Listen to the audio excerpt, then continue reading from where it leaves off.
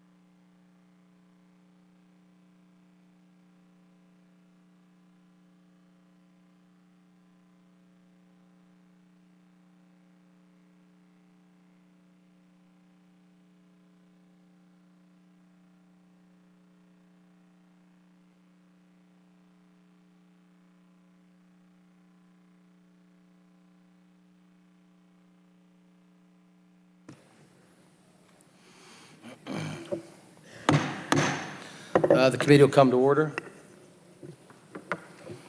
I first want to recognize Mr. Lobiondo for a motion. Pursuant to Rule 1A1 of the Rules Committee on Transportation and Infrastructure, I move that the chairman be authorized to declare recess during today's hearing. Questions on the motion? All those in favor signify by saying aye. Aye. All those opposed signify by saying nay. Opinion of the chair, the ayes have it. The motion is agreed to. I first want to start with thanking all the witnesses for being here today. You accepted our invitation to testify on this oversight hearing on the airline customer service. We invited all the major carriers to participate, and you are the brave few to be here with us to seek answers regarding the treatment of passengers in the airline industry. Now, our aero travel can be a stressful experience for passengers, as many of us on this dais knows. We are passengers. Many here are passengers on a twice-a-week basis, flying all over the country.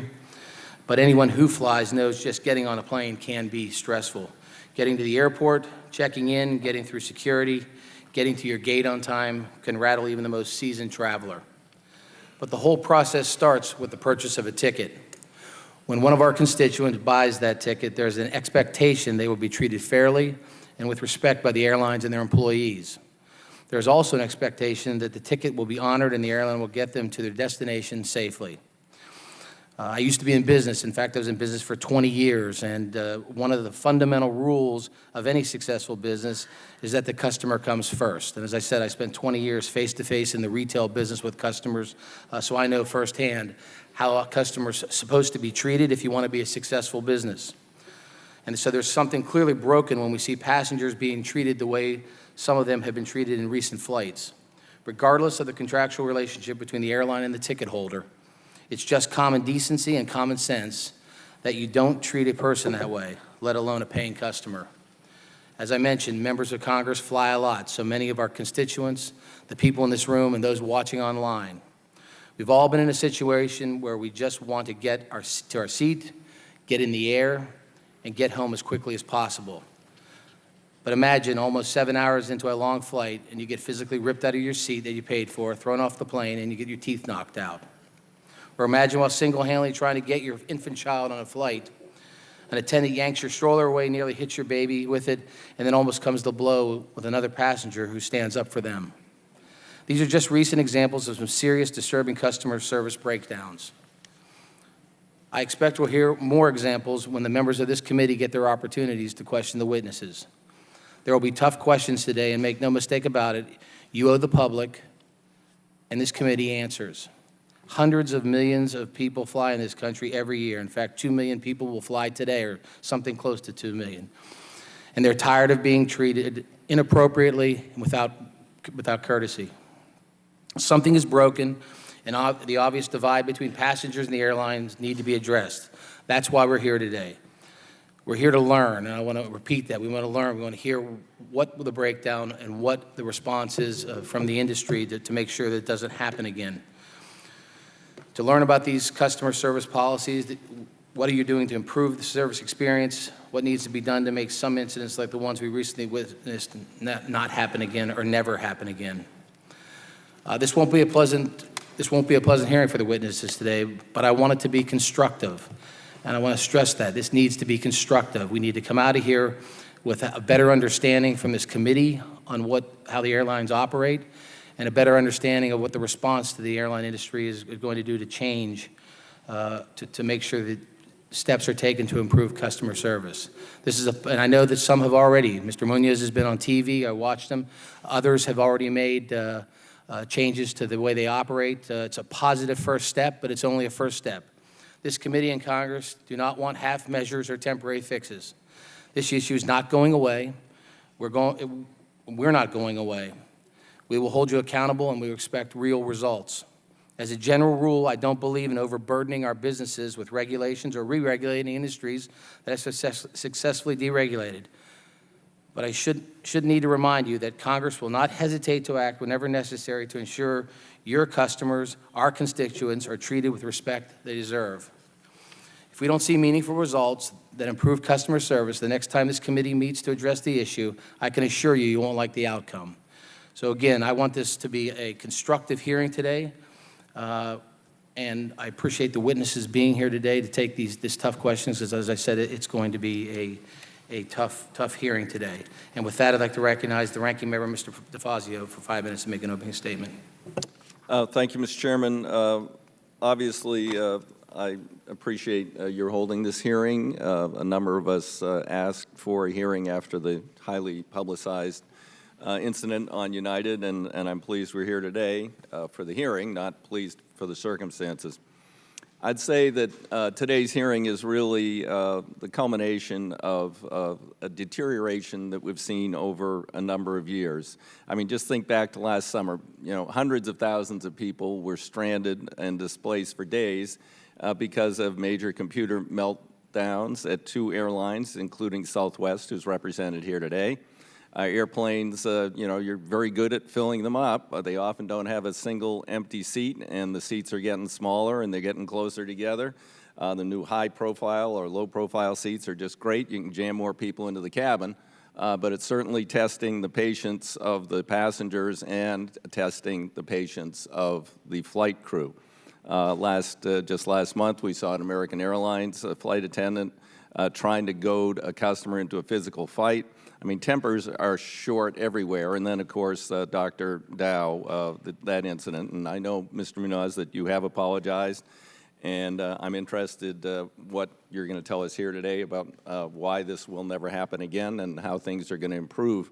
My first term in Congress, I introduced an airline passenger bill called the Airline Passenger Equity Act to keep airlines accountable to their passengers. Among other things, it would have required them to report information regarding flight delays, cancellations, reroutings, luggage status, performance, bump passengers. Some of these provisions were included in the Passenger Act of '87, but 30 years later, I think there's a lot of room for improvement. So I think we're here today to look and hear about where we could prod, push, or regulate or legislate to get better service for passengers. Today, Ranking Member Larson and I are requesting a GAO study of what more Congress and the DOT can do to remedy what's gone wrong with the airline system. We've seen massive consolidation. We have basically 4 carriers, 80% of the market. You know, less than a decade ago, we had much more diversity and much less concentration. Load factors are at a near 15-year high, 82.4%. Denied boardings, 40,000 passengers denied boarding last year. And a lot of people just don't have a choice anymore. And we hear that the big problems are air traffic control, but actually 60% of delays were caused by factors within the airline's control. As a recent article in Forbes by an advocate of privatization of air traffic control said you can't take 15 or 20 planes off in a 1-minute period from any airport, no matter what you have as a system. Yet airlines insist on scheduling that way, and in part they are at fault, in addition to the meltdowns of their reservation systems, their dispatch systems, and other things.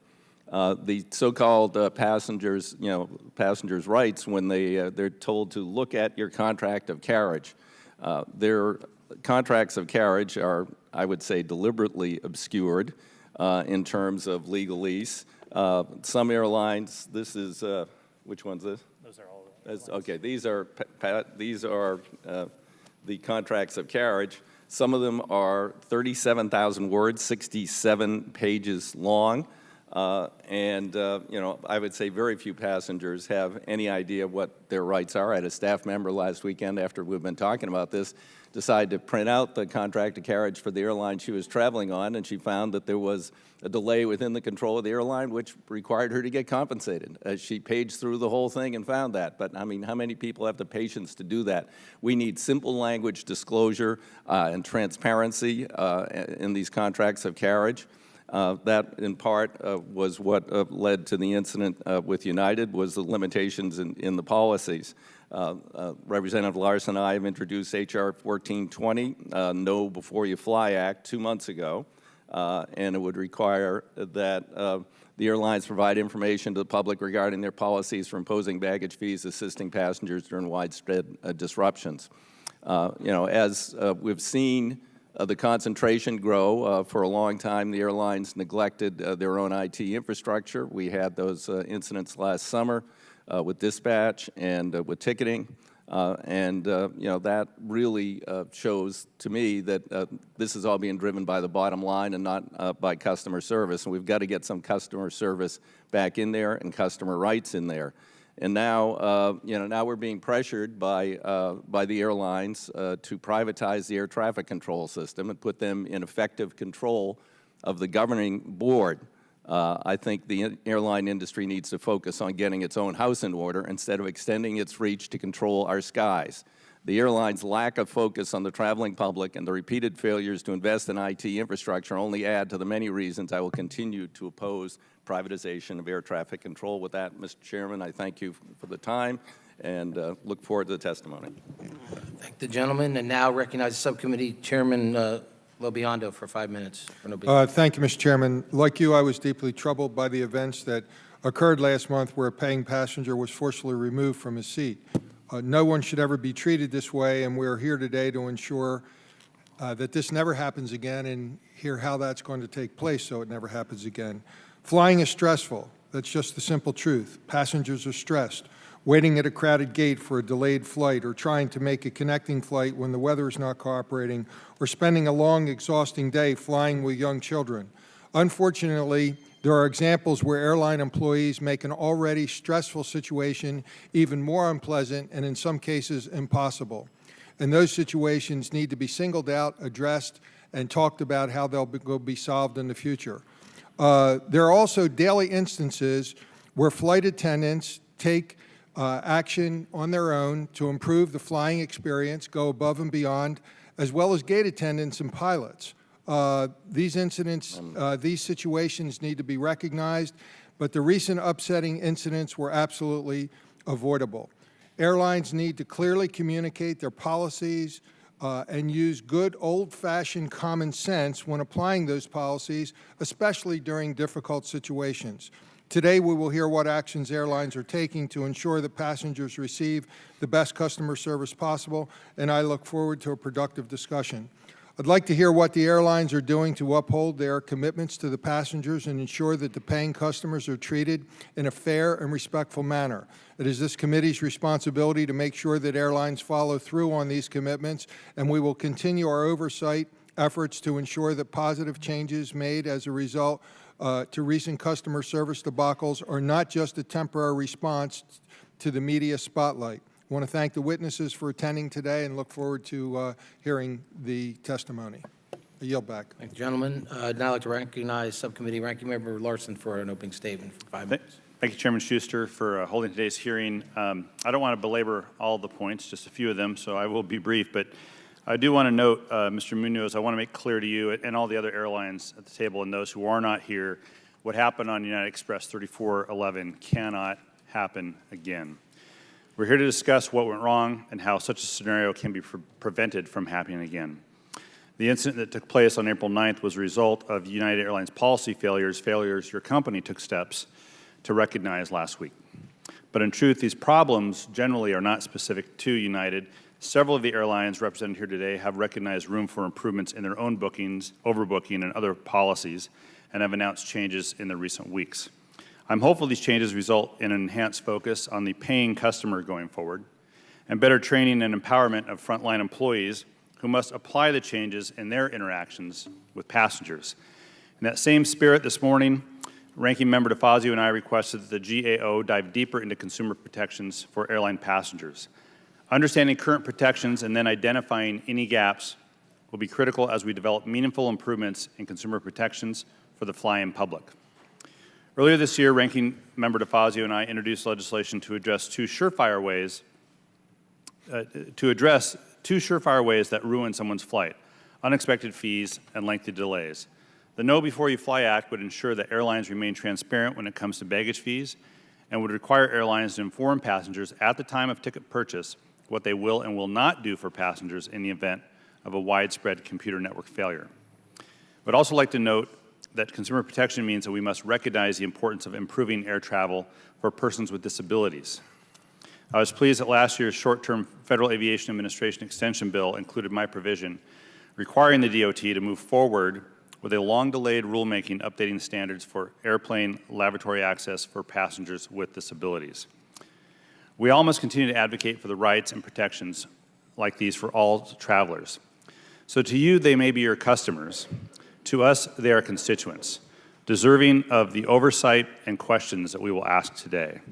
So with that, I look forward to today's panel and to the forthcoming GAO report, and to yield the remainder of my time so we can proceed with this hearing, Mr. Chairman. Thank you.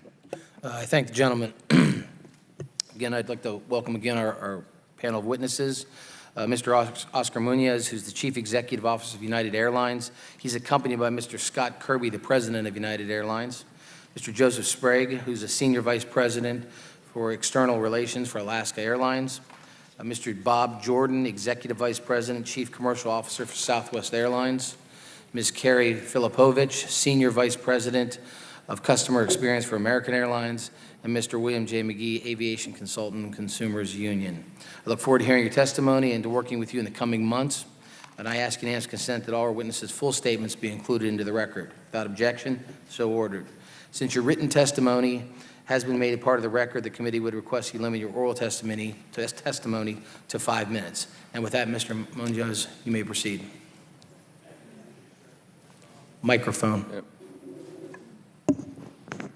Thank you, Chairman Schuster and Ranking Member DeFazio. And you might want to pull it a little closer to you. Thank you, sir. Better? Sir. Thank you. And Ranking Member DeFazio, thank you as well as all members of the committee. We thank you for the opportunity to address the committee on this as equally important matter to us. As you said, my name is Oscar Munoz. I am the CEO of United Airlines, and with me is our President, Scott Kirby. The reason I'm sitting here today... Could you pull that mic a little bit closer to you? Will it move? The whole thing should move. Thank you. Thank you very much. Thanks. The reason I'm sitting here today is because on April 9th, we had a serious breach of public trust. I'd like to again apologize to Dr. Dow, to his family, to every person on that flight, 3411, and of course to all our customers and employees worldwide. Further, I'm personally sorry for the fact that my immediate response and the response of our airline was inadequate to that moment. No customer, no individual should ever be treated the way Mr. Dow was, ever, and we understand that. For the last 3 weeks, I have spent literally every single day thinking about how we got to this point. What chain of events culminates in the injury of a customer and the loss of trust and so many more. And so last week, on April 27th, we delivered on our promise to release an analysis of sorts about what happened, where we fell short, and the actions we need to take to change the customer experience at United, as all of you have so wonderfully articulated. From our perspective, there were many failures, but there were 4 main failures that we outlined in this report. First, we called on law enforcement when safety or security did not exist. That should never happen, period. Second, we rebooked crew at the very last minute. We created a situation at our own doing that we should never done. And third, we didn't offer enough compensation or enough incentivize or any options for those customers to give up a seat. And therefore, and perhaps the largest failure, our employees did not have the authority to do what was right or to use, frankly, their common sense, as some of you outlined. And in that moment, for our customers and our company, we failed. And so, as CEO, at the end of the day, that is on me, and this has to be a turning point for the 87,000 people and professionals here at United. And it is my mission to make sure that we make the changes needed to provide our customers with the highest levels of service, of course, that you come to respect, reliability, but also, as some of you meant, a deeper sense of respect and trust and dignity. Our report announced several immediate and some long-term changes that we will, at first, completely prevent an issue like this from ever happening again, and second, improve the overall United experience, not just today, but into the future. For example, unless safety or security are an issue, we will never again ask a customer to give up their seat once they're on board. Simple common sense. Or ask law enforcement to remove a customer from a flight. Second, we've already taken, as we constantly do, a relook and a reevaluation of our overbooking policies, although that wasn't a factor necessarily in this case. It is something that we chose to reevaluate, and so we have reduced it. And if faced with an overbooked situation, which will indeed occur in certain instances for many, many factors, we will identify volunteers earlier when we can, and more importantly, offer incentives up to $10,000, because again, common sense says that you can't stop at a number. If no one's moving to their seat, you have to give them something more, and even more importantly, offer them options for travel on top of that. And that's the combination of things that we do. And of course, we're not going to move our own crew, our own folks around unless schedule those 60 minutes before departure so we don't have the same situation that happened. And then, as an added additional policy review that really had nothing to do with a particular incident, we've eliminated the red tape around permanently lost bags by instituting a no-question-asked $1,500 reimbursement for permanently lost luggage. And later this year, we will roll out a new app on our apps, on our phones, that will give frontline employees the ability to compensate customers proactively when service disruptions occur. If we break it, it's incumbent upon us to fix it. And that's the intent of the work that we're doing.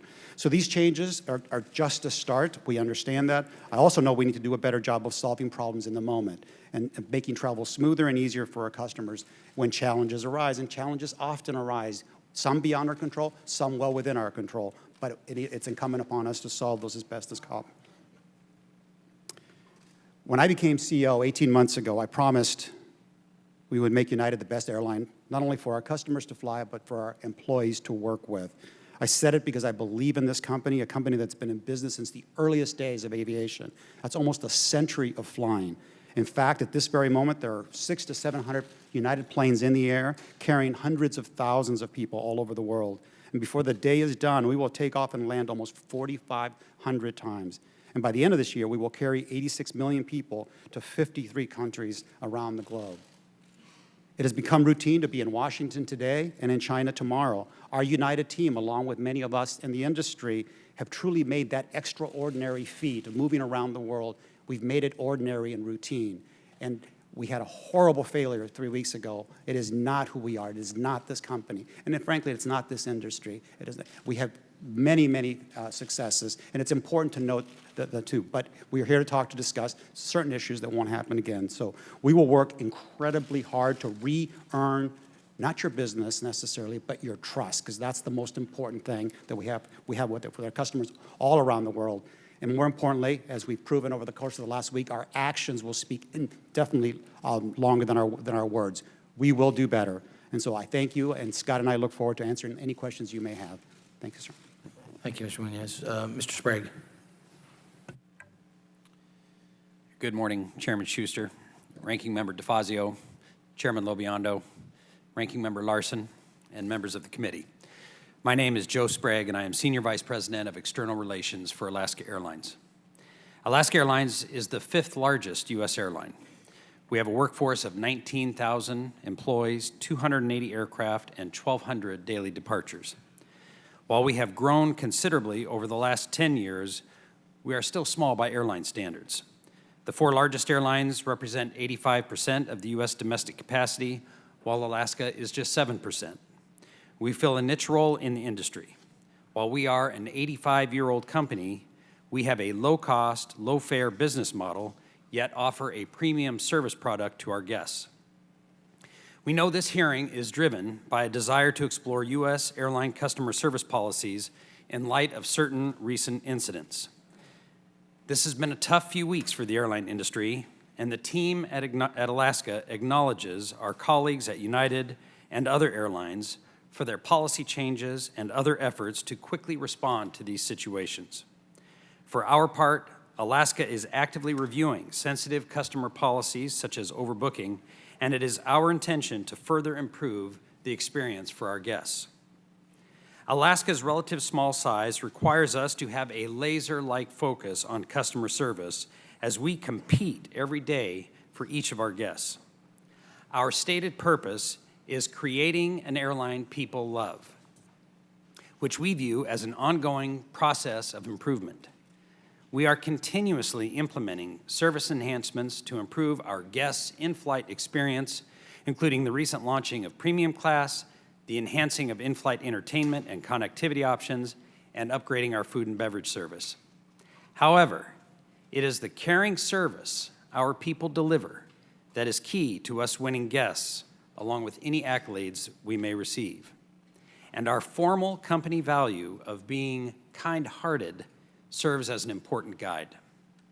We have been humbled to receive recognition for our customer service, including receiving the J.D. Power Award for highest in customer satisfaction for 9 years in a row, as well as just recently earning the #1 ranking in the annual airline quality rating. While we are proud of these accomplishments, we know the strong competition we face every day from our fellow U.S. airlines requires us to constantly up our game. The airline business is not only highly competitive, but also extremely complex. This means comprehensive policies and procedures are necessary. At Alaska Airlines, we also have a focus on empowering our employees to use their judgment to make exceptions to policies and procedures to ensure our guests have the most positive experience possible. Our smaller size gives us the ability to be somewhat nimble in this area. All of Alaska's customer-facing employees, over 8,500 of them, have attended a day-and-a-half-long training session called Beyond Service, which is specifically designed to give them the tools they need to execute on our high service standards. This training is refreshed annually and incorporated into new hire training courses. In addition, all our customer-facing employees are given what we call an empowerment toolkit, enabling them to provide additional compensation, including miles or discounts, on the spot to resolve customer service issues. Our airport customer service agents have recently been outfitted with mobile devices to better assist customers, and our empowerment toolkit is a key app on these devices. One area where sound policies and good judgment is certainly needed is in the denied boarding environment. At Alaska Airlines, denied boarding events are very rare. In 2016, only 0.4 guests per 10,000 boarded were faced with an involuntary denied boarding, a rate of just 0.004%. While this positions us as one of the better performers in this area, we believe even this is too high. We are actively looking at our policies to see what we can do to bring this number down further. For example, in a denied boarding situation, we are updating our policies to make it explicit that our customer service agents are empowered to do the right thing for our guests, including having discretion over compensation, with the overriding goal to provide the incentives needed so as not to adversely impact our guests. At Alaska Airlines, we view the airline business as fundamentally a people business. If we have angry customers, no one wins. This is not to say that mistakes and anomalies do not sometimes arise, and every airline is vulnerable to that, including us. But it has been our experience that such mistakes become lessons that carriers use to improve and, where necessary, implement changes to policies and procedures affecting customers. I believe this is on display with the airlines represented here today. Thank you for the opportunity to present Alaska Airlines' views, and I would be pleased to answer any questions the committee may have.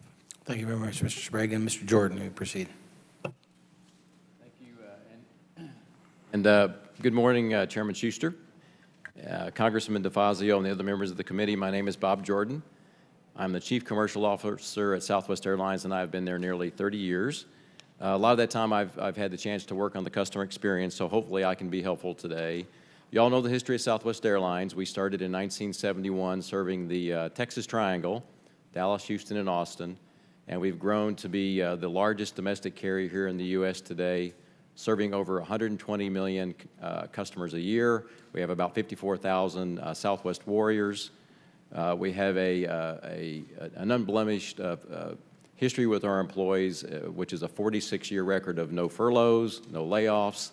And I think what I'm actually most proud of is that we have, for 43 years, provided profit sharing for our employees, which includes a $586 million profit sharing payment to our employees here in this past year. One of the basic principles of Southwest Airlines comes from our founder, Herb, who many of you know, and it's pretty simple. It's if you treat your employees right, they will in turn treat your customers right.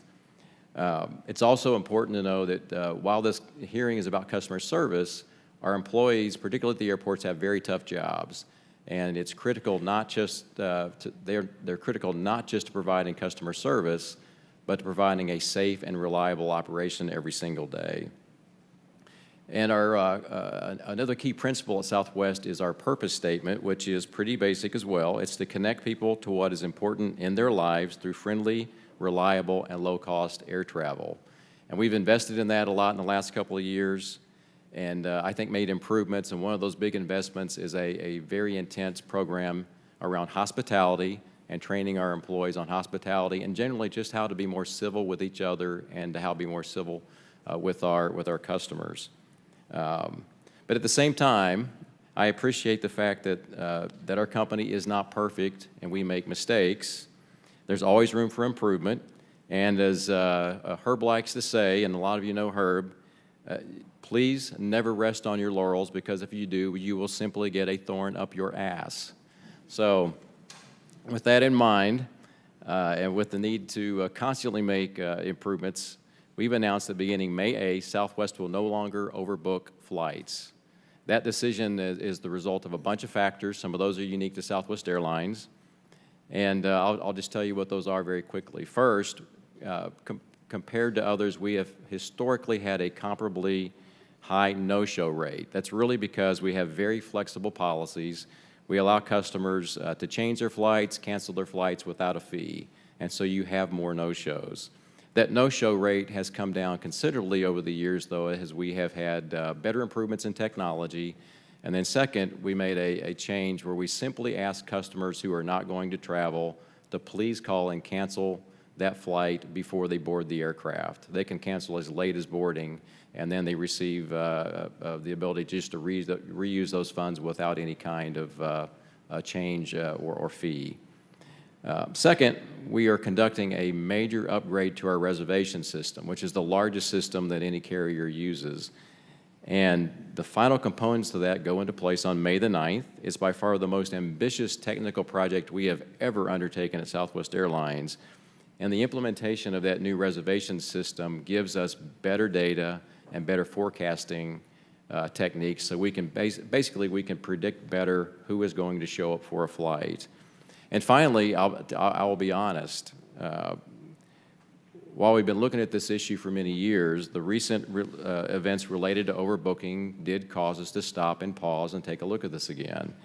It just gave us another reason to review and another reason to go ahead and move forward with this change today. And simply put, discontinuing the practice of overbooking is completely consistent with our other customer-friendly policies like bags fly free, no change fees, no cancel fees, points that never expire, award seats on every single flight every single day, so that we think that it fits perfectly with our brand. Now, it is important to note that we will still have oversells on a very small number of flights on occasion for operational reasons. Whether you have weight and balance restrictions, we may have a down gauge where an aircraft that was 175 seats gets downgraded to an aircraft that's 143 seats. But we expect those to be very rare. And again, we will no longer overbook as part of the selling process. And most importantly to note, I expect that our denied boardings to go down by 80% as a result of this policy change. And today, denied boardings are very small. They are about 0.01% of every passenger that flies Southwest Airlines is affected by a denied boarding. And again, I expect that number to go down by 80% as a result of that policy change. So in conclusion, I wanted to thank you for inviting us here today, and I would be happy to take questions as well. So thank you so much. Thank you very much, Mr. Jordan. And with that, Ms. Filipovich, you may proceed. Good morning, Chairman Schuster, Ranking Member DeFazio, and distinguished members of the committee. My name is Carrie Filipovich, and I am Senior Vice President of Customer Experience at American Airlines. Thank you for inviting me to talk with you today about American Airlines' focus on improving customer service. American Airlines is a global airline operating nearly 7,000 daily flights to 350 destinations in 50 countries. Our mission is to validate the trust placed in us by our customers, team members, and other stakeholders. There is no question that travel can be stressful and disruptions will occur. When they do, we first deliver a resolution to our customers, we commit to finding the root cause, and we incorporate those learnings quickly. It is this process that leads to continuous improvement at American Airlines.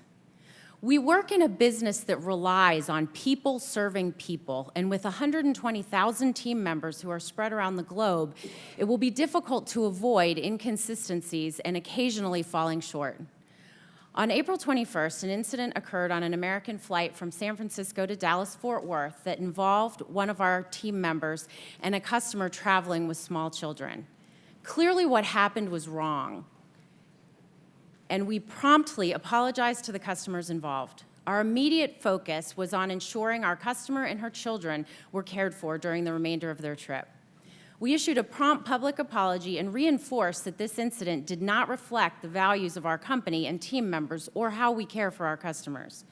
We removed the team member in question from service to further investigate the situation. Situations like this are an outlier, but it is important for American to take responsibility when we don't handle things well, and we accept that responsibility completely. Recent incidents have been interpreted by some as evidence that customer service is broken in the airline industry. There's no question that we can do better, but we are making progress. Overall, airline customer satisfaction increased in 2016, reaching an all-time high in the J.D. Power airline ratings and tying the record in the 2016 American Customer Satisfaction Index travel report. In fact, industry ratings in both reports have improved each year since 2012. On the other side of decades of turmoil, we have been hard at work to enhance our customers' experience, and we're seeing the results of our frontline team members' hard work to improve the reliability of our operation. American delivered our best ever performance this year for mainline flights departing on time, arriving on time, and our lowest rates of mishandled baggage. Running a reliable operation is the foundation for delivering the experience that our customers deserve. Today, the U.S. airline industry is stable, the safest in the world, reliable, competitive, and most importantly, widely accessible. This is an intensely competitive industry with carriers offering different prices, products, and service. This competition is good for consumers. Adjusted for inflation, the average cost of an airline ticket has decreased by more than 24% since 1995.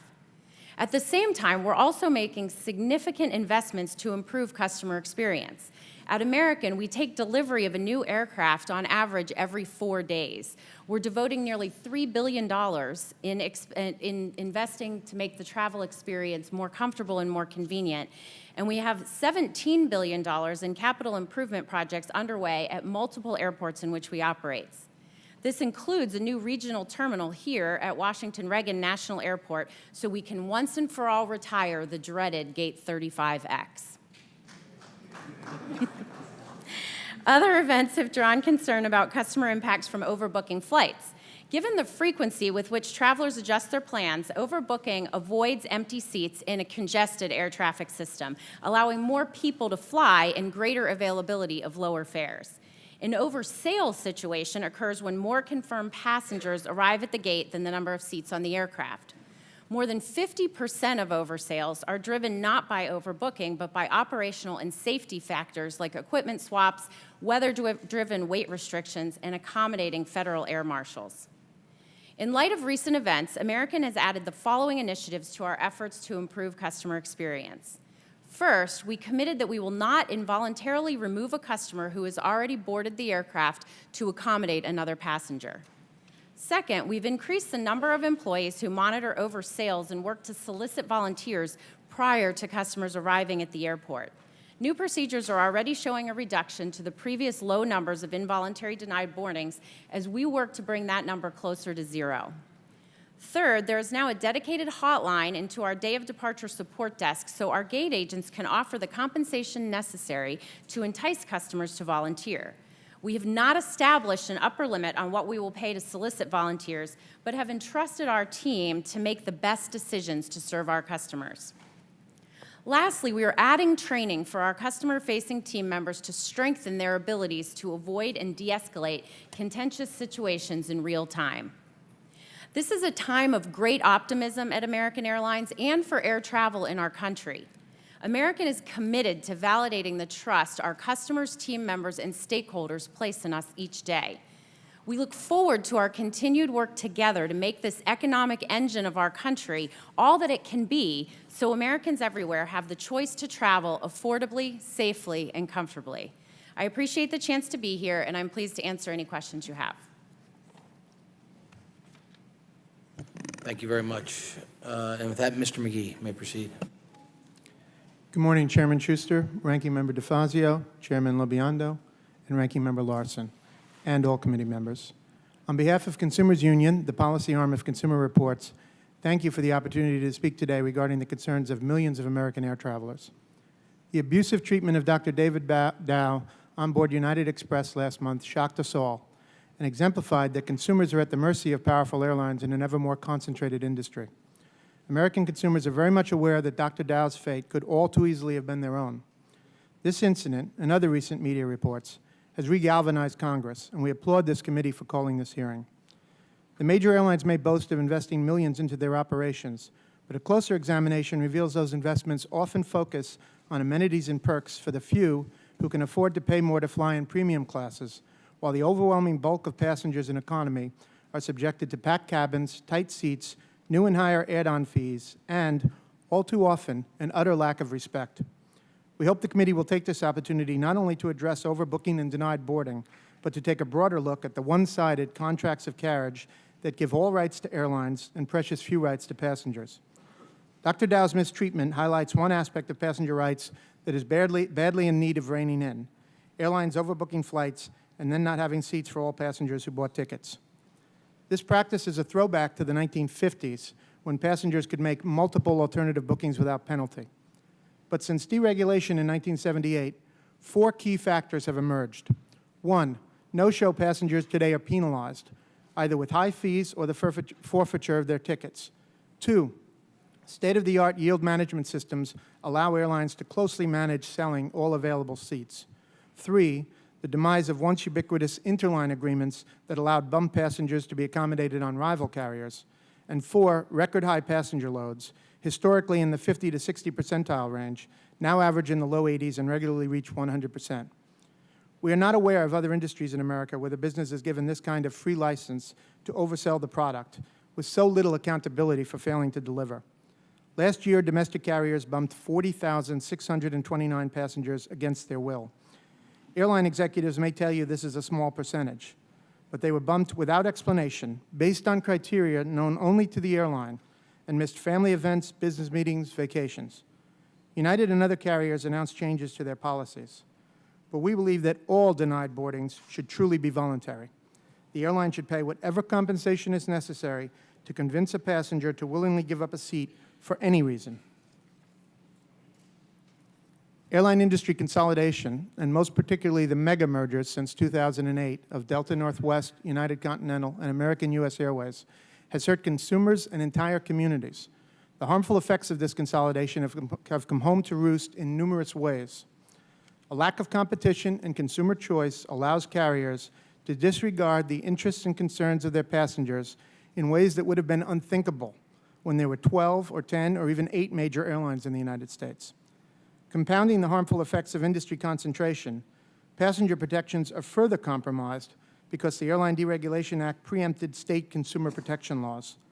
The intent was to keep states from reimposing economic regulation, but consumers do not have the right of action to sue.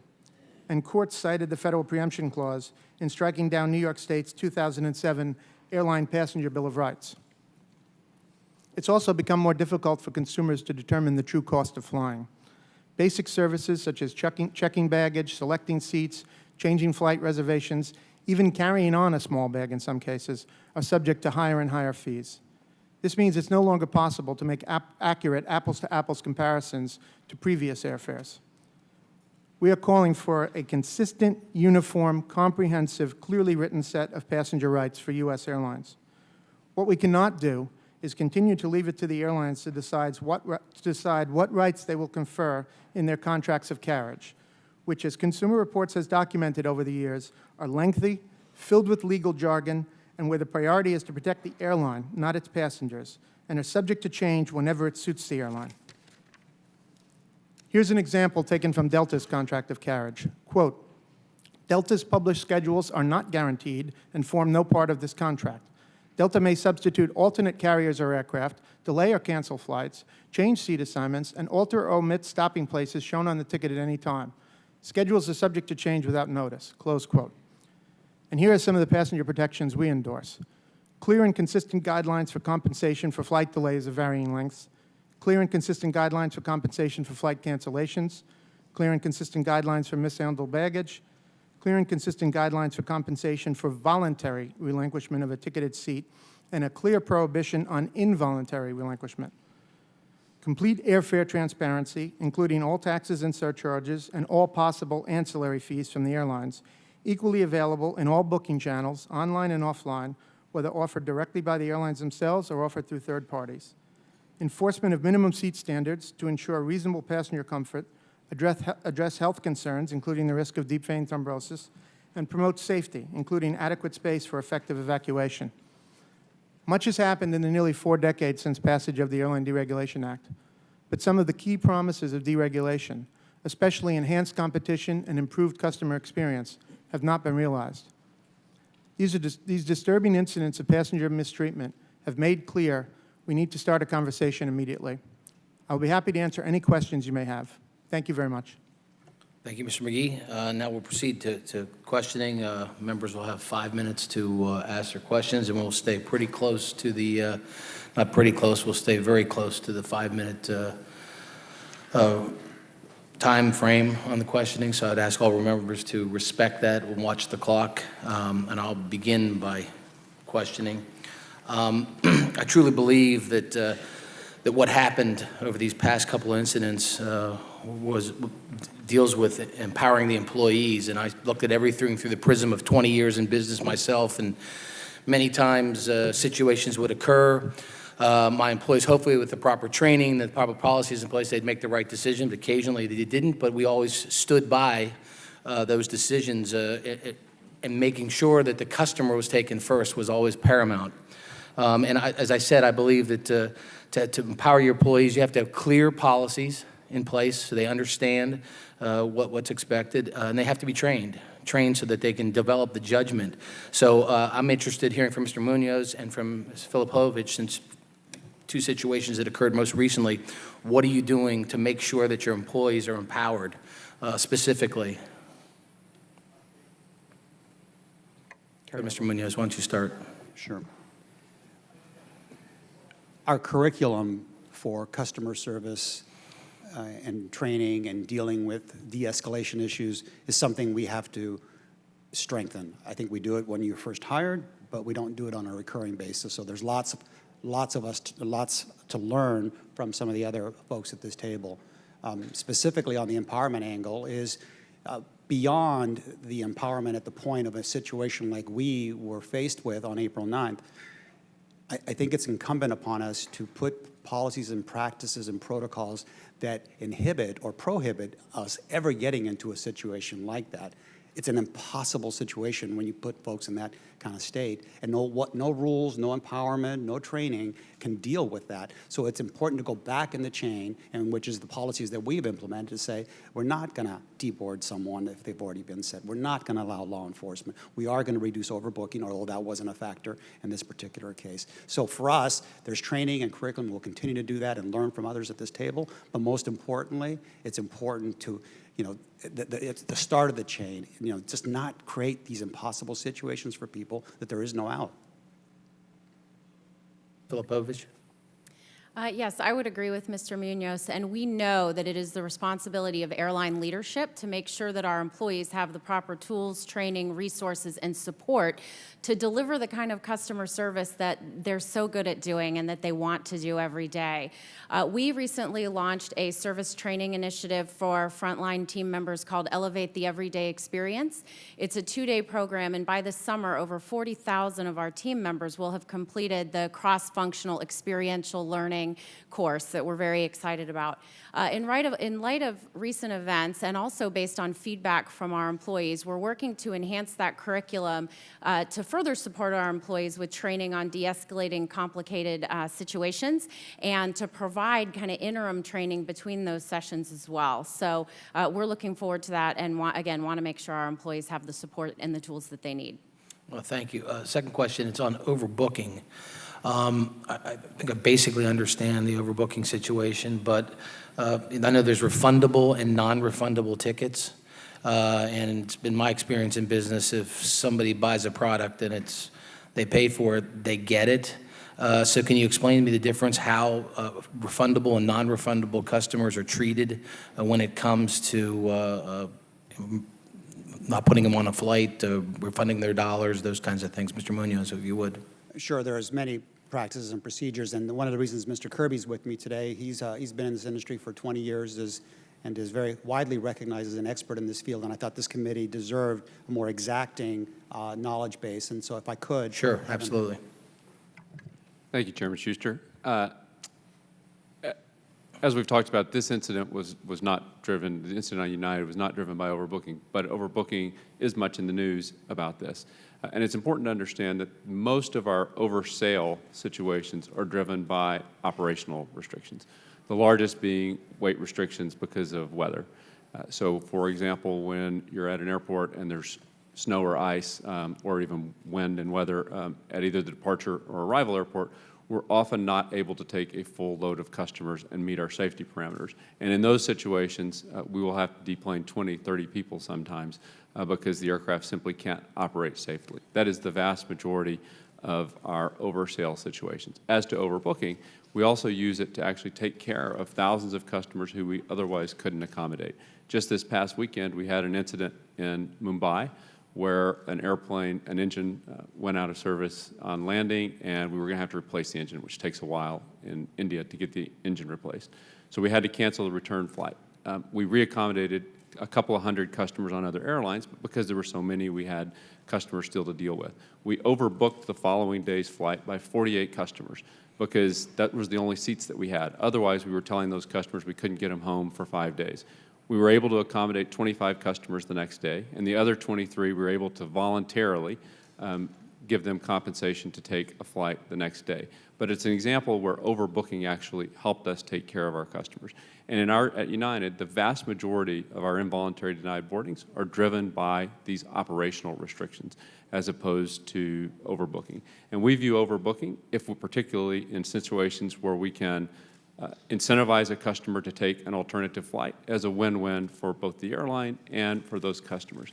And 96% of the situations where we have overbooking, we're able to get the customers to be volunteers. And in today's world where we've increased the compensation limit to 10,000, we're hoping to drive that down to essentially zero. So we view overbooking as something that actually helps us accommodate and take care of thousands more customers than we would otherwise be able to. Thank you, Mr. Kirby. I've exceeded my time. I'm going to stay on message for the 5 minutes, but I wish you could have in writing explain to me the refundable, non-refundable, and what the difference is in writing. That'd be fine. Yes, sir. With that, I recognize Mr. DeFazio for 5 minutes. Thank you, Mr. Chairman. I'll try and do this very quickly. We don't have much time. First, to United, American, and Alaska, how much does it cost you to change someone's booking? Give me a number. I mean, you're charging people $200, $300 to change a ticket. What's your real cost? I mean, it seems like it really shouldn't. You're really inefficient if it costs that much. Well, sir, the cost is not about the actual changing the ticket. I don't know what the actual changing of the ticket costs. Okay, so then it's about being very profitable. I would observe that United got $800 million in change fees last year. $800 million. That is a lot of money. Sir, and there's no real cost? I mean, I realized, you said, and let's go back to, well, first, how about, can you answer? Southwest does not do this, so can American answer? How much does it cost to change someone's ticket? I would agree with Mr. Kirby. The cost is not about the Right, processing it's for of the your ticket, it's operational about concerns, so holding you can the get the planes absolutely full or sell more than 100% of the seats. Okay, let's go to overbooking. On overbooking, now Southwest, are you going to go broke or something? I mean, you're not going to overbook anymore? How can you do that? Quick answer. We are not going to go broke. I promise Okay. you that.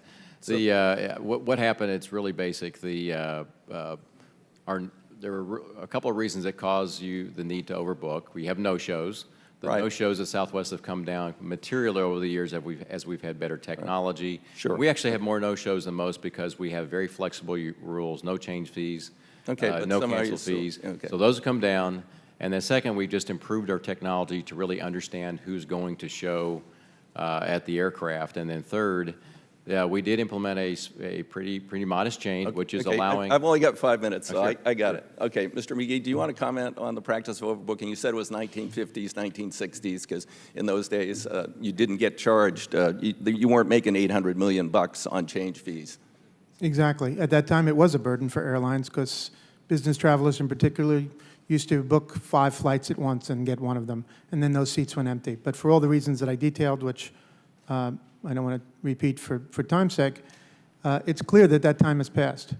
And all of the language in the contracts, as I stated, favor the airlines here. If you're delayed getting to the airport because your taxi driver had an accident and you have a non-refundable ticket, you're out, regardless. There's no provision in the contract that accommodates for your circumstances. But yet there's a long list of accommodations for circumstances for the airline, or what they term force majeure, acts of God, which in some cases are, in fact, not acts of God. Right. Okay, thank you. So back to Mr. Kirby, you said that, you talked about how you can use overbooking to help people. How about just a policy that in routine reservations, you would never, ever overbook? You would never sell more than 100% of the seats for routine day-to-day booking, not to accommodate people because of a change of plane or something else, but just on a day-to-day basis. Could Well, you sir, do that? I mean, Southwest is doing that. Well, sir, we still think that helps us accommodate thousands of Yeah, customers. but it also helps you make, get to these load factors, and then, of course, you have your change fees. Let's go to contracts of carriage. How about a simple disclosure? I mean, this is United's contract of carriage. This is just for fares. And if you look at the print here, very user-friendly online. Supposed to read this before you buy your ticket.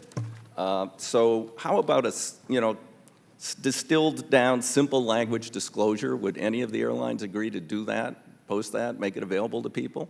I see Mr. Sprague nodding his head. Yeah, we would acknowledge. Ours is too long. We recently acquired Virgin America Airlines. We found theirs to be much shorter. As part of our integration, we're going to move to a much more shorter and more efficient contract of carriage. Right, theirs is 20 pages, 8,000 words. Yours was 37,000 words. United was 37,000 words with smaller print on only 46 pages, but I don't think that counts because it doesn't make it much more user-friendly. One other question. As we've observed, there's a lot of tension in the planes. You're jamming more people in. And yet, is there a question about how many flight attendants there should be on planes as opposed to the FAA requirement? Because they're being asked essentially to referee and do all sorts of things, and we've got terrorism. I mean, everything has changed. But the number of flight attendants hasn't changed as required by the FAA for per passenger for 20 years or so. Anybody think that maybe we're overstressing our flight attendants? Mr. McGee, you want to answer? Yes, there's been a lot of talk today about employees, and the term is used. It's been used multiple times. But I think an important point here is that this is an industry that has massively outsourced so many functions, including functions that interface with the public. So I'm not sure that many passengers are even aware that when they check in or when they're speaking to a customer service agent, in fact, in many cases, they're wearing a uniform of an airline, and they have a name tag from an airline, but they're outsourced. And what this means for passengers is that in no way are we denigrating the work of the people looking for jobs, but the fact is they're poorly trained. It's a transient workforce, and the airlines have outsourced just about everything that the FAA will allow in outsourcing. We're not here today to talk about aircraft maintenance, but that's one area that affects safety. Thank you, Mr. Chairman. Thank you. Mr. Duncan's recognized for 5 minutes. Thank you, Mr. Chairman. Just yesterday morning at the Knoxville Airport, the plane we were supposed to fly on to Washington, a wing clipped a baggage truck with damage that you couldn't even notice, but we spent 3.5 hours there. They had trouble getting a hold of the proper person that the manufacturer's in Brazil, and then they canceled the plane. And it caused me to miss votes last night, and I hate to miss votes, but I tell you this, just to tell you that I've flown so much over the years that I've run into almost every kind of problem that you can think of, yet I will tell you that we have the best aviation system in the entire world. My dad told me years ago, he said, everything looks easy from a distance, but you all have a very tough business. But I think what happens when people have 99 good flights and one bad one. The one they tell everybody about's the one bad one. I am so thankful. I heard on NPR many years ago that the Russian Aeroflot system sometimes had delays as long as 4 days. I mean, we get upset with a 40-minute delay. So I appreciate what you do for us. Let me ask you this, Mr. Munoz. Before this unfortunate incident with Dr. Dow, did your airline ever call law enforcement to remove somebody due to overbooking before that incident? There have been a good amount of occasions where that has happened. It happened without incident. Where you had to call law enforcement due to overbooking? We call law enforcement for safety and security reasons when they happen. There have been occurrences in the past, in this year, where we've had to ask law enforcement to come in and help and assist. Have any of your other airlines had law enforcement remove people from the airline due to overbooking? Have you ever done that you know of, Mr. Jordan? No, sir, nothing I know of. Again, I agree with Oscar. It's primarily in the cases of just safety and security where you have potentially an intoxicated passenger. Well, I mean, if it's a disruptive person with a law enforcement, that's a different situation. Yes, sir. But in the case of I'm talking about due to overbooking. In the case of an overbooking, nothing I know of, sir. We were given statistics. There's something called the Airline Quality Rating. It said that there is removed involuntarily denied boardings affected 6 passengers per 100,000. And I noticed in Mr. McGee's testimony, he said it was 40,000, or a little over 40,000, out of the almost 700 million passengers. That comes to one for every 17,500 roughly. It seems to me that's a pretty low, that's a pretty impressive figure. We also were submitted information from another airline that's not here that said that overbooking has been done so that as one of the many ways that ticket prices are held lower. Is that correct, Mr. Sprague? Yes, Congressman Duncan, that's correct. And in fact, for Alaska Airlines in 2016 alone, there were 675,000 seats that would not have been available if we did not have an overbooking policy. So those are seats that would not have been available for last-minute business travel purchases, for accommodating guests that might have been disrupted due to weather or a downsized aircraft. And frankly, having those additional seats available for sale allows us to keep fares low. So more people are able to fly at lower prices because of overbooking? Yes, sir. Is that true? Would you agree with that, Mr. Kirby? Yes, sir. All right. All right. Well, thank you very much. Thank you, gentlemen. With that, Ms. Norton is recognized for 5 minutes. Thank you very much, Mr. Chairman. I know you must have received messages from a number of us after the first incident about the need for more oversight by this committee of the customer service part of what the airlines do for us as a nation. I want to say to our witnesses, you may think you're looking at members of Congress, but really you're looking at your customer base. Except for a few of us, perhaps me chiefly among them, because I represent the people who live in the nation's capital, most members of Congress get on an airplane every single week. Frequent flyers who do weekly monitoring. I can't imagine why we haven't had a hearing like this based on what my colleagues have go through. Now, when it comes to business in the United States, I expect and have seen competition solve most of our problems. But essentially, you represent 4 regional monopolies. So you've been able to do anything you want to do. Add-on fees, basic services that we take for granted. It's as if you have to tip a corporation to get a business to do what they used to do for free as a courtesy. So over time, we do have such hearings as this, and people come up with notions, well, we ought to have a passenger bill of rights or whatever. Mr. DeFazio, our ranking member, in '87 no less, entered a document. It didn't pass, but Ray LaHood, the U.S. Transportation Secretary, because this could be done by the administrative process as well, indeed was successful in getting through that process. Rules having to do, for example, with lost baggage. So what we have here essentially are a passenger's Bill of Rights. Each of you have a contract. We've learned that, you can find out what it is if you go on the website, or if you can look at the tens and tens of pages.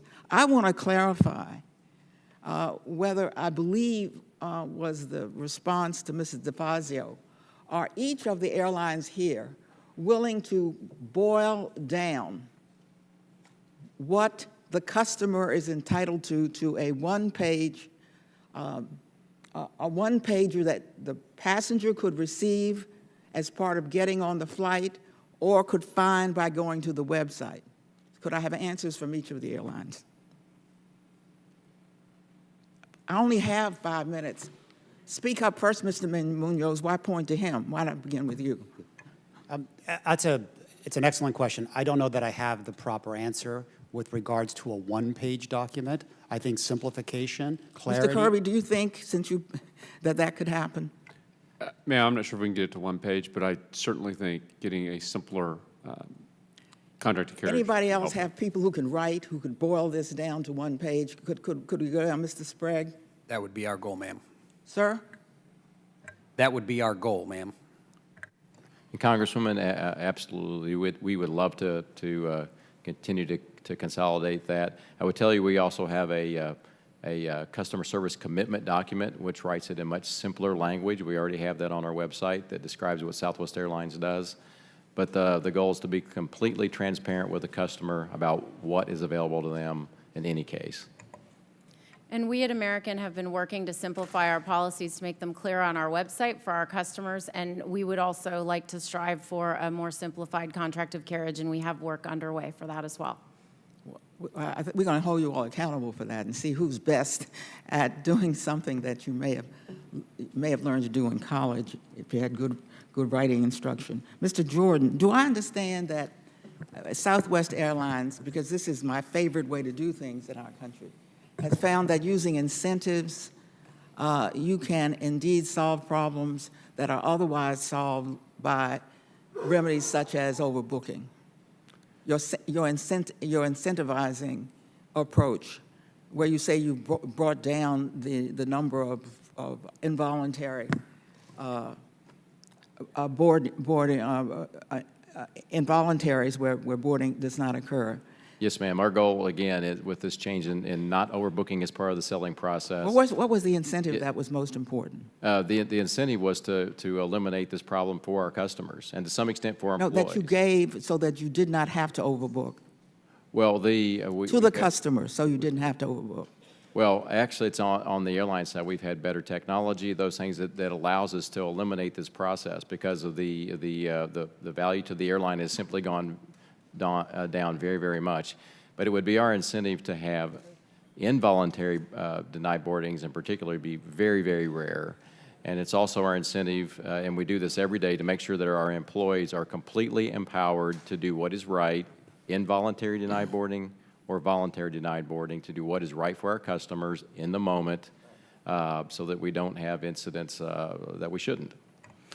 Thank the gentleman. And I would just point out, I think these contracts of carriage are far too complicated, and simplifying would be wonderful. But every member on this committee should look at each other and say, part of the problem is us. Part of the problem is the overabundance of attorneys in this country that are sue happy. So a little bit of tort reform may be able to let the industry, not just this industry, but every industry, to simplify what they put out there in contracts. Because it's, again, I'm not going to get into it right now, but I'm pretty sure it's driven by the damn lawsuits in this country that go forward. And so we've got to, Congress has to make sure we're simplifying the law so that we can get 1-page, 2-page, 10-page documents on these contracts of carriage. So with that, I recognize Mr. Crawford. Thank you, Mr. Chairman. probably felt the eyes of a lot of attorneys on you at that point in time. Mr. McGee, you touched on this in your testimony. Deregulation back in 1978. I'm a limited government guy. I don't want the government to get involved to solve problems in a competitive marketplace. But do you or any members on the panel, do you believe Congress should re-regulate the airline industry? Consumers Union supported deregulation in 1978, long before my time. I was in high school at the time. But we have at no time in the 17 years I've been with Consumers Union recommended re-regulation. What we have said is that it's clear that when you leave customer service up to the airlines on many issues over the years, tarmac delays and other things, they do not do what's best for their airlines, for their customers. And in answer to the Congresswoman's question about simple language and one page, actually it is possible to an extent because the model already exists in the European Union. For 12 years, there have been passenger rights, easily accessible, easy to read, one page on the EU's website when you're traveling in the EU. Let's let some of the other members weigh in on this just in the limited time that I have. We work in a very competitive industry, and we know that customer service is essential to retaining our customers, so that is our incentive to do better, and we will. The DOT today also exercises broad oversight in regulating airlines and protecting consumers as well. Okay, Mr. Jordan? And while we're talking about very difficult issues today, generally, the performance of the industry has been very good. On Southwest's sake, our Net Promoter Scores are 11 points better in the last 2 years. Our OTP is up 7 points. So that's our, a no Our bag on rates, on, our bag rates are the best that re-regulation? they've been in our history. So no, sir. Okay. No, sir. I've been with Alaska Airlines for 17 years, and that entire time, we've been competing hard against the rest of the folks on the panel here today, and that competition has been our main motivation to improve our customer service. Mr. Munoz? Agreed with most of those. So the answer for us would be also no. But my context and perspective is having worked in heavily regulated industries, both in telecom and other transportation models in the railroad space, and having a chance to see this over the last year. I think there's always a delicate balance between the right things, as Mr. McGee writes. Well, I think that's right, and what we've heard today sort of demonstrates kind of the line we're walking here. And I don't want to jump into a competitive model and apply re-regulation, but that means that the industry has to do some self-regulation to demonstrate that you don't need interference from Congress. I couldn't agree more, and it's shameful that an event like the one that we had at United has to drive this kind of conversation. But again, it will accelerate, at least from United's perspective, and as you heard from others, this will make us better. Let me ask you something. This was Mr. DeFazio touched on this, and I could see that virtually everybody in their chairs was uncomfortable, and the body language was evident. This is not a topic anybody wants to talk about. But the change fees, and there's a relationship to overbooking and change fees, is there not? Yes, sir. I mean, we have change fees, and they're mostly about our way of offering low fares to consumers. Sure. And they're about keeping our fares low. And as was referenced earlier today, fares have declined 24% since in the last 20 years in real terms. One of the great things about deregulation and about these kinds of policies, overbooking and change fees, is that we've driven prices lower for consumers, and there's more people traveling in the United States than anywhere in the world. Ma'am, I could tell you had some things you wanted to add when that conversation was taking place. Would you like to expand on that a little bit? Sure, thank you, sir. We strive to offer different fare products to meet the needs of varying consumers. And so some customers will value flexibility and be willing to pay more for an unrestricted ticket, while others really just want the lowest fare, and that's why we sell a non-refundable product. Even though customers have agreed to a non-refundable product, the change fee is a way to allow some flexibility if a circumstance arise that they didn't anticipate. This sort of gets back to what we talked about with full disclosure on what you can expect as a customer. And all y'all are competing. I love a competitive model because customer service generally thrives in a competitive environment. But we're not seeing that today with consolidation.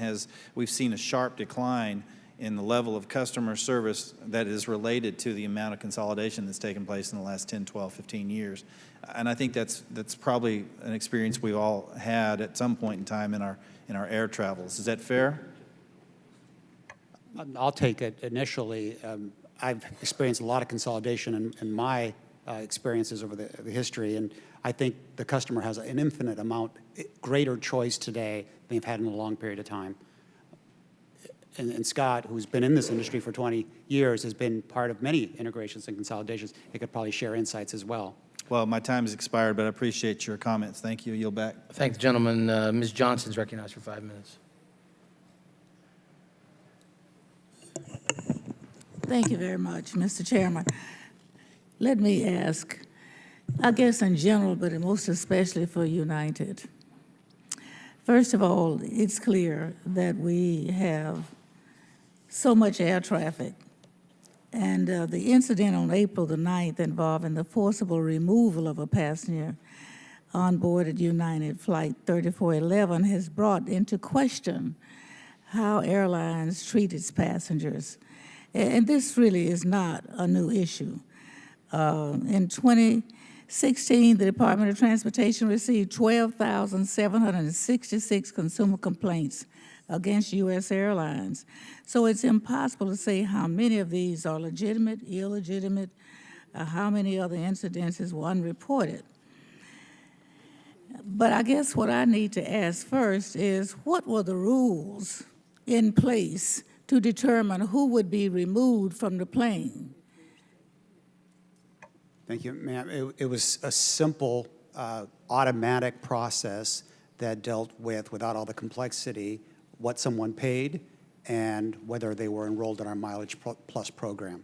It is a difficult choice when we get to that point. All our policies that we've introduced are to prevent this situation ever from happening, because it is an impossible situation. How do you pick amongst all of you as to who sits where? You have a process for where you sit, and we have a process. And so specifically, the policy that we had and continue to have is around the fare that you paid and whether you're not, what level you were in our mileage. So this fare was cheaper than the rest of them, or the cheapest, I guess. It was one of the lower fares, yes. What about the rest of you? Is that the way you determine who to mistreat? Congresswoman, no.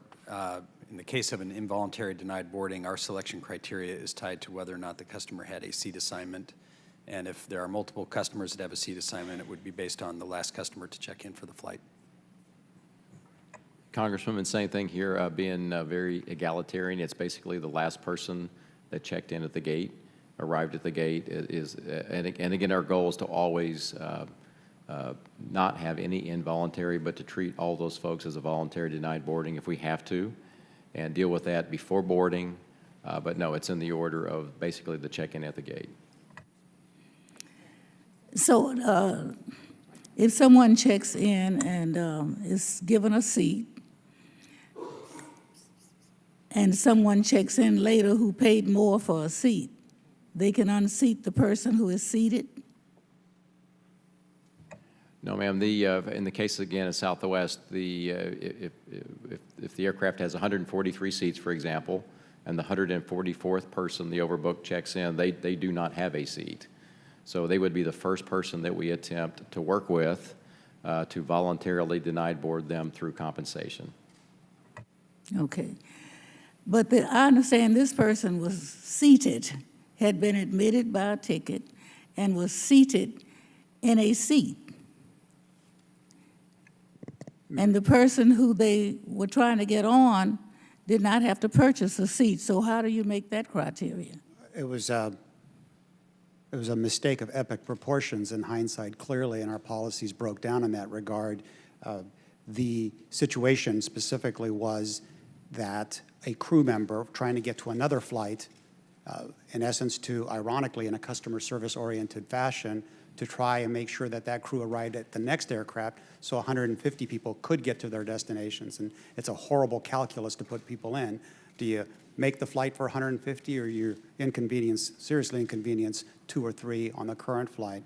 And so one of the policy changes we introduced last week is that once you sit on our aircraft and you are on a seat, other than for safety or security reasons, we will not take you off that flight.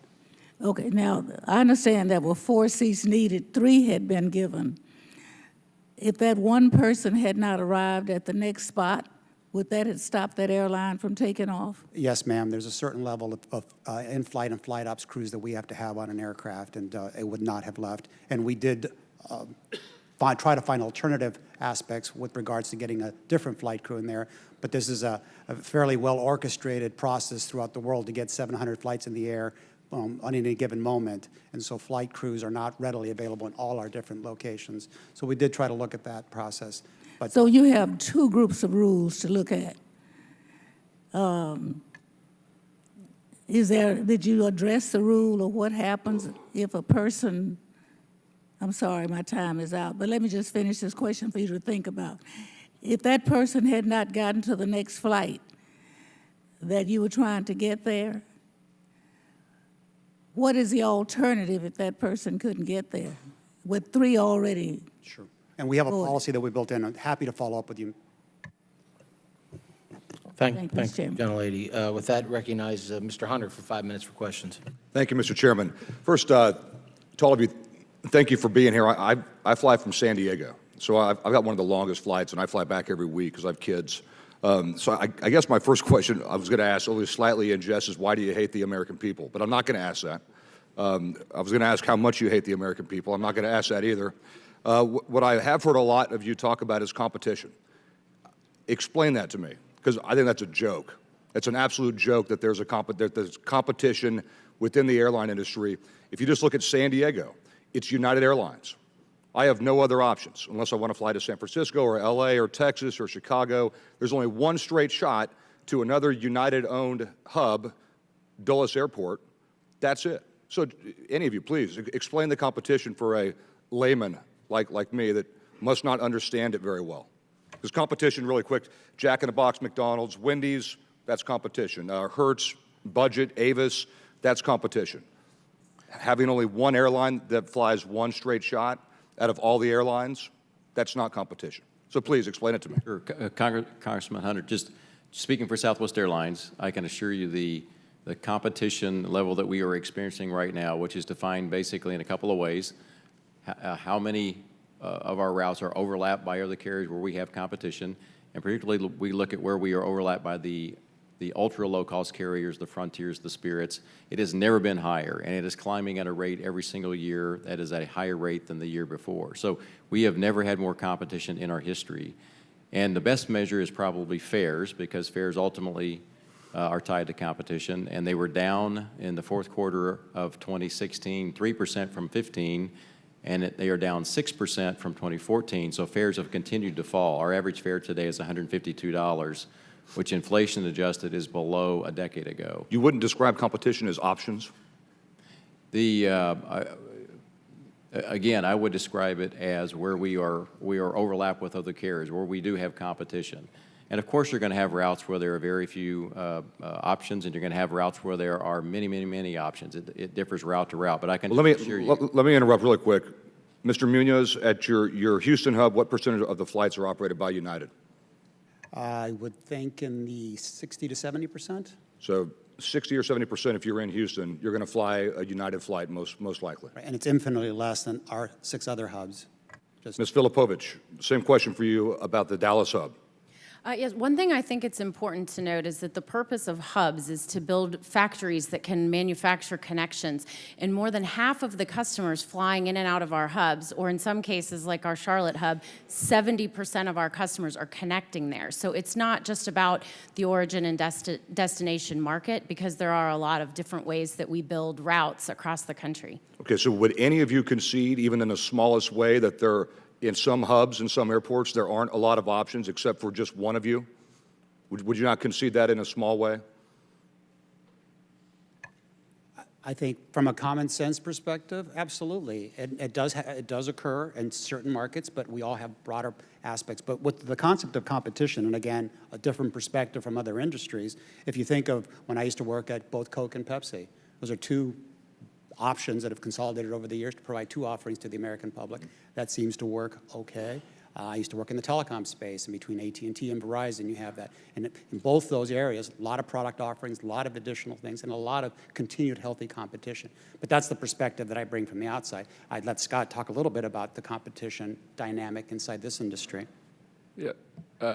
Representative, By the way, this is different than any other thing because we don't have a choice. I have to fly. The American people have to fly all the time. We don't have a choice. You have a choice to not buy a Pepsi. You have a choice to not go with Verizon, or you can go with T-Mobile or Sprint, because that is highly regulated by this Congress, telecommunications, more so than it is with you all. But there's no option to not fly is the big difference here. Yes, sir. I would say that this is a highly, highly competitive industry. You can see it in the fares declining. You can see it in the different kinds of product offerings that you can get across airlines. There are markets where there's only one nonstop carrier, although north of 90% of our customers are flying in markets where there either is nonstop carrier competition or we're carrying connecting customers. So half our customers are flying in connecting markets, which obviously have lots of competition. And even in those markets like Dulles to San Diego, more than half the people that fly between Washington, D.C. and San Diego choose to make a connection. So they're choosing to take a connection on someone other than United Airlines, even though we're the only nonstop carrier in that market. And in a market like Washington Dulles to San Diego, there's nothing to prevent another airline from coming in and flying in that market. So it's a hugely competitive market. There are instances where they're unusual, where there's only a single carrier in the market, but it's still a hugely competitive market, and there almost always are connecting alternatives for customers.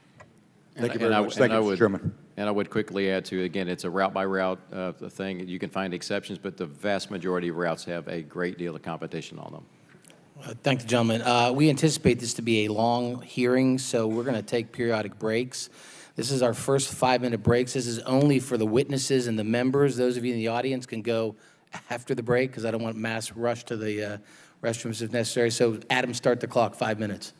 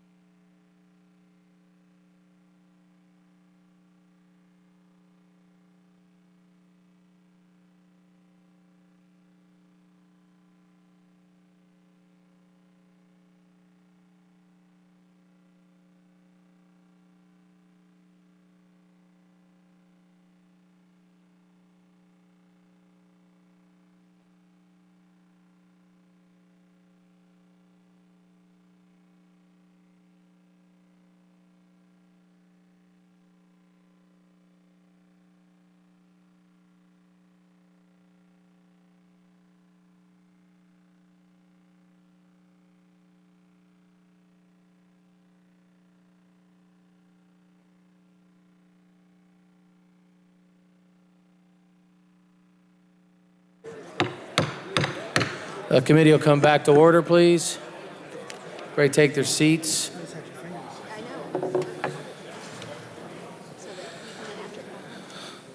Everybody get settled in. Thank you very much.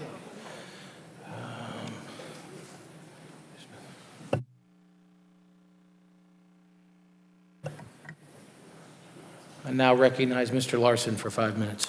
Thank you, Mr. Chairman. Mr. Munoz, I need to let you know I'm not quite satisfied with an answer you gave to Mr. Duncan earlier, so I just want to explore it. The question asked of you was whether, I believe it was whether United used law enforcement at all to remove a person for overbooking, and you talked about safety and security twice in response to the question. So it seemed to either be a pat answer or I don't know. So let me just be specific.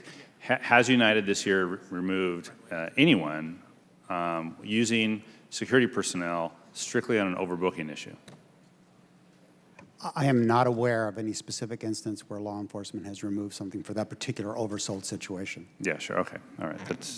That's clear. Can I ask you? Are you free to? Are you able to tell us what United management or the site manager communicated to law enforcement that day on regarding the customer on United 3411? Was this person? Did they say this person's disruptive and needs to be removed, or did they say this person won't take $800 and needs to be removed?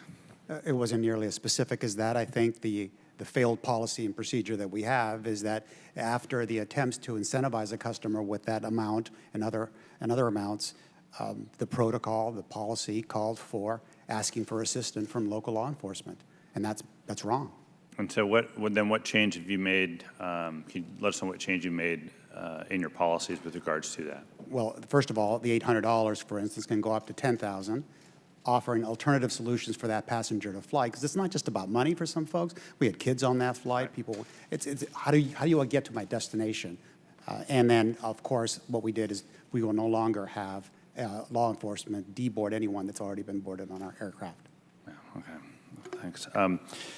I think part of the concerns that we have, and a lot of us have, is that, sometimes we're guilty of this too, and we'll say this, you made your problem the customer's problem, and in this particular case. And so I think hearing from you all how you're not making problems you have about, getting your staff somewhere and making it a customer's, putting the solution on the customer to solve your problem about getting staff somewhere is important. And that goes to, I think, to everybody. I couldn't agree with you more, absolutely, which is why our crew members, unless they check in 60 minutes before check-in, they will not be allowed to do what happened, what actually triggered this whole event. So absolutely agree with you. Yeah. Mr. Jordan, can you help me understand a little bit what we can expect to see from Southwest on May 8th or 9th with regards to OneRes and the upgrade? It looks like May 8th.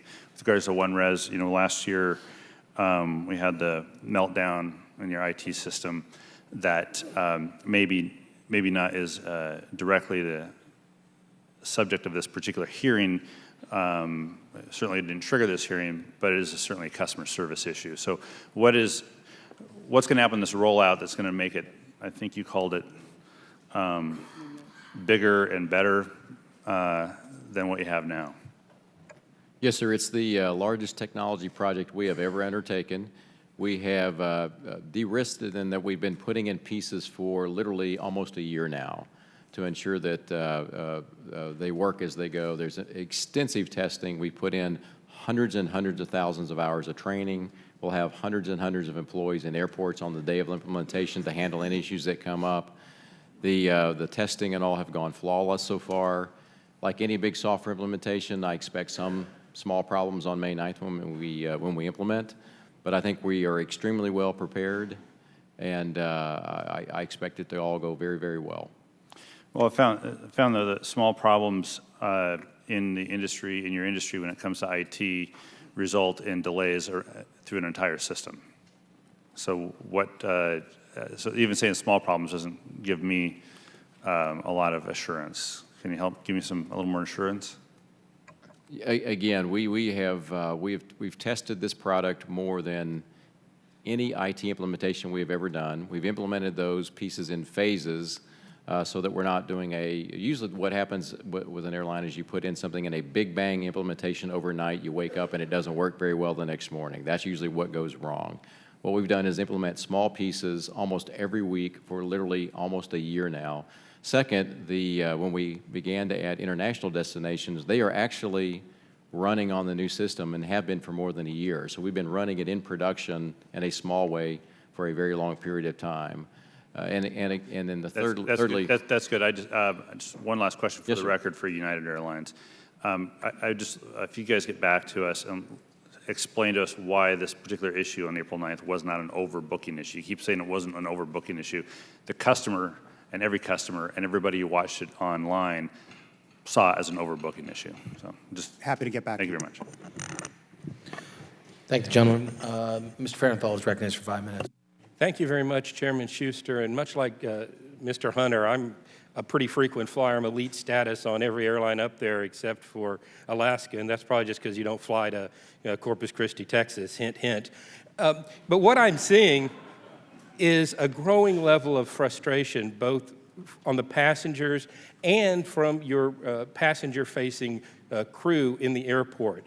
Everybody's in a rush. We've had to deal with the TSA. We've got to go buy some liquid to take on because you can't take that through security. You want to get some food, or you're stuck having to pay $12 for a TV dinner or $7 for a Lunchable on the airplane. Passengers are frustrated. Another piece of it is we're all rushing to get what limited bin space there were.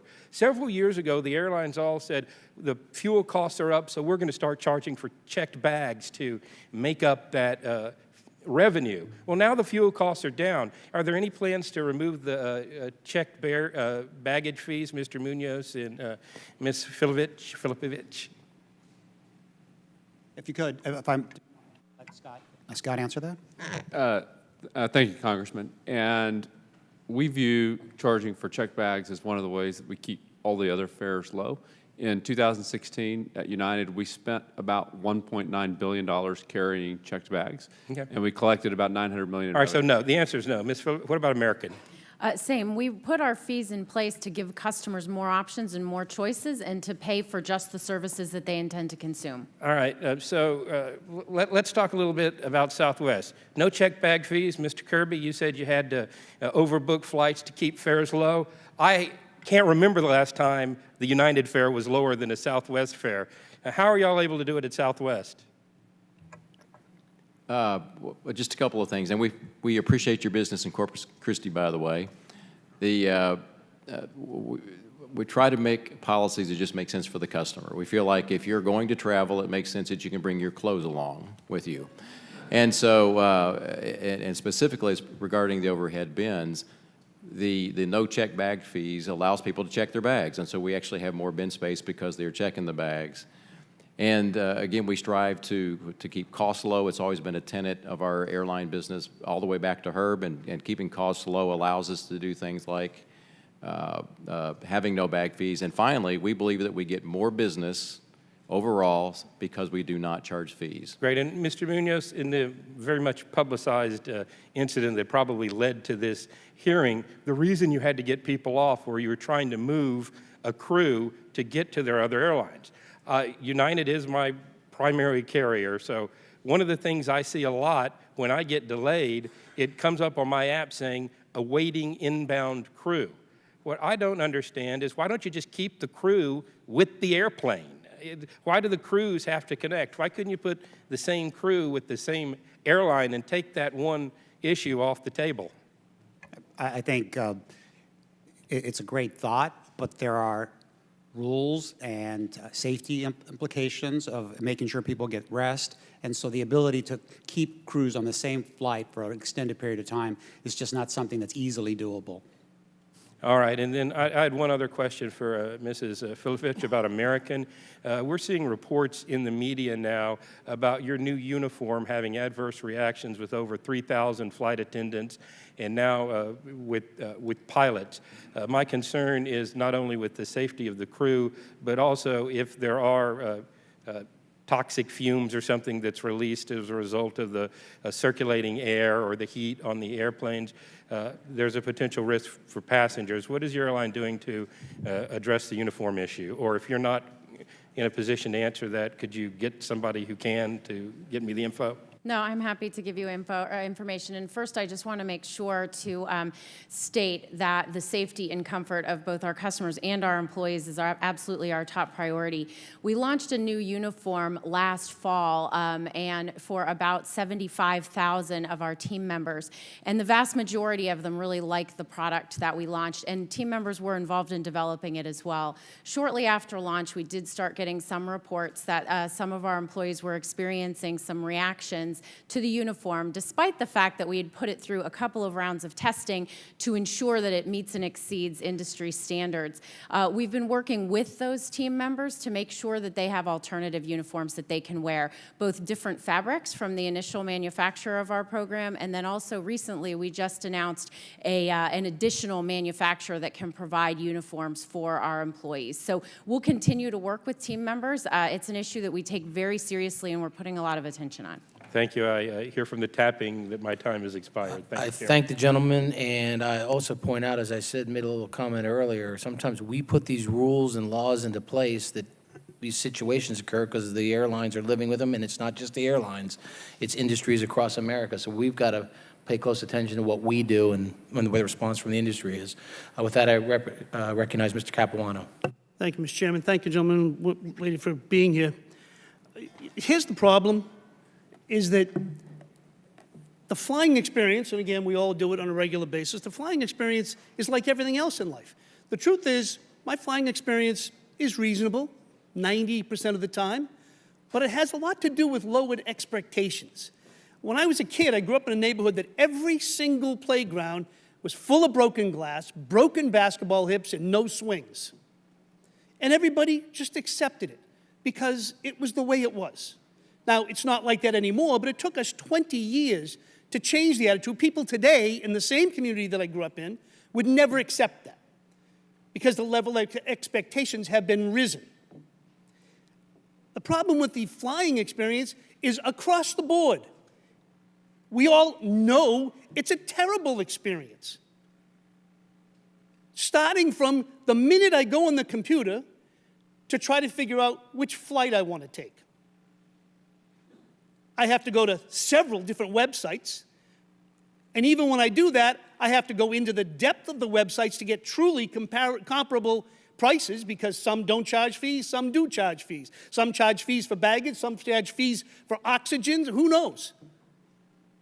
I can't get comparable prices. So before I buy the ticket, I'm frustrated. I personally have shut that computer down repeatedly for many years because I got to go back to it because you're right, I got to fly. And you got to go back and you got to dig your way through it from the very start. But we all expect it to be a miserable experience. And then when I get to the airport, I have to get through the TSA lines, which now, being a regular flyer, I go through the express lines, but now the express lines are full of people that don't know to take their keys out of their pocket. Frustrated. Then I get to the gate. Plane's late, plane's not late, never explained why. Now, honestly, up until last week, bumping was not a problem. Now, I've been bumped on occasion, but it's been handled reasonably. By the way, Mr. Munoz, I want to know how to get that $10,000 thing because, believe me, I'll be flying United a lot more. You can figure that out. Here's the problem. And even with these fees, it's interesting. I get the airlines coming here complaining about the facilities we have, and yet I see that in 2015, the latest year we have, $3.8 billion in fees, which don't pay the ticket tax, which means almost $300 million that could have been put into improving those facilities didn't, because you don't want to tell us what your tickets cost. It's all, to me, we're kind of sick of it as the consuming Americans. We got to fly. You got us.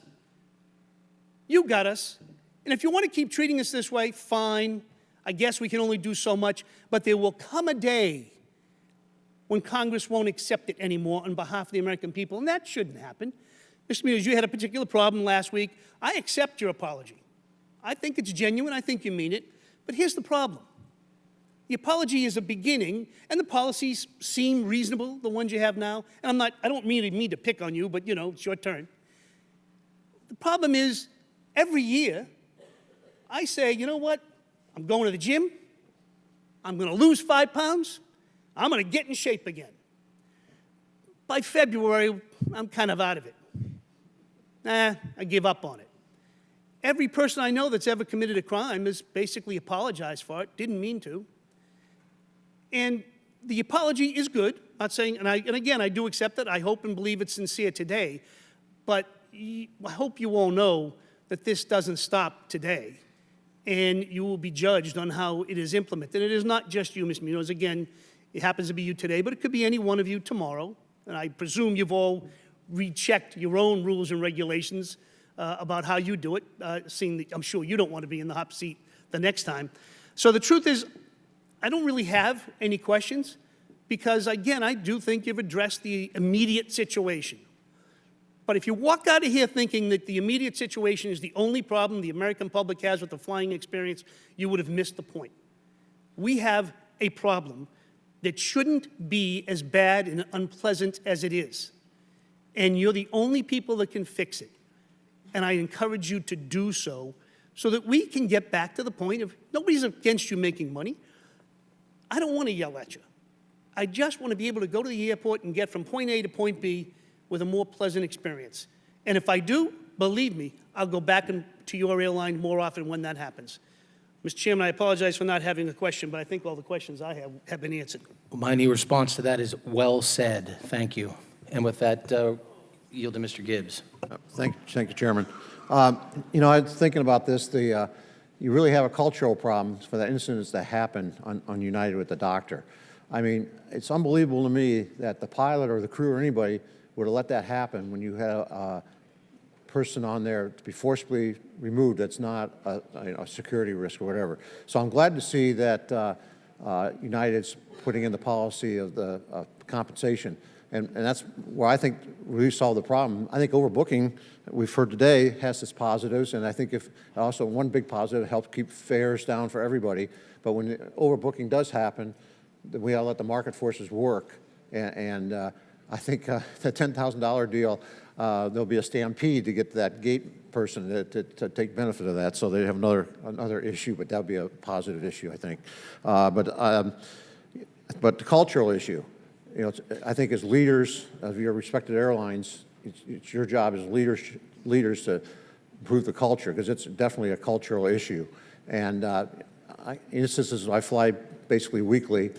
You know, there's times we could be out in the tarmac because of weather or whatever, delays, and it's really nice when the pilot comes on and says, hey, we just heard from air traffic control, we're going to be delayed 20 or 30 minutes because issues here in D.C. or whatever. And there's been times when parked out in the tarmac and they say, you know, it's all right to, if you have to go to the restroom, use the restroom. You can turn on your phone, and we'll tell you when to turn it back off, versus, you know, somebody standing over you like a Gestapo, you can't do anything. And so that's just the whole cultural thing. But I'm really glad to see, I think, you know, the market has to function, has to work.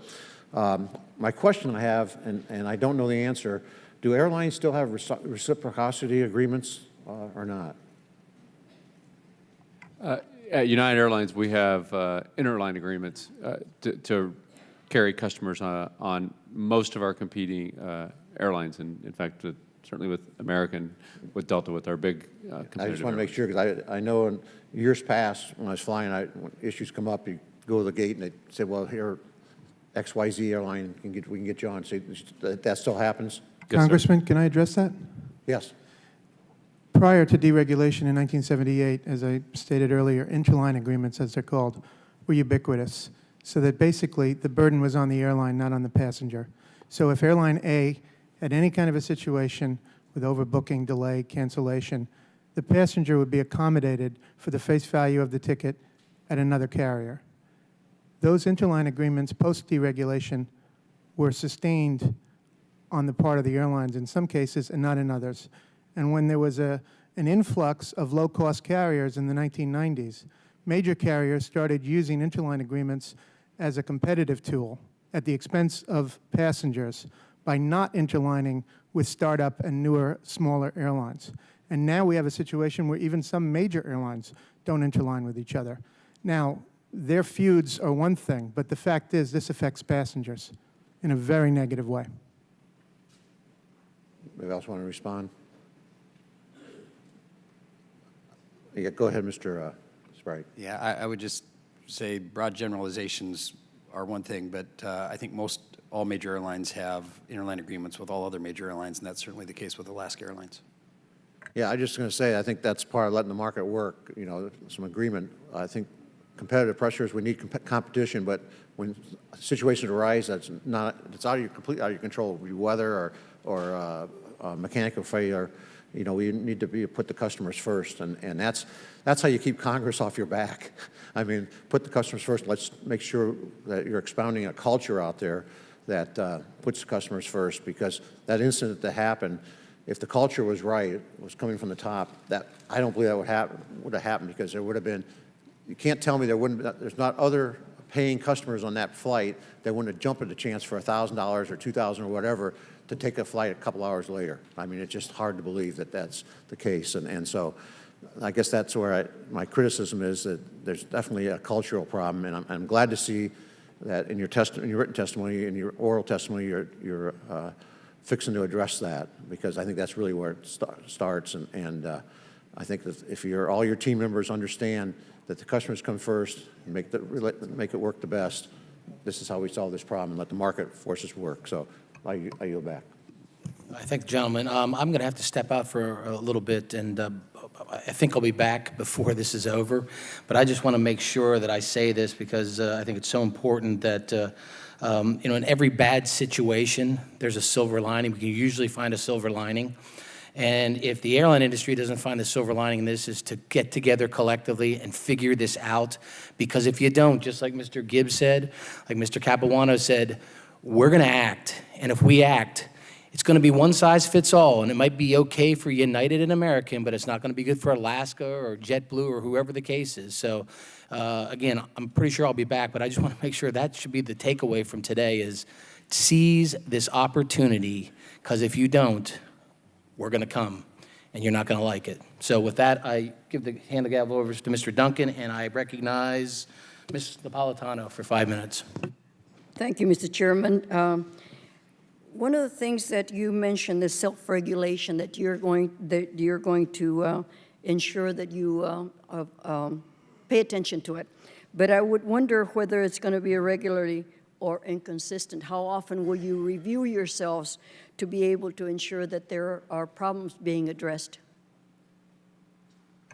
I think as a regular course, certainly at United, between ourselves internally to our board. How often? Our boards meet 5 times a year, so at least that many times. But internally and to the open public, we have 86 million customers out there every day, and to everyone's concerns and thoughts, we hear from them very frequently with regards to this. And so I have an old saying from a long time ago that it's about proof, not promises. And so what you've seen from United in the 18 months I've been there anyway is everything we've said we were going to do, we've delivered upon. And so it'll be a constant stream of new announcements that enhance what we've already talked about, but also a follow-up on the issues. And again, with regards to the policies we put in place, everyone will be a judge in that. Yes. To the rest of you.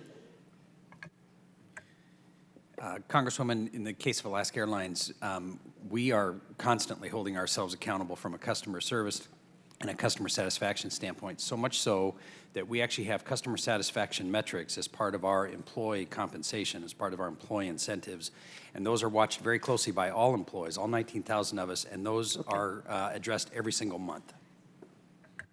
Congresswoman, I would say the same thing for Southwest. Customer service measures are part of the way in particular, our leaders are compensated, so we review those often. And then second, with the change where we will no longer overbook as part of the oversell, and we expect that to go down, our denied boardings 80%, we will be watching that every single week. We receive customer feedback in multiple forms, and we pay attention to all of it and take it all seriously. We have a team at American that we call our customer advocacy team that consists of senior leaders from every department around the airline, and we meet monthly to review feedback, review our policies, and make changes to continue to improve. But are they implemented immediately? They're implemented as quickly as we can. If it's a simple policy change, yes, immediately. If it's something that requires a technology change, it may take us a little longer to get it done. Mr. McGee, do you have any comment? Yes, thank you, Congresswoman. We've heard a lot today about, again, retraining and improvements, and we certainly want to give credit where it's due for that. But I do think that there's an underlying issue here, and that is it really shouldn't take a media event and a viral social media, outcry to make executives in this industry rethink how they treat their customers. Thank you. Mr. McGee, do you have any comment in the training that is afforded the employees as insofar as mental health is included? Anything to help the employee deal with customers who are acting odd, or on the personal basis for self-improvement? I fly twice a week, so I've seen it all. Yet I've encountered every now and then a very rough attendant. Would it be because of stress? Would you indicate that any training is given to them to be able to deal with mental health problems if they arise? I think it's an excellent question, Congresswoman, because as I stated earlier, this is an industry that heavily outsources. I'm a former airline employee myself, so I should point that out. I'm an FAA licensed aircraft dispatcher. I spent 7 years working in airline flight operations and ground operations management, and I was very proud to work at Pan Am, an airline that was renowned for passenger service. But right now, we have a situation where employees are under tremendous strain. I think it's the executive decisions that are putting flight attendants in the front lines of so many of these situations. Flight attendants have a primary responsibility to ensure safety and evacuation and things like that, and of course customer service, but we've asked them to be bouncers and police officers and all kinds of other things. Right. And so there's no question that there's an issue of training as well. I'll ask any of you to quickly reply. I'm running out of time.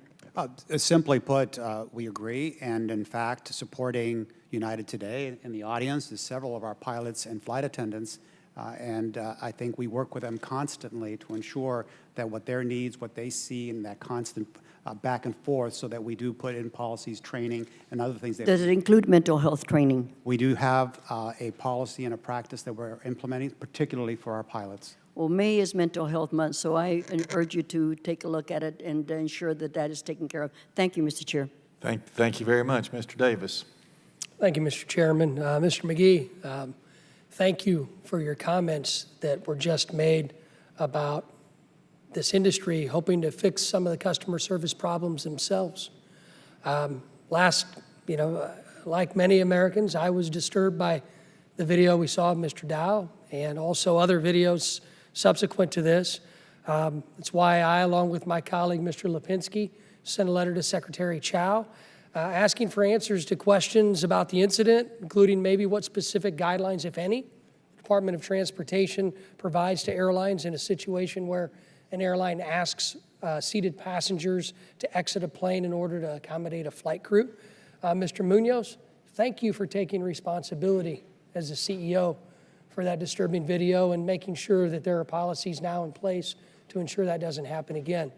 That's the customer service solution that we here in this committee are looking for. I don't believe government can solve your problems. I don't believe this committee ought to solve any customer service problems. Frankly, that's something that you should do for your customers. And we are your customers. We fly a lot, so we interact with many of them at many different airports. And let me tell you, I personally witness better service in certain airports and worse service in others. And I think each of you ought to do a deep dive into where the customer service issues may be in your existing system, in your hubs, and also in the small regional airports. And also, if there are any issues with TSA, let us know so that we can help correct that situation too. Mr.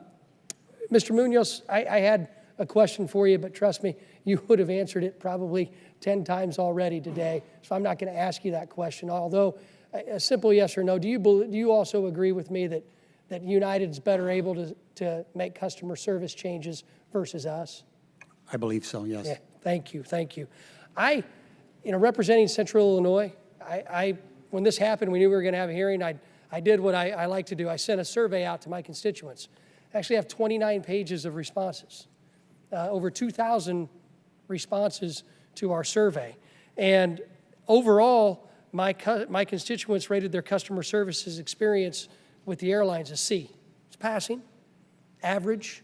On a positive note, the vast majority said that 73% of them said they did not feel as though they'd ever been mistreated by an airline employee. So that's good news. However, when asked if they felt the airlines were focused on good customer service, 60% said no. Mr. Jordan, one of the most consistent responses in our survey was an overall satisfaction with your airline. Did you hack my system? I do not believe we hacked All your right, system. thank you. Beverly from Glen Carbon said Southwest employees and flight attendants are friendly. Mary from Staunton, Southwest employees from start to finish are professional and friendly. Winona from Springfield said that Southwest really cares about their passengers.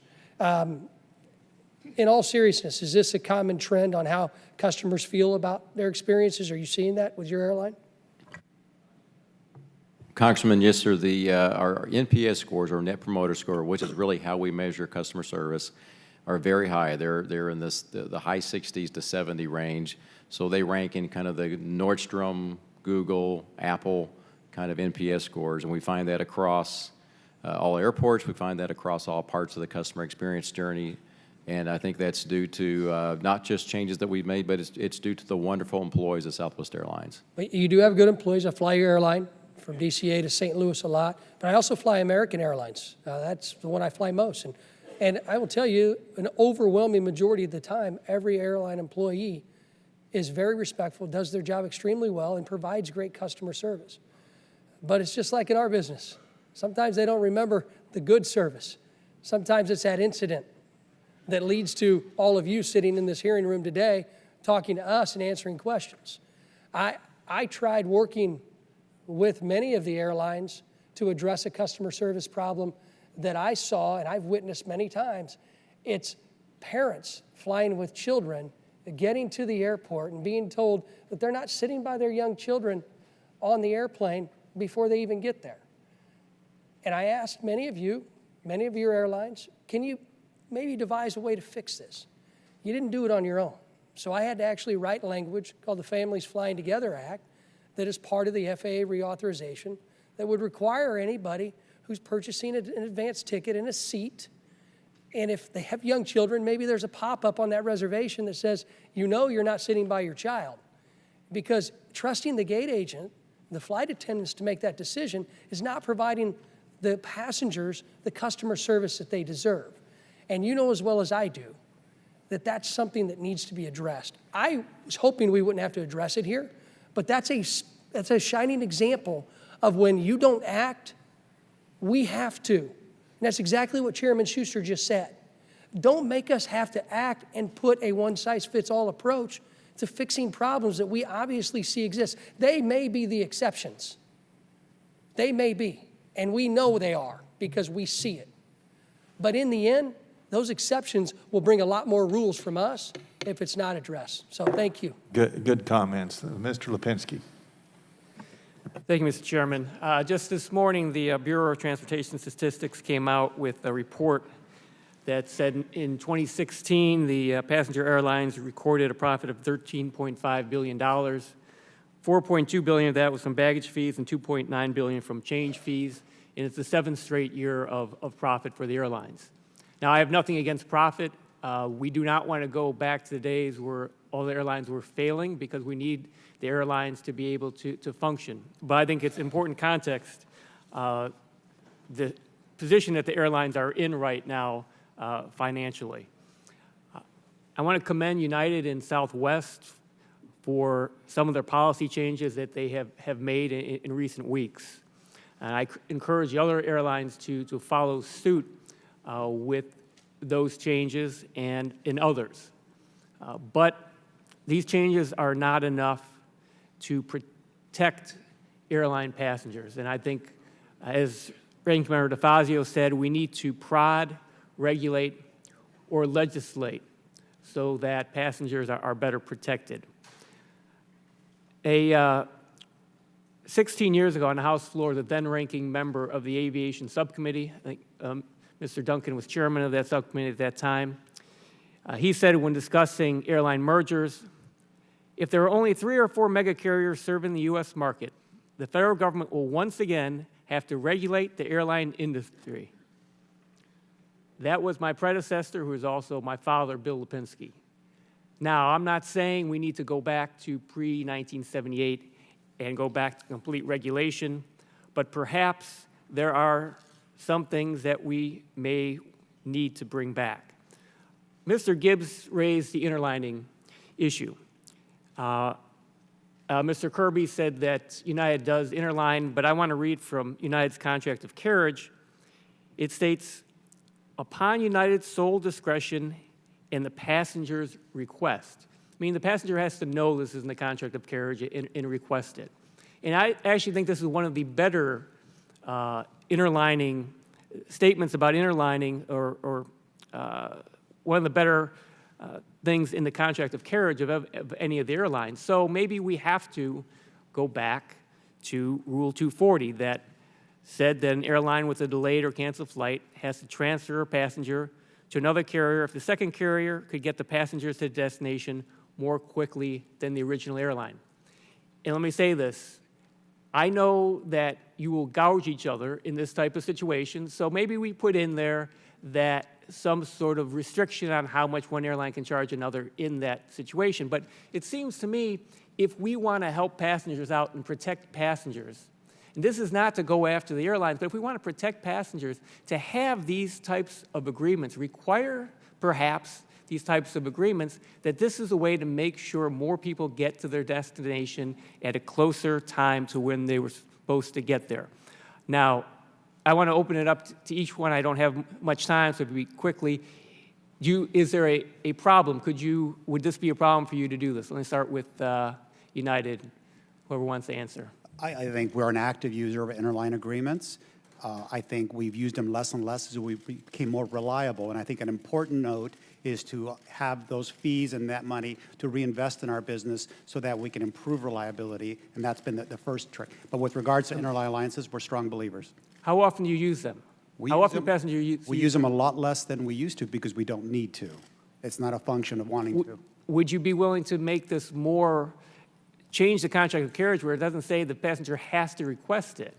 I'll leave that language discussion to someone that's more versed in it. I think the way we put it into practice is pretty customer-oriented, and we also don't gouge for our agreements with our fellow, like others. That's good to hear. Congressman, I think ultimately what you're suggesting is finding better ways for us to accommodate customers in these situations, and we agree with that. And as I said previously, we do maintain these agreements with other airlines. Congressman, with the change to no overbooking, I expect the percentage of this happening to go down to 0.001%. So it's going to be a very small number of customers to need to be accommodated. We do not have official interline agreements. We have informal interline agreements at the airport. And a lot of times what we actually do is we empower our employees to actually buy tickets on other carriers to move our passengers to their destination.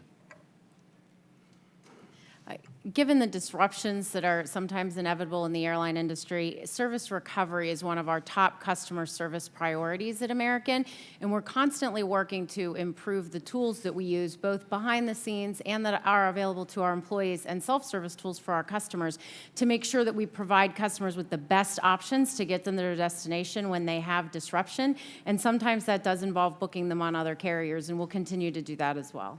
I don't want to regulate if we don't have to. I prefer not to, but I now know that I will ask every time. I have been told at times by Southwest, well, we don't have any interlining agreements. We can't put you on another airline. So I want to make sure people know. I will know, make sure people know to ask if this ever happens to them.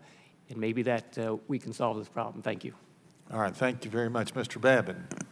Yes, sir. Thank you, Mr. Chairman. I'm Brian Babin from the state of Texas, and I was a small businessman, dentist for over 30 years.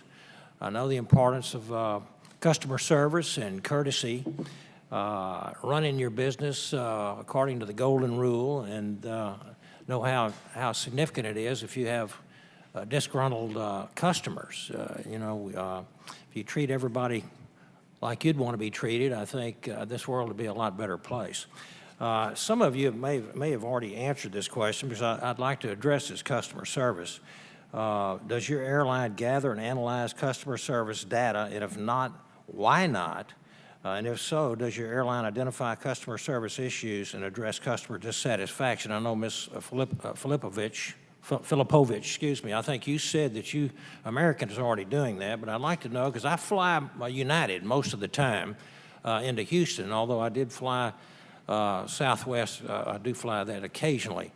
And I'd like to know what you guys do in terms of keeping data and customer service.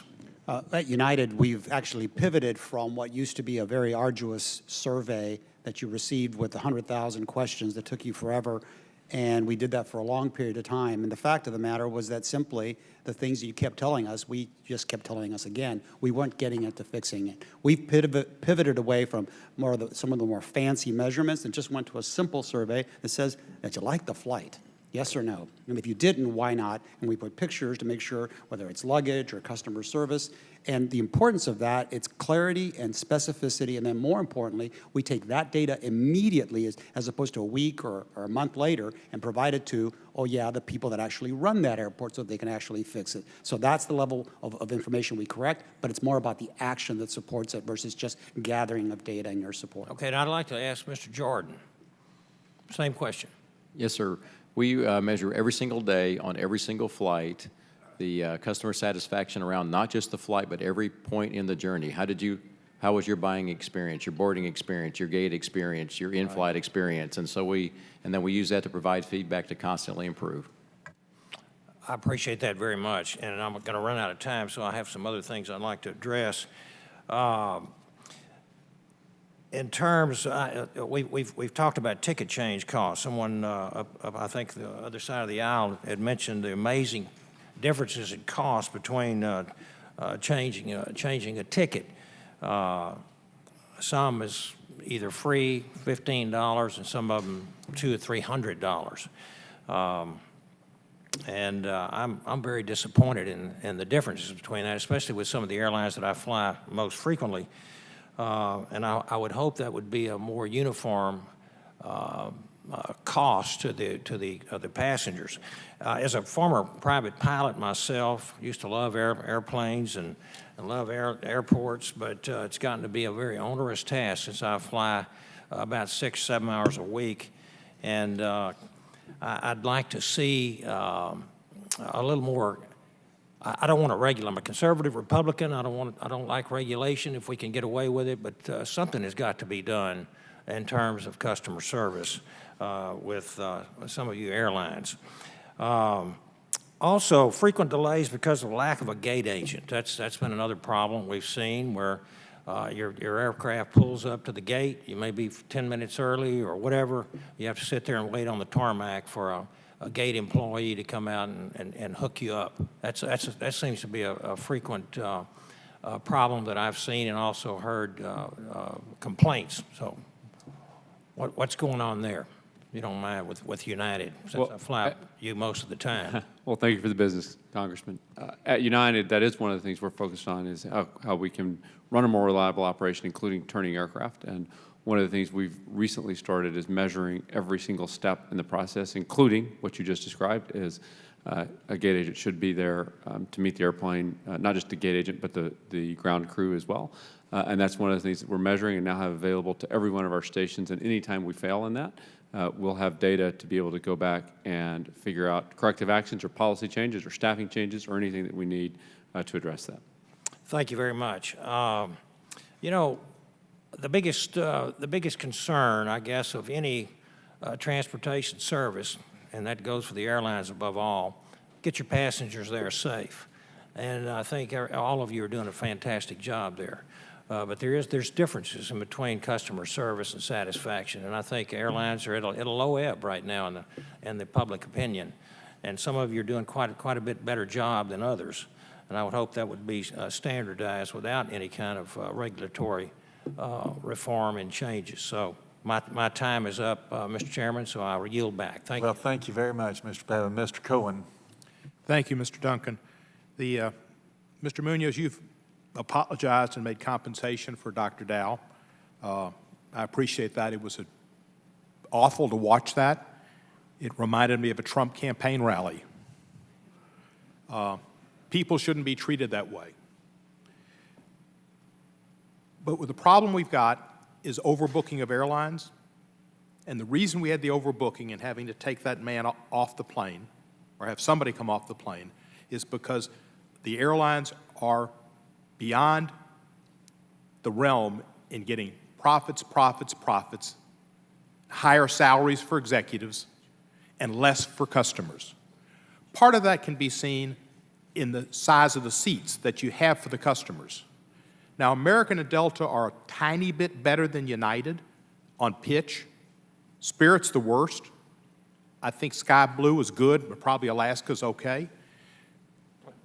It's been shown that passengers can get problems with their veins and thrombosis from long flights when they're so close together. Seats have gotten smaller, pitch has gotten less. Safety is a factor as well as comfort. Mr. Munoz, can you tell me what United has done, if anything, to try to have seats, size, and pitch that is safe for an evacuation of an airplane if an emergency should occur, which I believe is supposed to be 3 minutes to get everybody off?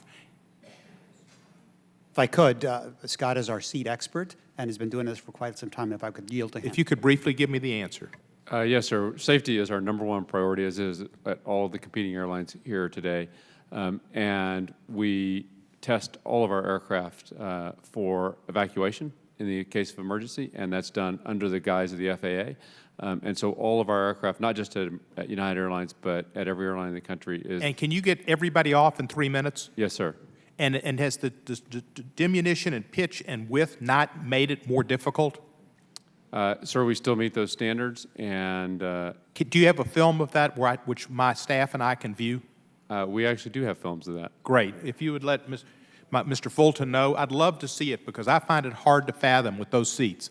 Particularly, Ms. Filipovich, Americans become the #1 carrier in Memphis. We thank you for filling the void that Delta left after Mr. Anderson testified before this committee that Cincinnati and Memphis would not be hurt. There would still be hubs and there wouldn't be any changes with the merger. So Americans come in and filled up that. But yesterday I flew on Air Wisconsin, and that's the worst seat I've ever had in my life. I've been there before. I refused it. I made a mistake. I'm going to start coming earlier and getting the Embraer, which is a good plane. The Air Wisconsin planes are, buses with propellers. Why do you use Air Wisconsin and put passengers in those teeny, tiny, awful seats with probably the worst pitch, worse than Spirit, and the worst width? Why do you use those? Well, first of all, thank you for your business in Memphis. We're glad to be able to welcome you on board. We work with regional partners to allow us to have different size aircraft so we can serve small and medium-sized communities across the country, and we're really proud to do that. We know that we need to work to standardize the products and services because when a passenger buys a ticket on American Airlines, they expect American Airlines level of service. That's what I expected. I thought I was going to get an Embraer, and instead I got on, Air 1941. It was like a civil rights bus from the 60s that had been preserved and had propellers put on it. Well, I apologize that you had an uncomfortable flight, and please know that we're working to improve and standardize the experience that our customers have, regardless of who operates the flight when they buy an American ticket. Thank you. Mr. McGee, do you believe that the pitch and the width have hurt customer safety as well as maybe imperiled diminished comfort? Yes, absolutely. It's not just a comfort and value issue. It's a safety issue in terms of evacuation. It's a health issue, as you noted, in terms of DVT. Consumers Union has researched this and advocated about it and written about it. And we found when we reached out to the Federal Aviation Administration that there are unanswered questions when the FAA conducts its evacuation drills, that they're outdated in many cases. A, because they don't reflect real-world load factors, which now are often at 100%. They're at less than 100%. B, they're often with employees and things like that, so they're people that know how to evacuate a plane. And the third reason is that they often don't reflect accurate real-world seat pitch, as you pointed out. So there are unanswered questions there about the most primary issue of all, which is safety. Thank you, sir. My time's expired, but to the airlines, think Memphis. We need more flights. Thank you very much, Mr. Smucker. Thank you, Mr. Chairman. There's been a lot of discussion today in regards to the competition and regulation of the industry. And I myself prefer a free enterprise system, prefer to keep government out of the way whenever we can possibly do that. But I think the real question for us today is whether additional regulation will be needed, whether there is enough competition to prevent that. And I think, Mr. Munoz, you said it best. You said the best way to avoid the need for that is for the industry to do self-regulation. And I think what we're looking for is to be able to have the confidence that the industry will provide the customer service that our constituents deserve without the federal government stepping in. So we had a horrific incident, unthinkable to see what we saw, the images that we saw in those videos. And I think our job is to determine whether this is a one-time incident or whether it is indicative of a culture that could lead to additional incidents like this. And I believe in many ways that the top of the organization, the CEO, sets the tone. As a small business owner, we admittedly much smaller, only had a few hundred employees, but the tone of the CEO is absolutely critical to drive the customer service throughout the organization. Mr. Munoz, you ask us to trust you today to make the changes that will be needed here for United. I must tell you, if I'm a member of the general public, seeing your reaction, seeing the reaction of United initially and in the few weeks after the incident, there's a lot of work to be done to convince us that you are responding properly to this horrific event. The day after the incident, and I'll quote, you said, "I apologize for having to reaccommodate these customers." And then later that evening, you said to your employees, "While I deeply regret this situation arose, I also emphatically stand behind all of you, and I want to commend you for continuing to go above and beyond." Mr. Munoz, could you tell us what you were thinking at that point? Yes, sir. With regards to the initial response, I think there's no excuse. It was an act based upon me trying to understand facts and circumstances. It's on me. It was the wrong thing to say at the wrong time. The second comment, after we gathered more facts and we understood a little bit more of the facts and circumstances, what had caused the event, who had been involved in the physicality that you saw, it was my point to make sure that our 87,000 employees understood that we had good... I'm going to interrupt you. I'm sorry. I only have 5 minutes. I was appalled at your comments the first day. Sent a letter the morning of the next day, April 11th, which, Mr. Chairman, I'd like to submit into the record if I could do so. Without objection. There were simple questions in regards to policy that had led to this, in regards to what United was doing to change that policy. Mr. Munoz, it took you 2 weeks to respond to that letter. The response did not fully address the questions. You did send a review and action report. I was amazed that report did not even mention that your passenger was physically harmed. I think that is an important part of the investigation. It's not mentioned in your report. Would you care to respond to that? Sir, we preferred, given the video was indeed so visible to so many people, to just stay with the basic facts of the situation and not further sort of elaborate on those things. And again, the document, as we've laid out, was in fact to get as much information as out there as possible quickly. I have 46 seconds. You do, I commend you for some of the changes that you are making in regards to policy for your employees. I'm very disappointed that you're not changing, or at least not mentioning a change to the policy of how you would select a passenger for removal. That's unbelievable to me that after that has occurred, you would not take, for instance, the very last passenger that shows up at the date rather than some other algorithm to choose an employee. So I'm very disappointed about your response in that regard. Thank you. The situation is a difficult one because if someone arrives late because they were delivering a baby or something, it's a difficult choice. Our policy, our practice, our go-forward sort of situation would be as much as possible to ameliorate the possibility of those actual events happening, and in regards to reducing our overbooking, making sure crews don't get down on time, and most importantly, once you're on board one of our aircraft, you will not be removed, and certainly law enforcement will not be allowed other than for safety or security. So I think we've covered most of those issues, and of course, we'll offer incentives and financial remuneration along with alternative solutions to get to your destination. So it's a start, sir, and I think we'll move forward. You'll see us do that, and I hope I do earn your trust. Thank you. I'm out of time. Thank you very much, Mr. Series. Thank you, Mr. Chairman. Well, first of all, the optics of what happened are awful for your industry. And I know you're uncomfortable sitting before us, but you know what's more uncomfortable? When you have friends that travel your airline and they have a lousy flight, you jerk them around, you send them, they miss the flight, and then they call you up. You say, what are you going to do about it? These are lifelong friends. And last summer, I have friends of mine that traveled to Europe out of Newark, which I represent part of it. And 9:30, they were supposed to take off. 1:30, they canceled the flights, put them in a hotel, no luggage. Next day, you send them to the wrong city.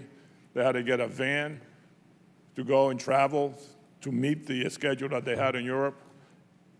Now, I had to listen to all that from my friend. What are you going to do about it? My question to you is, are you too big to manage your industry? Have you grown so big that you can manage? I mean, you're moving 186 million customers a day. Do you consider yourself too big to manage? Because I was listening to the former Virgin Air, Richard Branson, and one of the things that he suggested is that this industry is getting out of control, just getting too big to manage. I think the value of the large footprint that we and other airlines on this table have is the ability to really connect customers to all parts of the world through our various network. The large But you scale can do that with smaller airlines and still, not just one big, humongous airline.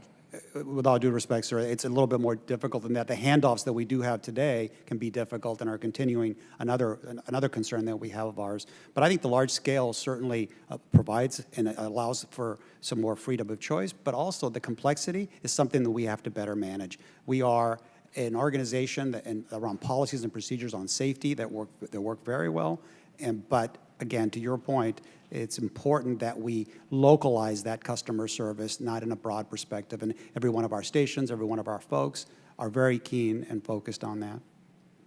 Mr. Kirby, I assume you're responsible for the size of the seats in your airline? I can certainly answer questions about Well, I would tell you to consider that people are getting larger in America, and the idea of making the seats smaller is not safe. Well, sir, You may think that 3 minutes. I don't think I can make it out of a plane in 3 minutes. Safety is our number one concern at United Airlines, and we're focused on safety. As to seat size, we are trying to offer our customers more choice, and Well, that brings me to another question. Every time you want to do something, you got to pay extra. I mean, if you want a window with an aisle, you got to pay extra. If you want a little extra seat in the front, you want extra. Yes, I know sir. you're saying that that it has to do with the price of the ticket and everything else, but pretty soon you're going to charge to use the restrooms. Sir, we're never going to do that, but it does have to You're do. not going to do that, We're not going to do that, but it does have to do with the price of the ticket. It costs the same to fly an airplane whether you have 150 seats or 138 seats on board, essentially the same. And if you take 12 seats off to create more room on the airplane, you're going to have to charge more. If you take up more room. Mr. McGee, can you respond to that a little bit?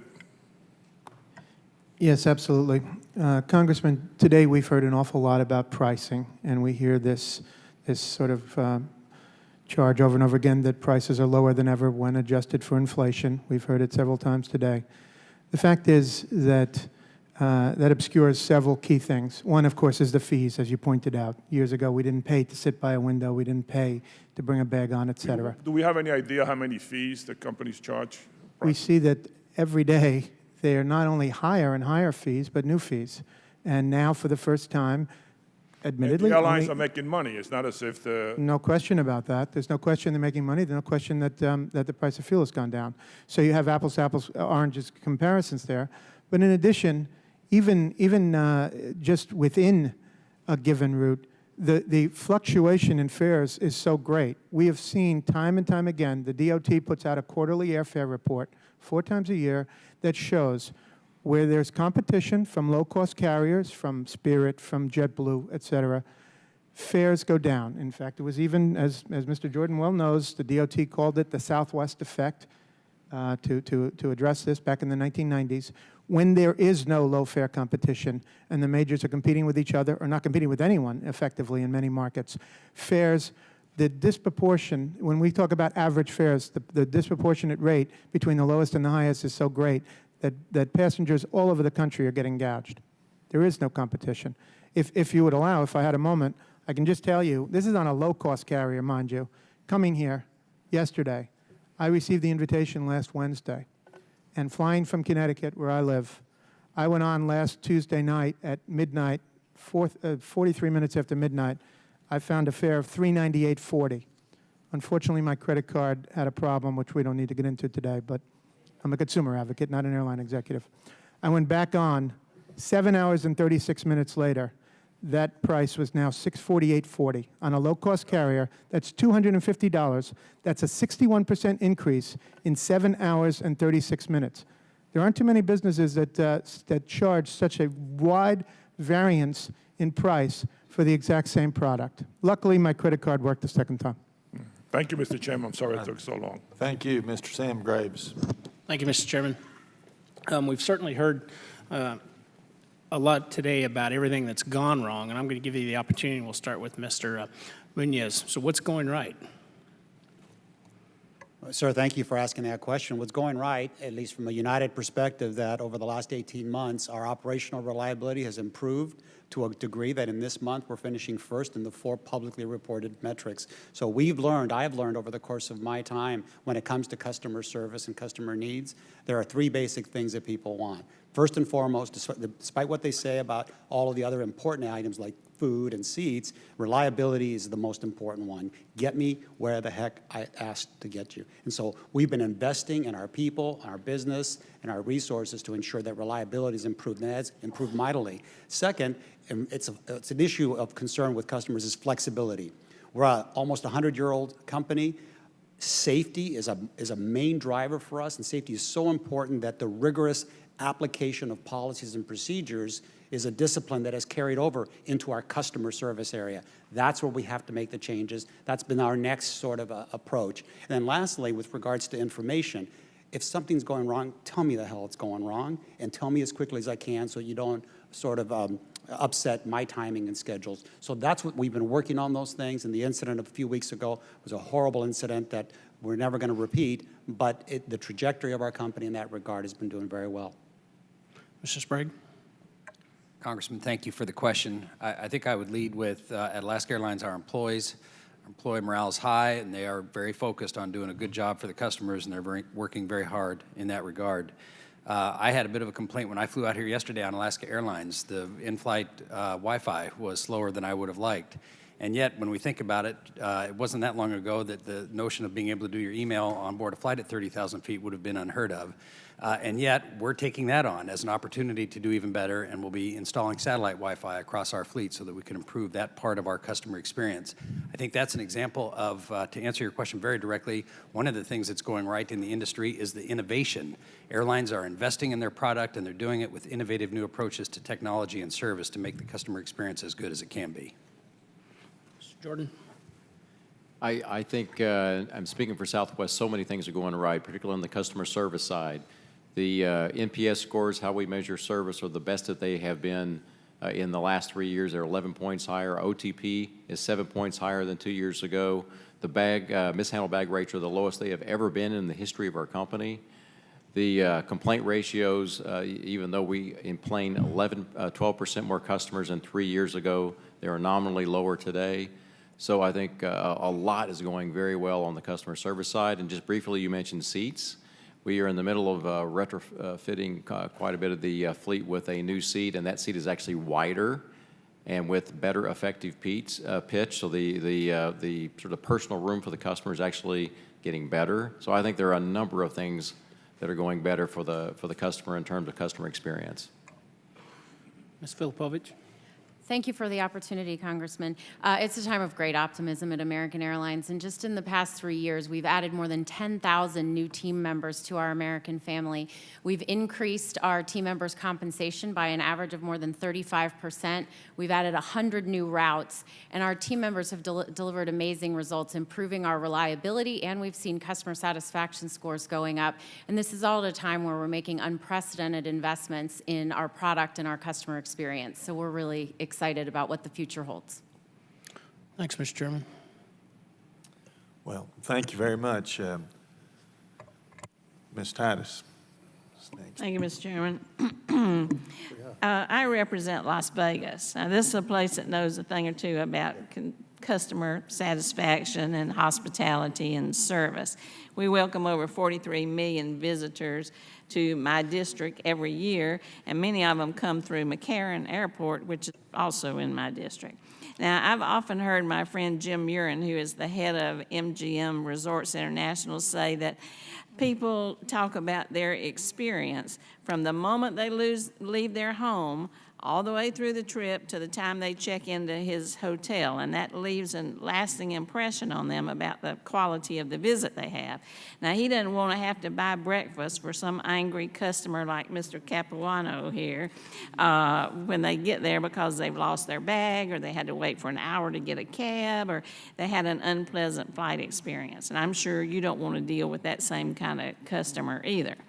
But it's no wonder that they exist. We've heard all these stories about ticketing systems crashing that leave passengers stranded, long lines passing through security, baggage fees that push customers to take their suitcases on board, and despite the fact that you say one goes up and one goes down, they're cramming them all up there, bumping into people while they do it.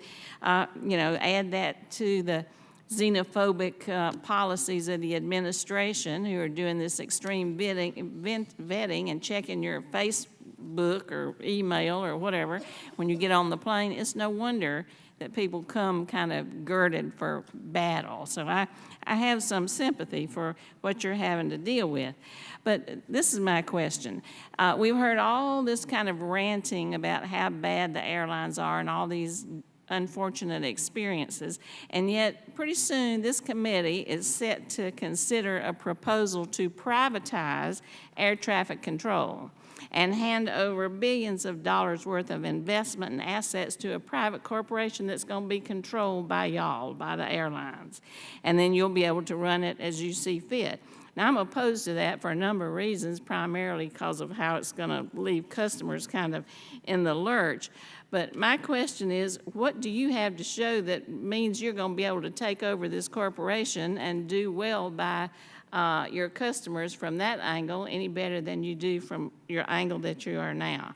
For example, there are questions like, how much is the traveler going to have to pay to this corporation? What kind of things have you done at your airlines that in terms of routing that might be better that you'll do through this corporation? In terms of investment in technology, management decisions, what have you done about your own scheduling? All of those questions that have seemed to be criticized today, how are they going to translate into your being able to control air traffic control system through a private board? So maybe y'all could just tell me some of the things you're doing that would make an argument for why you should control that aspect of airlines as well. Well, thank you for the question, Congressman. And we believe that one of the ways we can actually help our customers is through ATC privatization. The worst thing we do to our customers is the long delays and cancellations. And those lead to customer service problems. They lead to the customer that gets to McCarran and is upset. And we want to fix that. And the FAA is a fantastic partner, and they want to fix that as well. But they're handicapped today by the model where they do annual budgets, where investing for the future and the kinds of investments we need to make for the future are hard for the FAA to do in the normal course of business in the government. And the kinds of things that we could do to make the process better is, for example, you have more sophisticated GPS technology in your car than we use on aircraft today. We have these systems, and we could fly straight line routes, but we still fly zigzag highways in the sky to get from Washington to Las Vegas.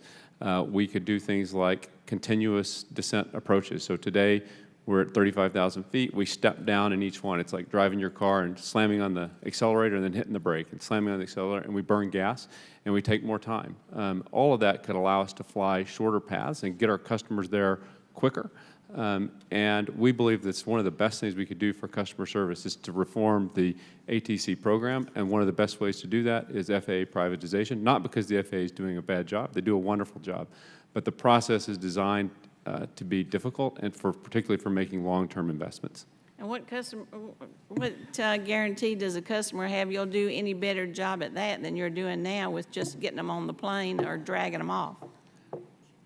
Well, while we do have bad incidents like what happened 3 weeks ago on United Airlines, we are carrying 86 million people safely this year. As all of us talked about in the last question, we're getting better at running reliable operations. And in this case, we have the exact same incentive. What's better for our customers is better for the whole air traffic system. It's better for our economy. And we have the same set of incentives. If we can fly more efficiently, that's good for our customers to get them there faster. But it's also good for fuel burn. I'm sorry, we have to take a 5-minute recess at this time. We'll be in recess exactly 5 minutes.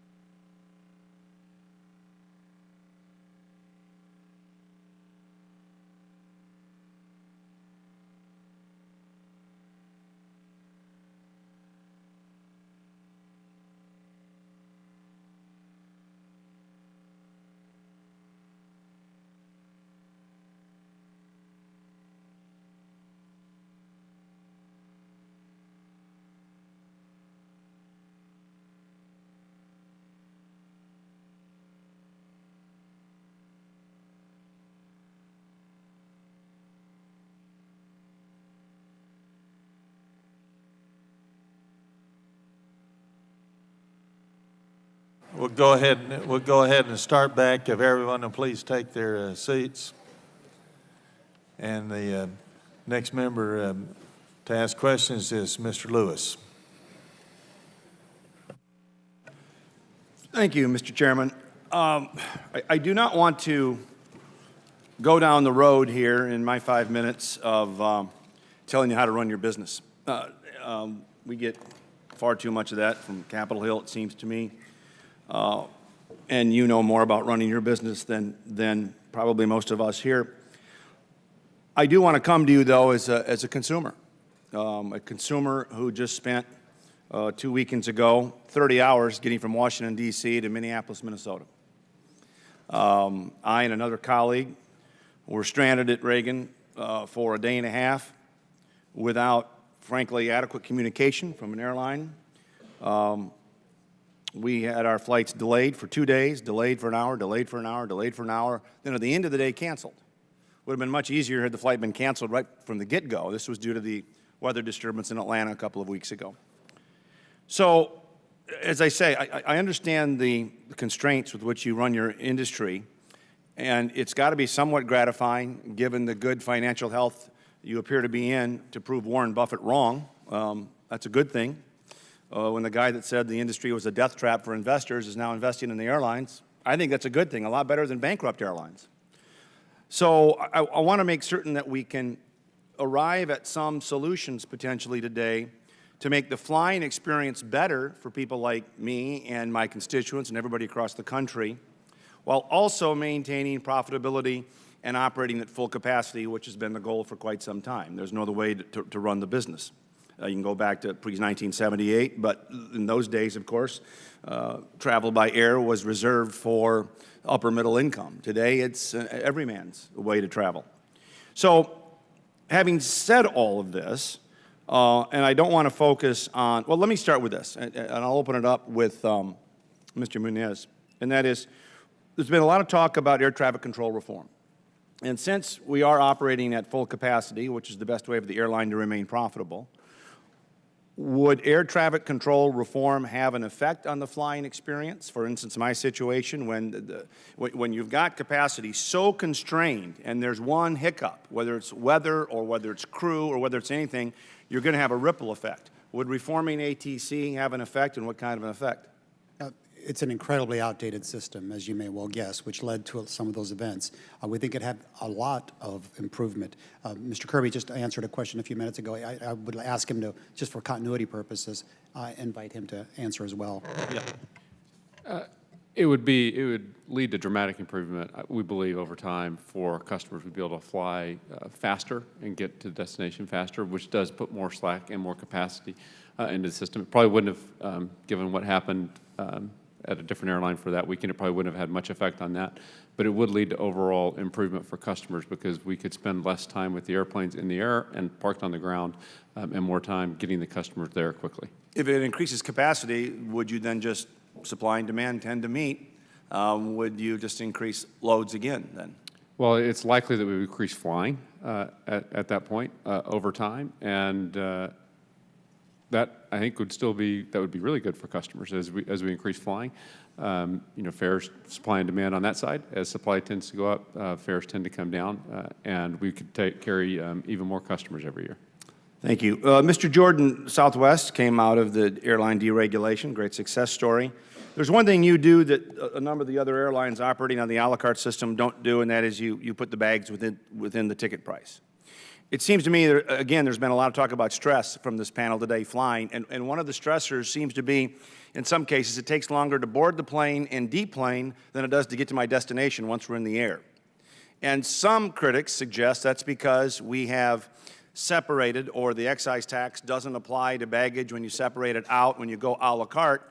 You haven't gone down that road.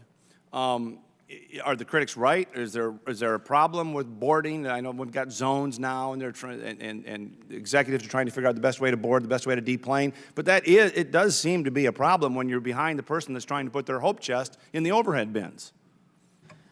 Thank you for the question. Just generally, we think what is the best for the customer, just doing what's right for the customer, is to let them take a bag for free, bags for free, not charge change fees, not charge cancellation fees, et cetera, et cetera. On the operational side, yes, if a customer can check a bag for free, they're going to check more bags, which that results in a smaller number of bags that are brought on board because they can check, which allows us to board more efficiently and allows for the overhead bins to be less crowded. I see my time is up, but I'd like to continue this at a later date, I hope. Thank you all for coming. It takes a lot of courage to show up here given the recent events, and we appreciate it. Thank you. I yield back. Thank you very much. Mrs. Esty. Thank you, Mr. Chairman, and thank you for the endurance of the panel. But our constituents have to endure, and that's why we're here. You're not just in the transportation business, you're in the customer service business. And we've seen some rather noteworthy and disturbing failures in the last few weeks. With the bad weather a couple of weeks ago, I had many calls in my office and people who see me on the airline every week talking about how they've been stranded. I had to help a passenger who was in a wheelchair who was left for 3 hours just sort of abandoned at a gate, and nobody was keeping track of her, letting her know what was going on, checking to see could she get to the bathroom, could she have any help. And that on customer service, frankly, no low ticket price makes up for a miserable experience. With the consolidations that we're seeing, with 4 of the airlines controlling 85% of the traffic, when I fly from Hartford, Connecticut, I don't have a lot of choices. And that's true for my colleagues, and it is more importantly true for our constituents. They have very little choice. You're in a near monopoly position. And I think that's why so many of us are concerned, and you're hearing this linkage to FAA privatization. If the market were functioning well, this could never have happened, Mr. Munoz, never have happened. And we know well that that was a shocking and thankfully rare event. We don't want to see violence on airlines. But unless we figure out a way to guarantee that customers are coming first, you're going to see more of that. My colleague, Richard Blumenthal, is introducing legislation in the Senate today to deal with raising what those required offer prices are, putting in new standards. And I know there's been well-drafted, and hats off to the PR folks who helped you draft the response belatedly. But you can understand why we're skeptical that the market is going to solve it, because it should have prevented this from happening. And so genuinely, what kind of assurance can we have that there shouldn't be legislation in place, that I don't have constituents telling me about having been diverted to Dulles because of snow and left on the tarmac for 4 hours, standing in sight of stairs, and they just sat there with no update for 4 hours.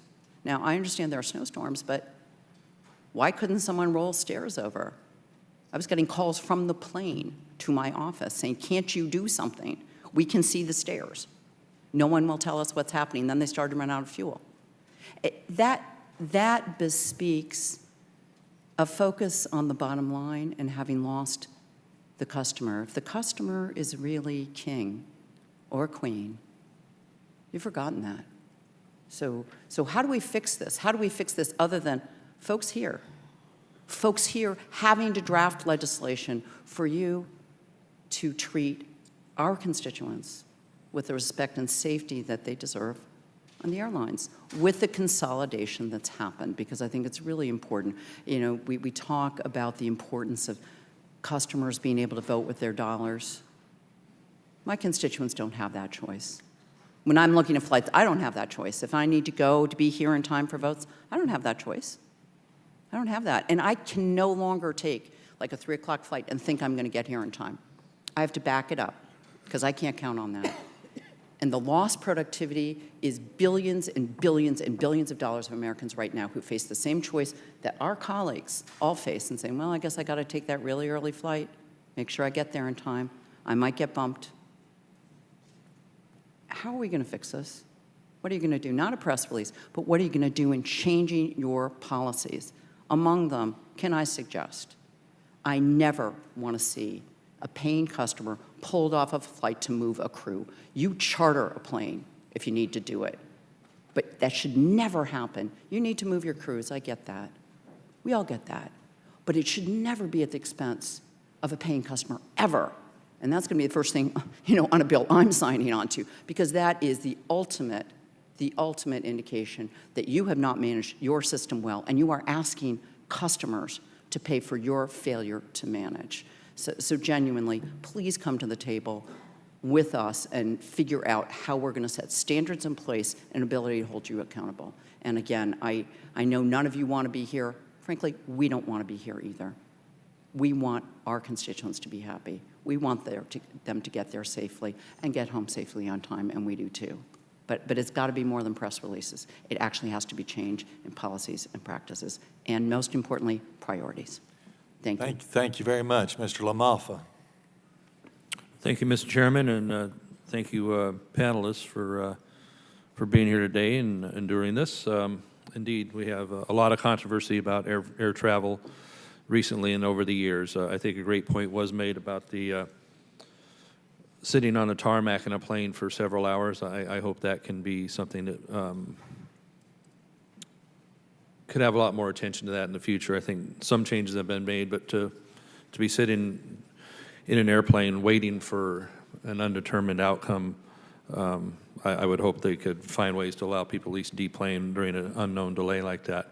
But I'm a frequent flyer too. I fly from the West Coast to the East Coast. It's about a 5-hour on average flight, and so by and large it goes pretty well. I mean, we note that there's 700 million customers that fly successfully every year, and I think that's pretty remarkable. We have a very tiny percentage that do have indeed some of the problems that are being talked about here, but what we also know about flying 35,000 feet or so in the air, you have zero margin for error, okay? Not like a land-based vehicle where you can just pull over. You don't just pull over in a plane. I mean, your options are a little more limited. So you have a lot of things you go through to ensure safety. Before you take off, we've all sat there when they're reprogramming the computer, something doesn't quite go right, they have a mechanical issue they got to look at, because I'd rather they do than they don't. You also have constraints from competition to keep your planes full. I use a major airline in my travel.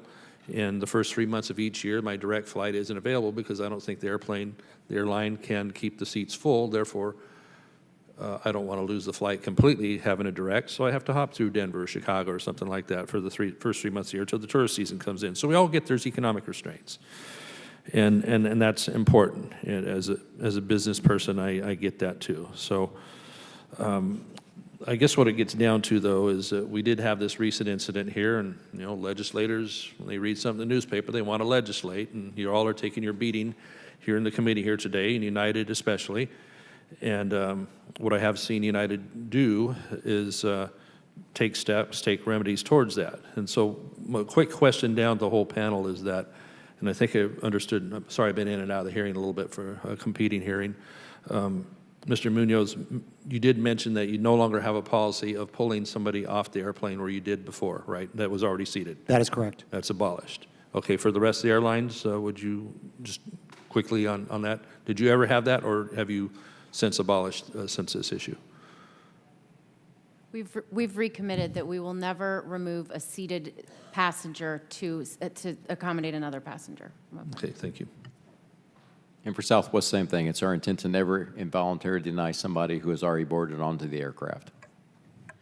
I'm not aware of us having done it at Alaska Airlines, and same, it is our intent to avoid that situation altogether. Okay, all right. So I think a very big lesson learned very graphically on Twitter and video and everything else. So I don't always think that there's a legislative remedy from people that aren't in business that deal with it day in, day out. So I'm not quick to think that legislation is needed from Washington, D.C. on this issue. I think let's give the airlines a chance to carry that out. I did go through the United Carriage of Contract over the weekend. I had a really slow moment there. And I didn't see in Rule 25 denied boarding anything about pulling people off the airline. Was there ever anything in print about pulling them off the aircraft? I mean, No, sir, that's an internal policy. okay, all right. So that appears to be in the past. So I think that what we also do is we can learn from other people on how they do things. So some of the major airlines versus some of the not quite as big airlines. What would Alaska Airlines, for example, be able to impart to United or to Southwest, and what could Alaska Airlines learn from United or Southwest or American, the bigger ones versus the more mid-sized ones? What would you be able to share with each other on how you would do things? Let Alaska go first, Mr. Sprague. What is it you would advise, and what would you like to learn from them as a way to do better? Thank you, Congressman, for the question, and I will be a little cautious with my answer because this is an industry that has an ability to humble an airline and its employees in a hurry. There's a number of things at Alaska Airlines that even with some of the customer accolades we've received that we need to improve on, and we know that and we're focused on that. I think that one thing we have found is that giving our employees, our customer-facing employees that deal with our guests every day, as much empowerment as possible. We have a stated company value to do the right thing, and we believe that if we empower our employees and we talk to them about empathy and the golden rule, that they will do the right thing, and that usually leads to the best outcome for all involved. I appreciate that. I'll yield back in a second. And also, I had a very good experience watching a lady at the counter with the Southwest one in Baltimore during the delay. She handled things like a pro, but also she was assertive enough with obnoxious customers to be able to get the job done for the rest of us. So there's a very talented line that has to be there with that. And also, Alaska, I like your tail logo the best. So thank you, Mr. Chairman. Thank you. Ms. Frankel. Thank you, sir. I want to first thank the panel. You know what? You probably feel today like a lot of flyers, very claustrophobic and waiting for something bad to maybe happen. So thank you for your patience. And my colleagues have done a very good job, I think, in pointing out some problems. And I'm not going to pile on. I want to start by thanking the thousands of professional flight attendants and pilots and the counter people that work in this industry who do very good jobs and work very hard. And I think what we all can agree that policies and training make a difference so that they can do their job. So does having a good civil justice system so people can have private recourse. And it doesn't hurt to have a good cell camera when you need one, right? I'm from Florida, South Florida. We had 100 million visitors last year.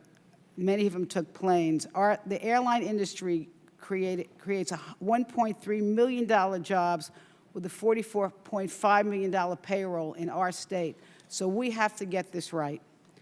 I have 3 questions, and just so that you can answer them, maybe if one of you would try to answer each of these questions. I don't need all of you to answer them, okay?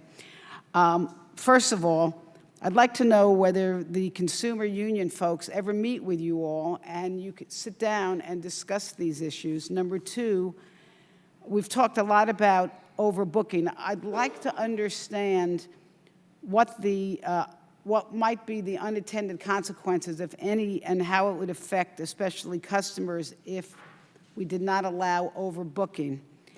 And then I think a policy that I know really irritates most of us is the rigid change policies, how expensive it is. And I don't understand why in this digital age they have to be so rigid. So if you want to take a shot at those 3 questions. I think United will take the overbooking one since we've been answering, and Scott's been doing this, so I'll let him do it. Well, first, Congresswoman, thank you for thanking our employees who, you're right, do a phenomenal job in tough conditions all the time. On overbooking, we use overbooking to take care of thousands of customers that we would otherwise not be able to accommodate. One of the most common uses is in a situation where someone has a delayed or canceled flight, and we will then overbook them, those customers, onto another flight that's currently booked full. May I just say, what is the number of people who are bumped compared to the number of people who are accommodated because of the overbooking? So most of our oversales where we can't accommodate customers come from operational issues like a weather issue where we can't take a full load of passengers. We at United, about 15% of the time when we actually overbook a flight, do we actually have more customers show up than are on the airplane. And in that situation, 95.6% of the time, we are able to solicit volunteers. So it's really unusual that overbooking creates an involuntary denied boarding, and particularly now that we've gone up to a $10,000 limit on denied boardings, I think we're going to be able to drive that number close to zero. But if we stopped overbooking entirely, there are thousands of customers that we either couldn't sell a ticket to, or that when there is an operational disruption, we couldn't give them another option for how to get home. Next question.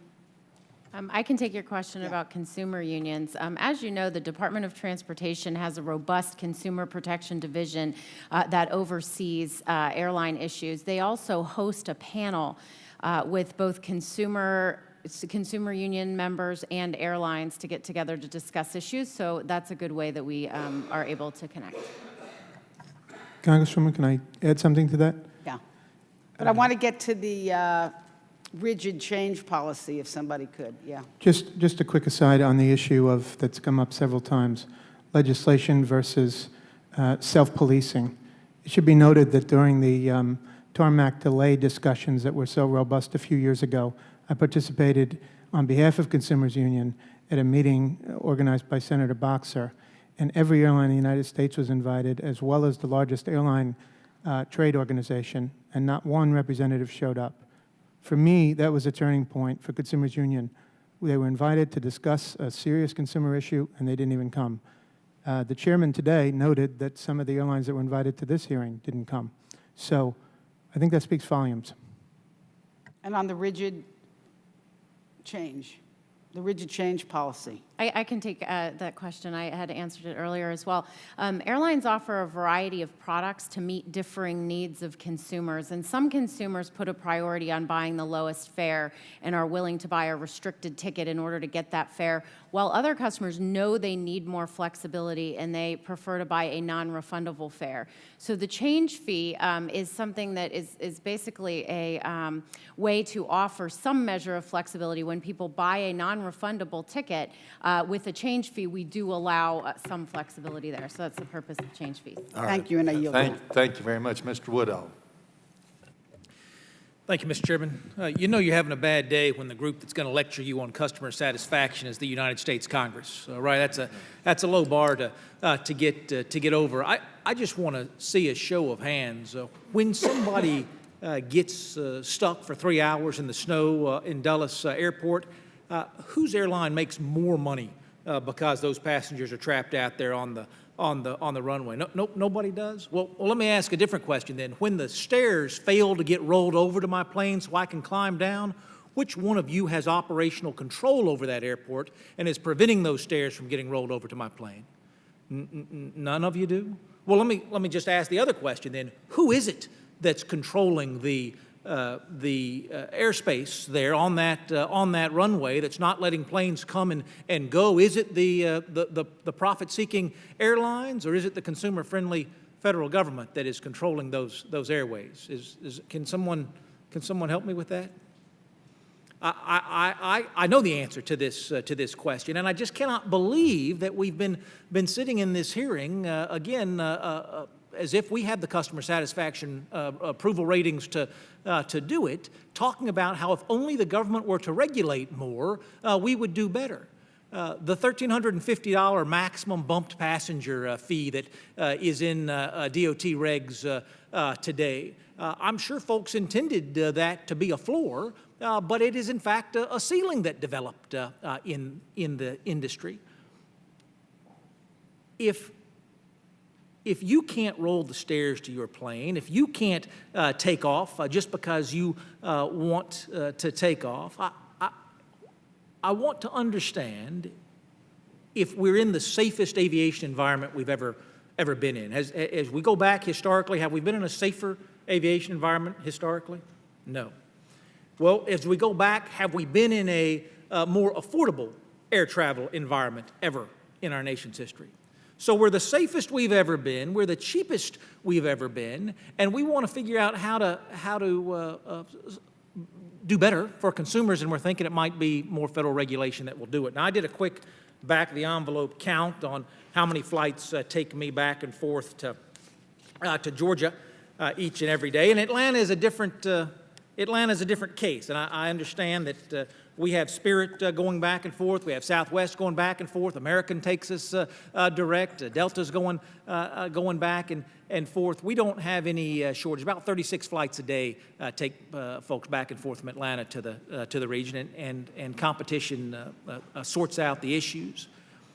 Does anyone's airplane model allow me not to purchase a bigger seat if I'd like one? Has anybody eliminated the larger, more comfortable seats from the model? Nope, nobody on this panel has done that.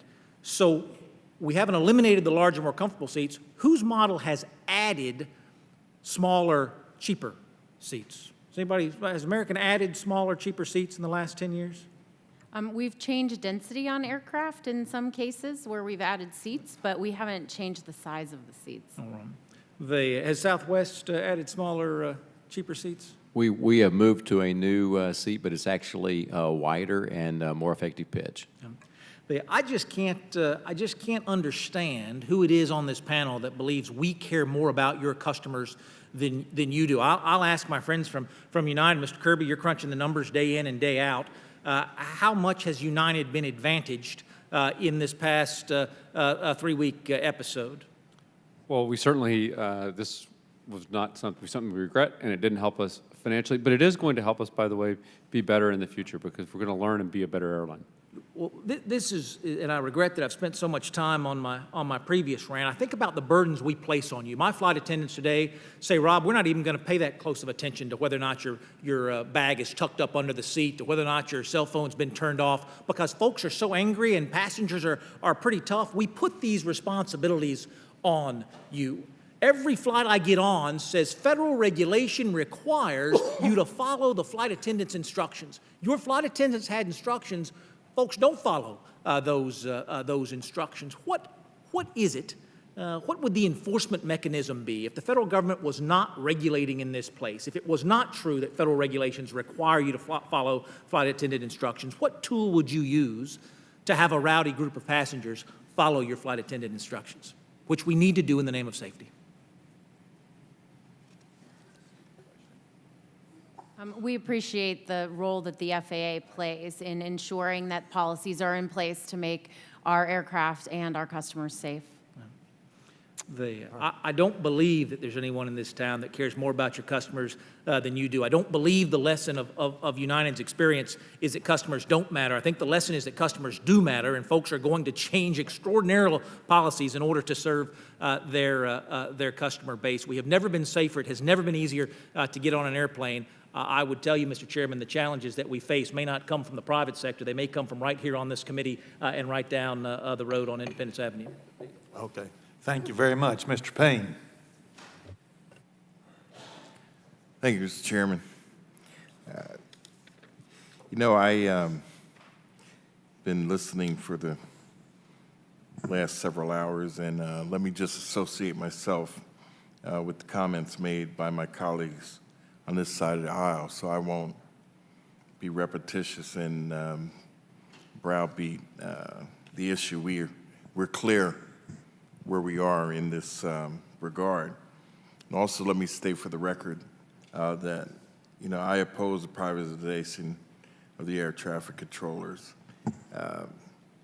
With that, I've been flying for a while. I'm a little older than I look. Well, that's what I'm told. So, but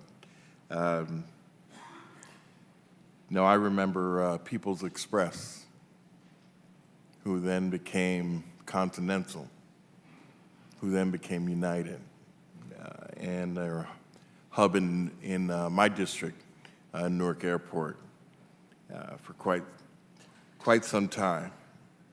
And so I've seen the evolution and the consolidation. And in some ways it's positive, and other ways it's been negative. But to me, it appears that Southwest is really setting the standard here in the industry, and I would hope that some of the practices of that airline would be incorporated across the industry. But with that said, you know, I've had the opportunity to meet with Mr. Munoz on several occasions, as United is really giving back to the community where it's hubbed there in Newark, New Jersey. Each year, students in my district are interns from Newark and East Orange and Jersey City. And it's an opportunity to expose the young people to the careers in aviation at that airport. These communities are tremendously appreciative of these opportunities. So I just wanted to put that on the record for my district. But Mr. Munoz, the incident, you know, obviously with Flight 3411 really has kind of blemished United's reputation, but I'm glad to see, you know, your company has responded in the changes that it's made to create a more positive experience for your customers. You know, unfortunately, a lot of times my colleagues on the other side have talked about regulation, but there, unfortunately, sometimes in the industry, a lot of things are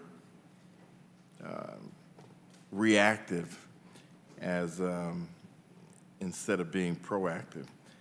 But I'm sure if it wasn't clear before, this episode has highlighted some issues that the industry needs to come to grips with. And so how can Congress, the Department of Transportation, and the airlines work together to improve the flying experience for customers? Because in the end, that's what we want. We don't need to sit here and, you know, rehash. We understand, we know, everyone knows what happened.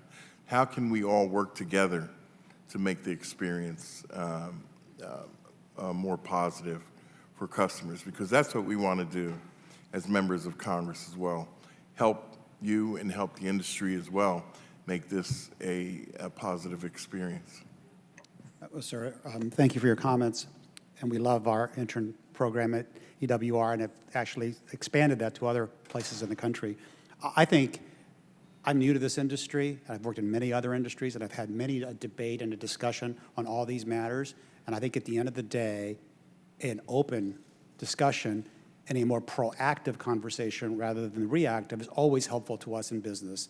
The problem with introduced legislation or regulation at any point in time is that it is so reactive and it doesn't really apply to the business needs. And if there's some way we can do a more open debate and conversation between aisles, between the different companies, I think it's important. It's the old, how can we all get along aspect of that, and I think it's an important one to note. Just as we govern the country, as you govern us, I think it's important. But the end all, it has to be the customer at the center of the universe for us. And I think what you've heard from this panel is just that focus. Well, thank you. And Chairman, I'll yield back. Thank you very much. Ms. Comstock. Thank you, Mr. Chairman. Well, I guess we've gotten to that point in the hearing where all the questions have been asked, but not everyone has asked them.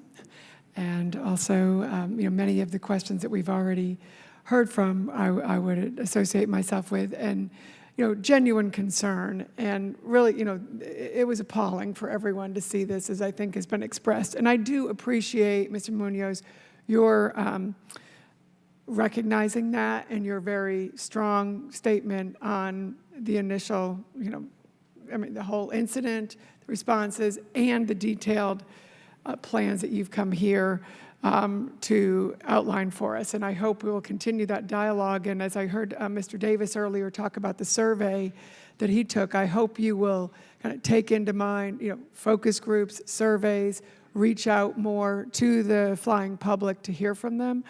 And in that regard, so this is a little different than some of the questions we've had before, I wanted to point out something that we've highlighted in a working group that we have on women in the workforce, and that studies show, I know this is a little off what we've been talking about, but studies show that companies with 3 or more women in senior management functions scored higher in key factors of leadership, accountability, and innovation, and more than companies with no women that are at the top. And I know, when I look in the transportation industry in general and in aviation, it is very male-heavy, and the boards are that case. So I would ask, as you're looking at this and making improvements and taking into account all of the things that we've discussed here today, sort of the diversification of boards and taking that opportunity. I think technology is something we can use much more, but also technology that really takes into account the lives of your flying public. I recently, I go online, I do a lot of my things online. I was recently flying, and I wasn't alerted, as I normally would be, that the flight was canceled. And when we got there, quite a few of us, it wasn't United, so I won't say who, but quite a few of us were not informed of this cancellation that had been canceled fairly, several hours that could have changed flights. So I hope you'll have board members who really sort of understand the on-demand economy, understand the diversity of the flying public and the needs, and use technology in that communication to improve, letting people know. Because in the case that I was in, if I had known beforehand, I might have been able to be that one, okay, no, I'll stay here a little longer, adjust, let me know. And then also getting people, when you're there in line and you're in that frustrating situation, all of us have our devices. It's a lot easier to do that than be standing in line. And oftentimes, you just need to have a person there saying, go here, do this. So really having that consumer service mentality that we've talked about today. So I just wanted to maybe all of you could maybe highlight some of the ways that you are using technology and efforts that you are making to diversify your management, diversify the boards, and having who's working in our airlines more reflective of the flying public. I'll start. With regards to women in the workforce, I have 5 sisters and 2 daughters, and so I can tell you that my focus is keen in that regard. In our organization at United, we probably have one of the most diverse management teams, certainly in the industry, if not the country. Our chief technology officer actually happens to be a woman, our chief customer officer, my chief of staff.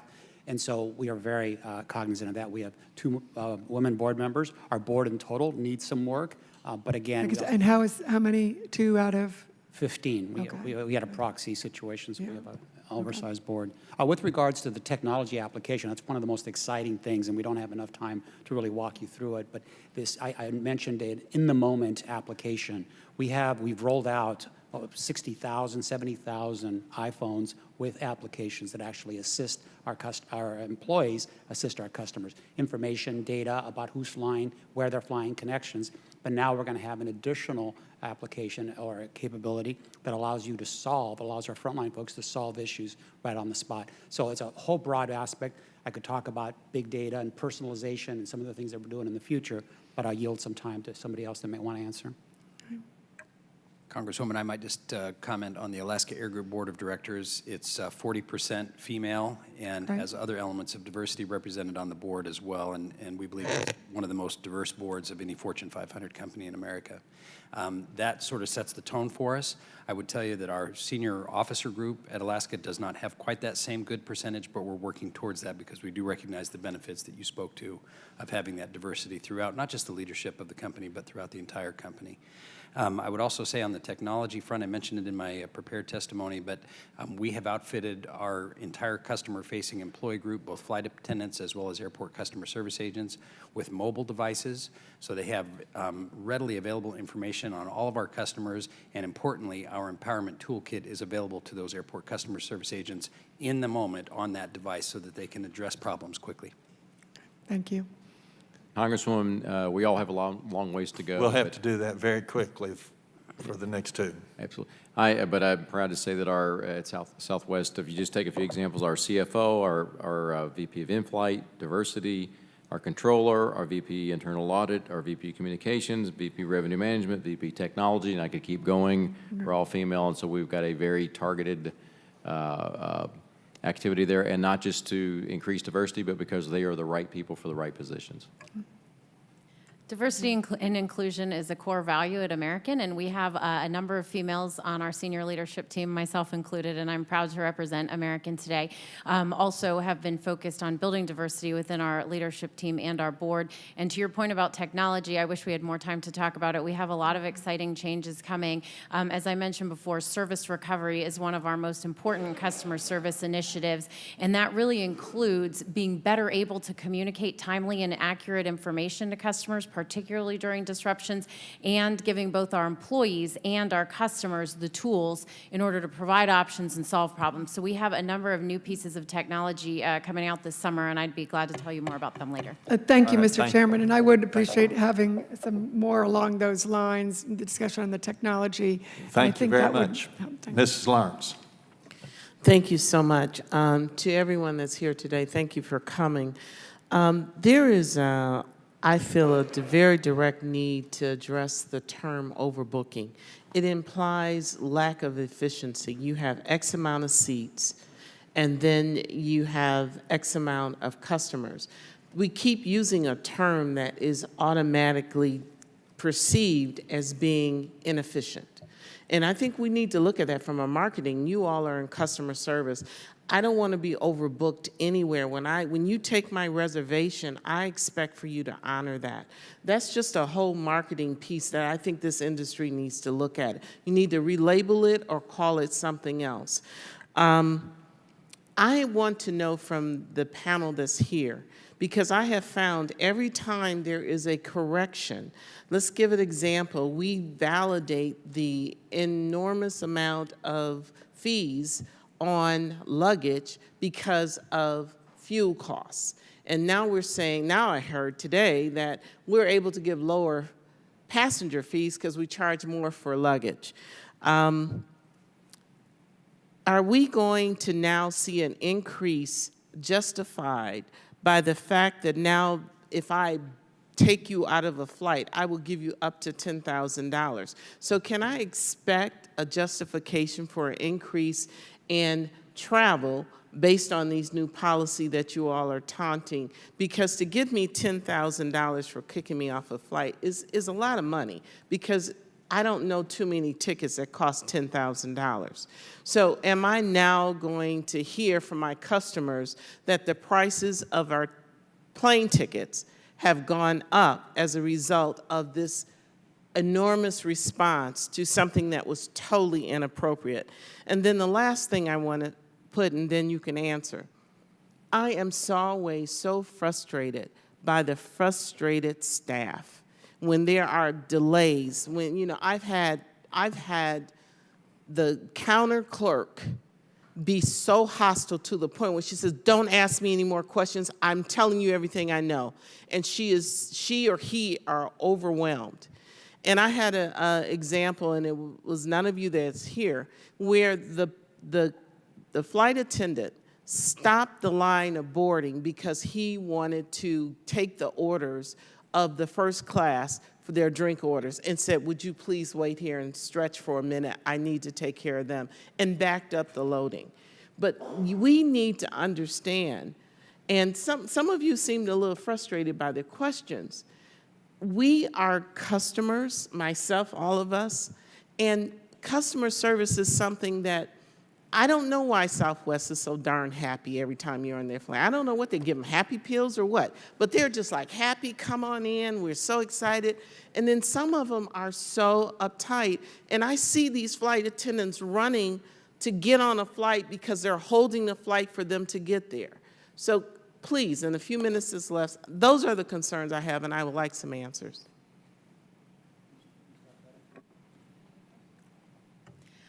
We as leaders of airlines, we own the morale and the mood of our teams, and we know that, and we accept that responsibility. And it is our responsibility to take care of our teams, make sure they know we care about them, that we've provided the right tools, the right resources, the right support to deliver. But do you recognize you need to improve in that area? Absolutely, we recognize that we need to improve, which is why that we're here today. I apologize if we've seemed frustrated with questions, because it's really my honor to come and reiterate Americans' commitment to serving our customers. I'm glad to hear that. I'm glad to hear that. Can someone address will there be an increase as a result of this new policy?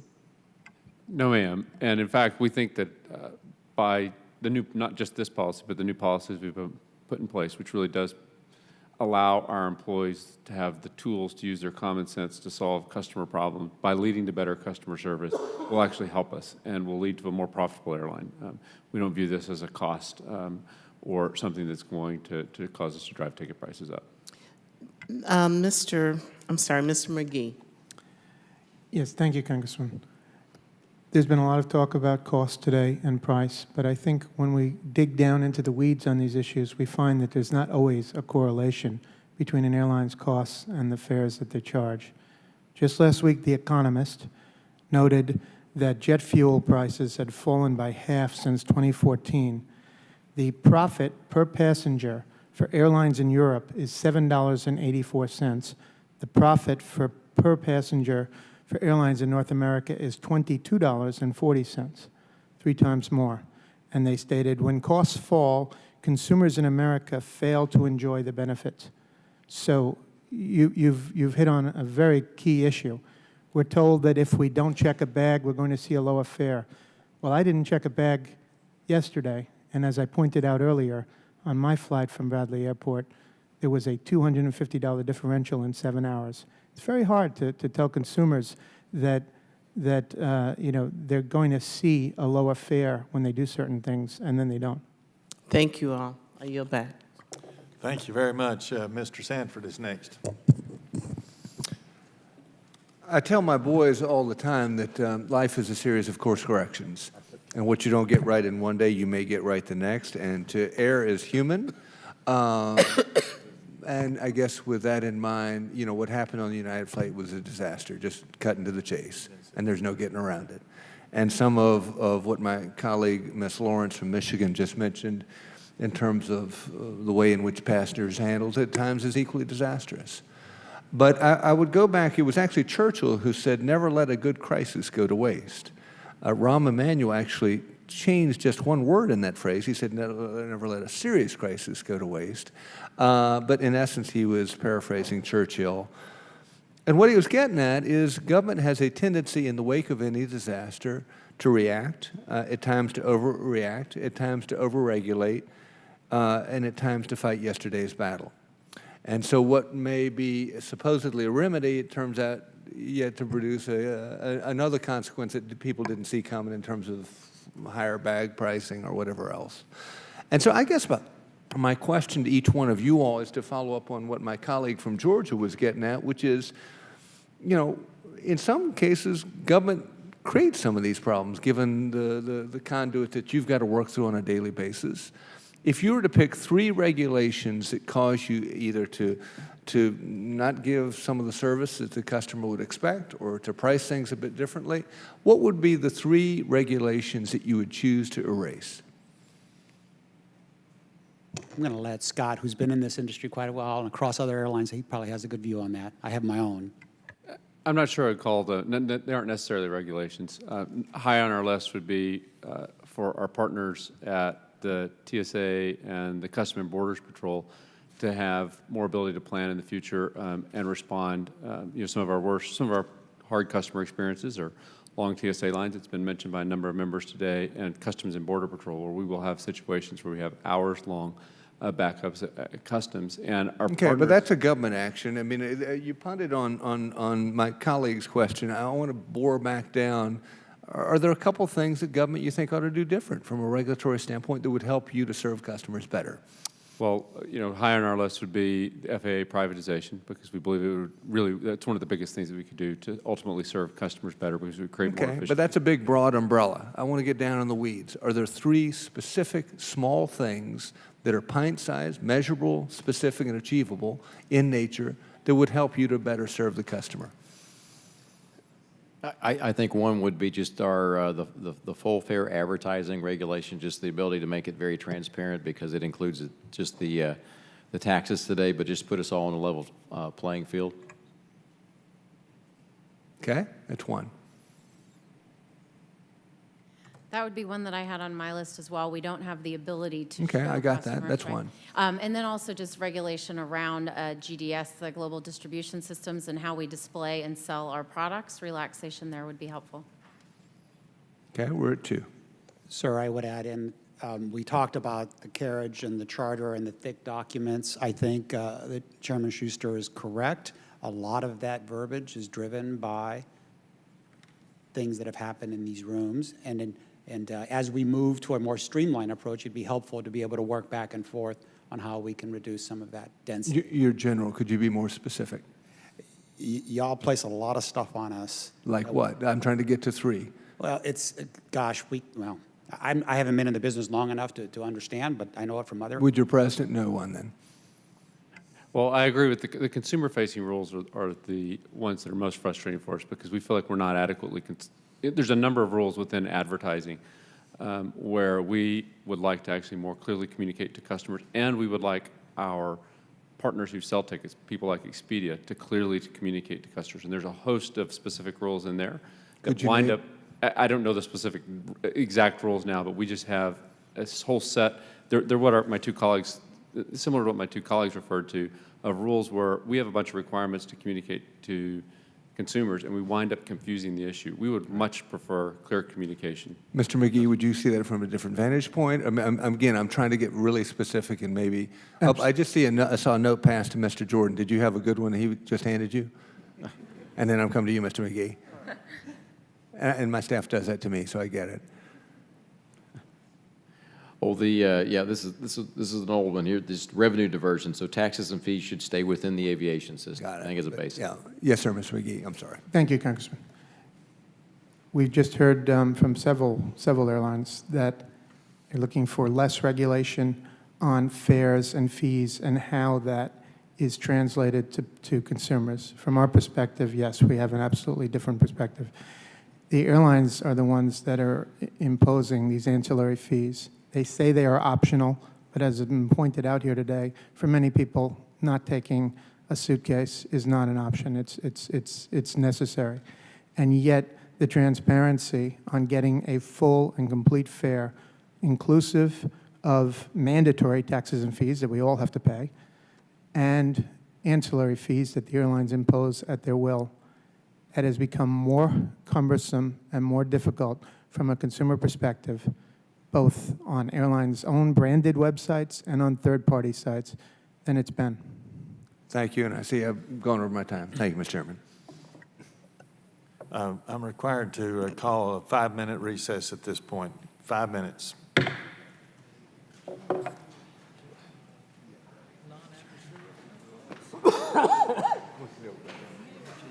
Look at the Irish. Yeah, well, that was just we know better about 115. So that's what I was trying to find out. This is the debate in the room now, and then he and I. Yeah. Okay, got it. All right, thanks, bye.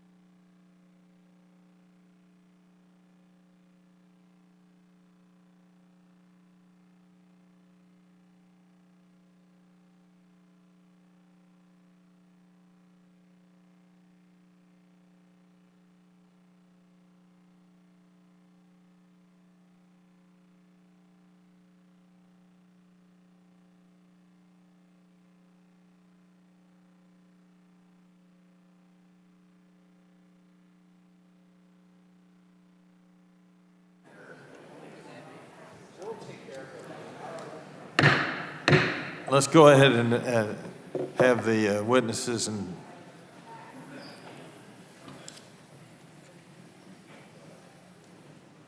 others take their seats. And we'll go at this time to Mr. Nolan.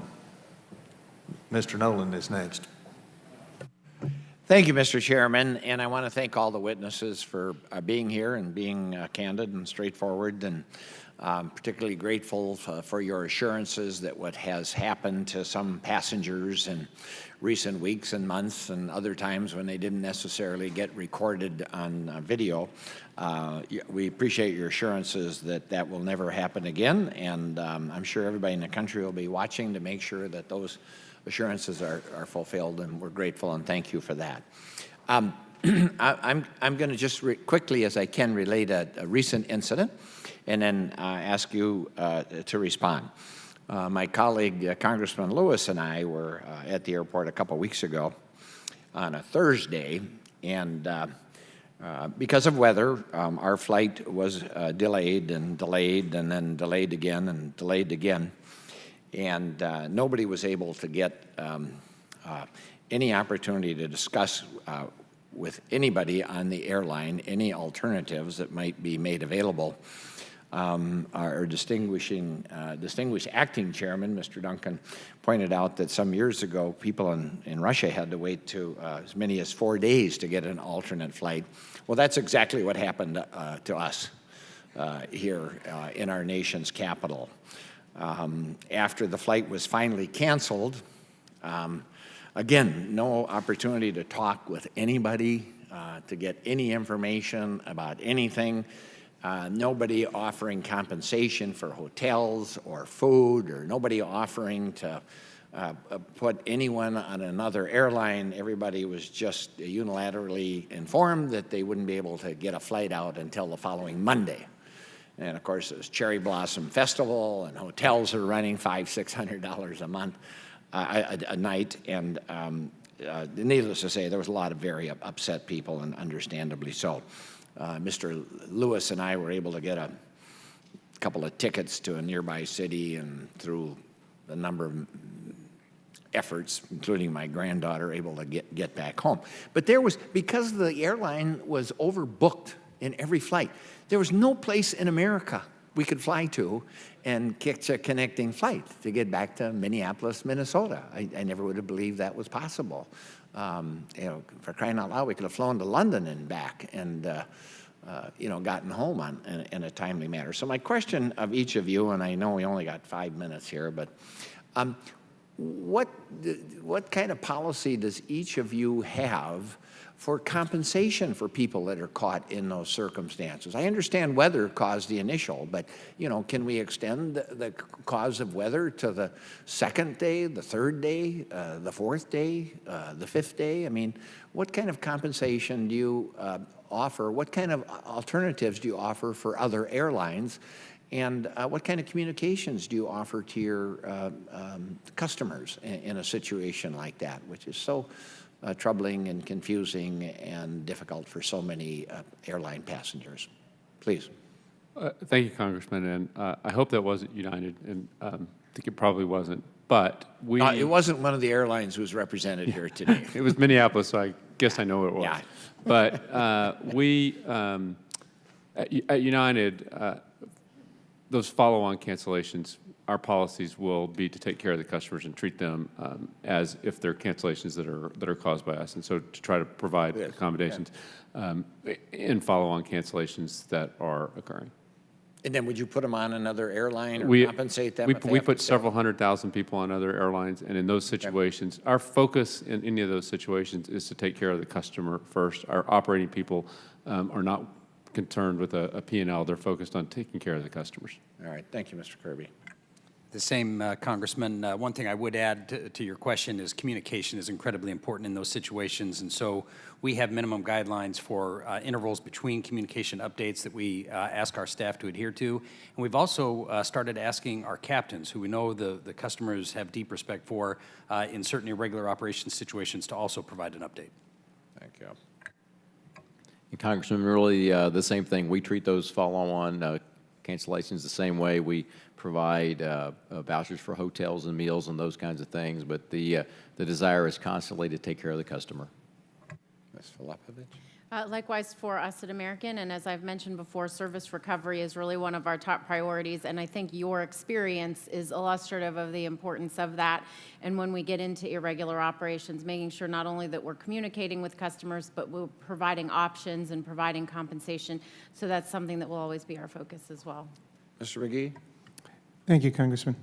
Your joke about flying to London and back may not have been as absurd as you would think, because 2 years ago, I was on a Delta Airlines flight, of course, a U.S. carrier, out of Brussels. There was a mechanical delay for 4 hours. It was handled beautifully. It was textbook. And my companion said, "How would you rate Delta and how they've handled this?" And I said, A+. But then I pointed out that had the exact same delay, the same mechanical problem, same aircraft, same crew, occurred not in Brussels, but in Atlanta, Delta's hometown, the results would have been very different. The reason that we were flying on a U.S. airline, the reason we were treated the way we were, and it was handled so beautifully with the meal vouchers, with the updates, with accommodations, was because the EU rules were in effect, even for foreign airlines in the EU. And when left to their own devices, unfortunately, situations like yours are not as rare as we would hope. Thank you, Mr. Chairman. I yield the balance of my time. Thank you very much. Mr. Ketko. Thank you, Mr. Chairman, and I thank everybody on the panel for your testimony. I know you've been here for quite a while, and it's almost over, so hang in there. I'm just thinking back to when I first started traveling back in the 80s on airlines, and just how much has changed since that time. And I just want to kind of highlight a few things and then ask you a few questions. Reservations, it's very difficult to get a human being many times calling airlines nowadays, whereas before it was very easy, and there's much more you have to go online for. Food, you used to have a decent meal, it got to a snack, and now it's non-existent on many flights. Seats, and I'm 6'3", I'm not the tallest guy in the world, but it is often times where I can't even sit up straight in the seat. I have to stick my legs out in the aisle because the seats are so crammed together. The comfort of them is very difficult. The baggage fees, the overbooking, which we've talked about, frequent flyer miles. There was a time when you had frequent flyer miles where you could actually use them, and you could take a short flight or a flight somewhere, and there was a set amount. Now it's the miles are getting less and less powerful and less able to be used. Flight cancellations, planes sitting on runways for hours. Lack of instructions or information when people are sitting at the gates or sitting in the airplanes as to what's going on. And frustration just searching for tickets online or trying to figure out what a ticket price should be. You come to a conclusion after all this, and I understand what the shakeout has been in the industry the last several decades, but it really has come to this culture of basically commoditizing the passenger. And it's this culture, it seems to be one of indifference towards the passengers at times. And I looked at, when I was sitting here, just out of curiosity, to see how the airlines are doing. And you can correct me if I'm wrong, but this is what I pulled up on Google. United made a profit of $2.9 billion last year. American, $2.7 billion. Southwest, $2.24 billion. And Alaska Airlines, $911 million. So you're doing good. And I understand there's times when you weren't doing good. I understand that's business. But now that you have this financial stability again, and I know the next crisis could be right around the corner, but now that you do, I've started thinking about the changes you announced today. And let's face it, and let's be honest with ourselves, you wouldn't be here announcing some of the changes were it not for reacting to a situation. But I'm wondering if any of these airlines have taken a step back to really look at what's happened to the culture of service and the culture of making it a much more pleasant experience. I think one of my colleagues on the Democratic side tells you basically how much of a hassle it is to fly. It's no longer pleasant to fly. There was a time when it was. It's no longer there. So do any of you ever take a look at the big picture? I don't want to hear about small programs here and there. Do you ever take a look and involve passengers in trying to think about how to make it a better experience and not wait for instances like this to happen with United or what happened with American? You ever stop and think and look back and say, okay, how can we get back to a time where there was more, passengers were treated with more appreciation, passengers were treated with more professionalism, And the overall experience was far more pleasant because I can tell you, I fly American a lot, and it's a fine airline. It gets me where I need to be, but it's not pleasant. It's hard. You can't even be comfortable in the seat when you sit down, and you're paying hundreds and hundreds of dollars for a ticket. That's difficult for me, and I think that that's a larger problem. And again, you're reacting. I'm asking you, don't react. Take a step back and look at the larger picture. So if anyone wants to respond to that, I'd be happy to listen. Well, Congressman, first of all, thank you for choosing American for your travels. We appreciate that. I think that the recent incidents certainly have put us in the spotlight, and as you said, are the reasons that we're here today. But the fact of the matter is that we have been focusing on improving our customer experience ever since we've had the financial wherewithal to do that.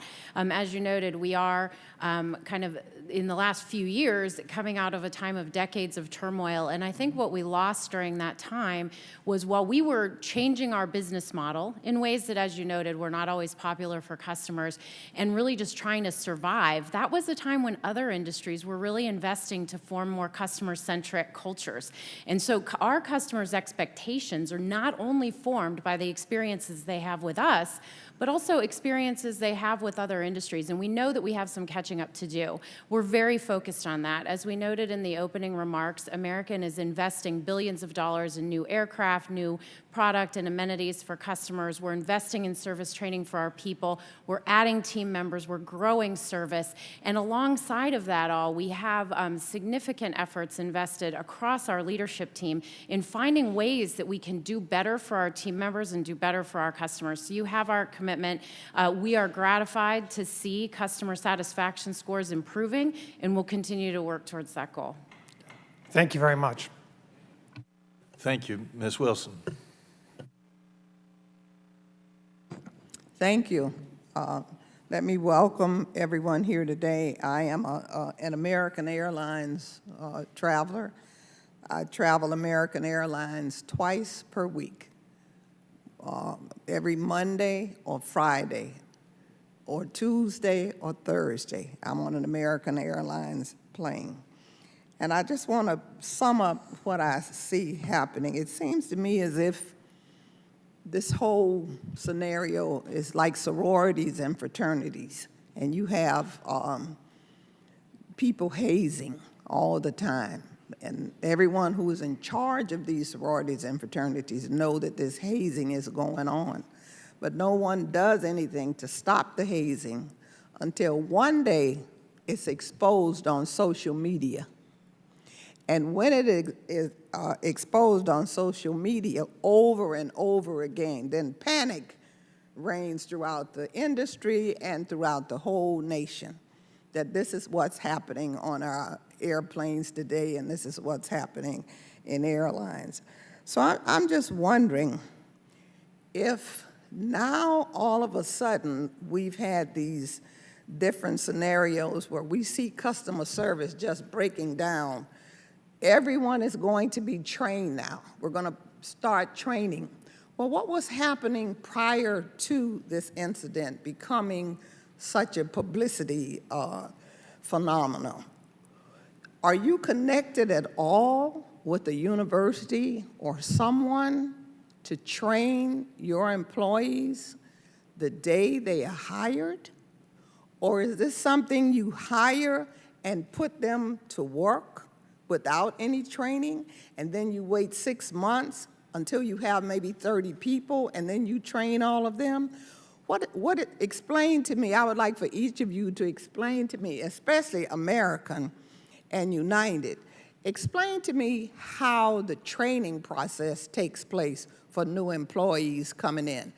And I have some real reservations about the baby with the stroller. I have 4 little grandchildren. And whose responsibility is it to stop a lady from getting on a plane with the stroller? Isn't there someone there at the door with the stroller, to say, let us take this stroller because it can't get on the plane? And whose decision is it, and how did you make the decision? How did you make the decision that this gentleman should be the one to be removed from the plane? And he was traveling with his wife. So was she not a part of the equation? You were just going to separate him? I couldn't get my arms around what was going on. I need those two. Those are the two things that slapped me in the face from TV. So help me with this in this frat house. First, I just want to take the opportunity to apologize for what you saw on board the American flight from San Francisco to Dallas with our customer and her stroller. We did not handle that situation as it should have been handled, and we take responsibility for that. To your question of we should have helped her to gate check her stroller before she brought it on board. The fact of the matter is the aircraft that she was boarding didn't have storage capacity for it, and so that should have been resolved before she got on the aircraft door, and we're taking steps to make sure in the future we do better. To your question about training, all of our employees work in safety-critical jobs, and so they absolutely receive training before they start working at American. Nobody starts doing their job without receiving training. Our initial training for customer-facing employees does include some measure of customer service training and training in how to de-escalate complicated situations, but we know that we need to provide that training more effectively and more frequently, and we're working to do that. Thank you. I would echo the same sentiments on training with regards to your specific question with regards to how Dr. Dow and his wife were selected as a couple, so we weren't going to split them. Were they both ejected? Yeah, they were both selected for deboarding. Did she leave the plane? She did with Dr. Dow, eventually.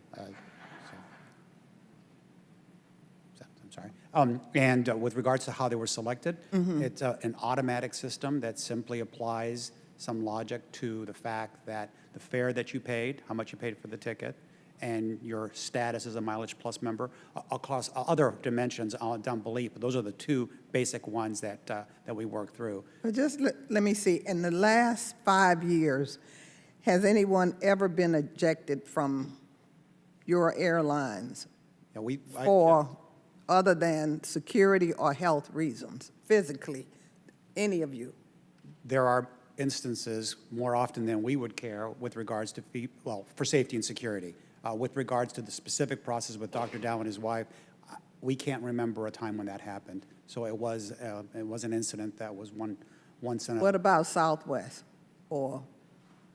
I don't know specifically. My guess is very, very few, if any, but with the exception of just safety and security reasons, no. American? I'm not aware of anybody being physically removed from a plane other than for a safety or security reason. And Alaska? The same. Okay. And thank you for flying American. We're getting very close to a vote, so Mr. Rokita, please. I thank the chair, and I thank the witnesses for hanging in there. I appreciate it. Looks like I'm the last one. Hope I didn't jinx us. I wanted to, and I had some other hearings and whatnot going on this morning, so I couldn't be here in person, but I watched a lot of this on the closed circuit TV and C-SPAN, and I felt I wanted to come down here because I think your flight attendants, I think your employees generally ought to be commended. I think that you generally do a great job. I do fly a lot in this job and doing other things, and I appreciate the attention to safety, number one, which is why a flight attendant is there, let's not forget, and the attention to detail that your employees generally provide. And I commend United and Southwest and perhaps other airlines for what they have learned from this incident that did go viral. You know, I think the response has been appropriate, and I appreciate each of your leadership in that regard. I also wanted to say that this is a bit of a two-way street. I mean, what happened on that United flight shouldn't have escalated to where it was, and it's been acknowledged, and steps have been taken. But a grown man, assumedly sane, when approached by law enforcement on an aircraft, should abide by the request being made. And I don't know that Mr. Chairman, has been said in this hearing or generally in the conversation. So I wanted to make a record of that because it deserves to be said. Mr. McGee, in your testimony, from what I read, you proposed to put the risk of overbooking on the air carrier. could you, and I don't think that's been discussed here yet in much detail, can you, within a 30 seconds or a minute, go into more detail on that proposal? Certainly, Congressman. What we're saying is that there should only be voluntary denied boardings. Okay. Not involuntary denied boardings. From our perspective, we don't really see a downside to a passenger being offered compensation to take a later flight. I've done it myself with my son. From a passenger perspective, that's fine. But we have called today, and in my opening remarks, I said. So what happens in a situation, and I'm not trying to be argumentative with you, I'm Sure. just trying to respect the time here so we can all get on with votes and lunch and whatnot, and bathrooms for that matter. What happens when no one volunteers? Compensation is raised. And theoretically, if that doesn't happen, like it was going to be happening on United, at that United flight, I mean, the plane just doesn't move at the end of the day. Well, United has said now this offer of $10,000. I mean, statistically, if 100 people are offered $10,000, I have a feeling there's going to be an empty seat pretty quickly. Okay, I guess. Maybe not. I don't know. I just didn't know if you had any data around that or if you had a fail-safe measure if you got to that point. I guess the plane just doesn't move, right? Unfortunately, a lot of this is opaque. We're still not clear, just as we were talking about transparency with fares, we're still not clear, although it's been asked several times, about those algorithms of how people are selected. Fair enough. Mr. Muniz, regarding denying passengers boarding or removing them from seats or whatever, involuntary or otherwise, what is the trend line? Is this a growing problem or something you feel the airline, or the industry, I should say, has a handle on? No, I'm not exactly sure of the industry trends, but I obviously have watched and monitored ours as a regular course. Our involuntary denied boardings year over year have dropped 44% as we operate more reliably, invest in the business, and so on. And in fact, it's 1 in 23,000 that actually get affected by this. And that involuntary denied boarding is often, if not the majority of time, caused by more operational issues, not necessarily this oversold conversation that we Yeah, and do you have percentages on that? You say more often than not. I don't know if there's statistics around that or not. If I could, Scott was looking at this, and he has. We don't have exact statistics, but roughly 2/3 of our involuntary denied boardings come from operational. And by operational, you mean could that be anything from mechanical to weather to? It's almost always weather is the biggest, and the second one is if we have an aircraft downgrade, which is usually can be because of weather or because of mechanical. Aircraft downgrade, meaning less seats of some Fewer sort. seats on the airplane. And that would occur because the original airplane had a mechanical? Either a mechanical or it's got weather in a station and hasn't made it back to where it needs to be to fly its next flight. Okay. Again, I thank the witnesses, I thank your employees, and I would be very hesitant, Mr. Chairman, to have this committee go down an avenue of regulating this, and I, in that vein, would associate with the comments that former Governor Sanford made. I yield back. Well, thank you very much, and I'm going to turn the chair back over to Chairman Schuster, but before I do want to say that I, for one, really appreciate what I consider to be significant actions taken by all of the airlines in regard to these unfortunate incidents that have happened. Thank you very much, and Chairman Schuster is back. The gentleman from Oregon is recognized. Thank you, Mr. Chairman. Ms. Kirby, I want to get something straight. When you were asked by Mr. Cohen about, you were saying you had films of evacuation drills. The last time I'm aware of a physical evacuation drill was the certification of the 777, and it's done by the FAA. Your airline doesn't do evacuation testing on the planes. Yes, sir, we do. You do? We do Physical evacuation testing. You load a plane up and you get everybody off in 90 seconds, because he also said 3 minutes, and I understand the standard, half the door is 90 seconds. Yeah, we do evacuation testing on any new aircraft. We do it in concert with the FAA, but we actually do the testing. Okay, that's interesting, because that's not our impression. So I'd like to follow up on that. I'd love to, because I've always wanted to watch one of these drills. Now, Dan Reed in Forbes pointed to something that I think is fairly obvious that we haven't discussed here in terms of performance and that is that everybody wants to schedule their planes to take off and land at the same time, and the FAA just says, sure, fine, whatever you want to do. There's no rules. I mean, for instance, I just looked, there were 17 flights scheduled at Chicago O'Hare at 12:15. Now, can 17 planes take off in 1 minute?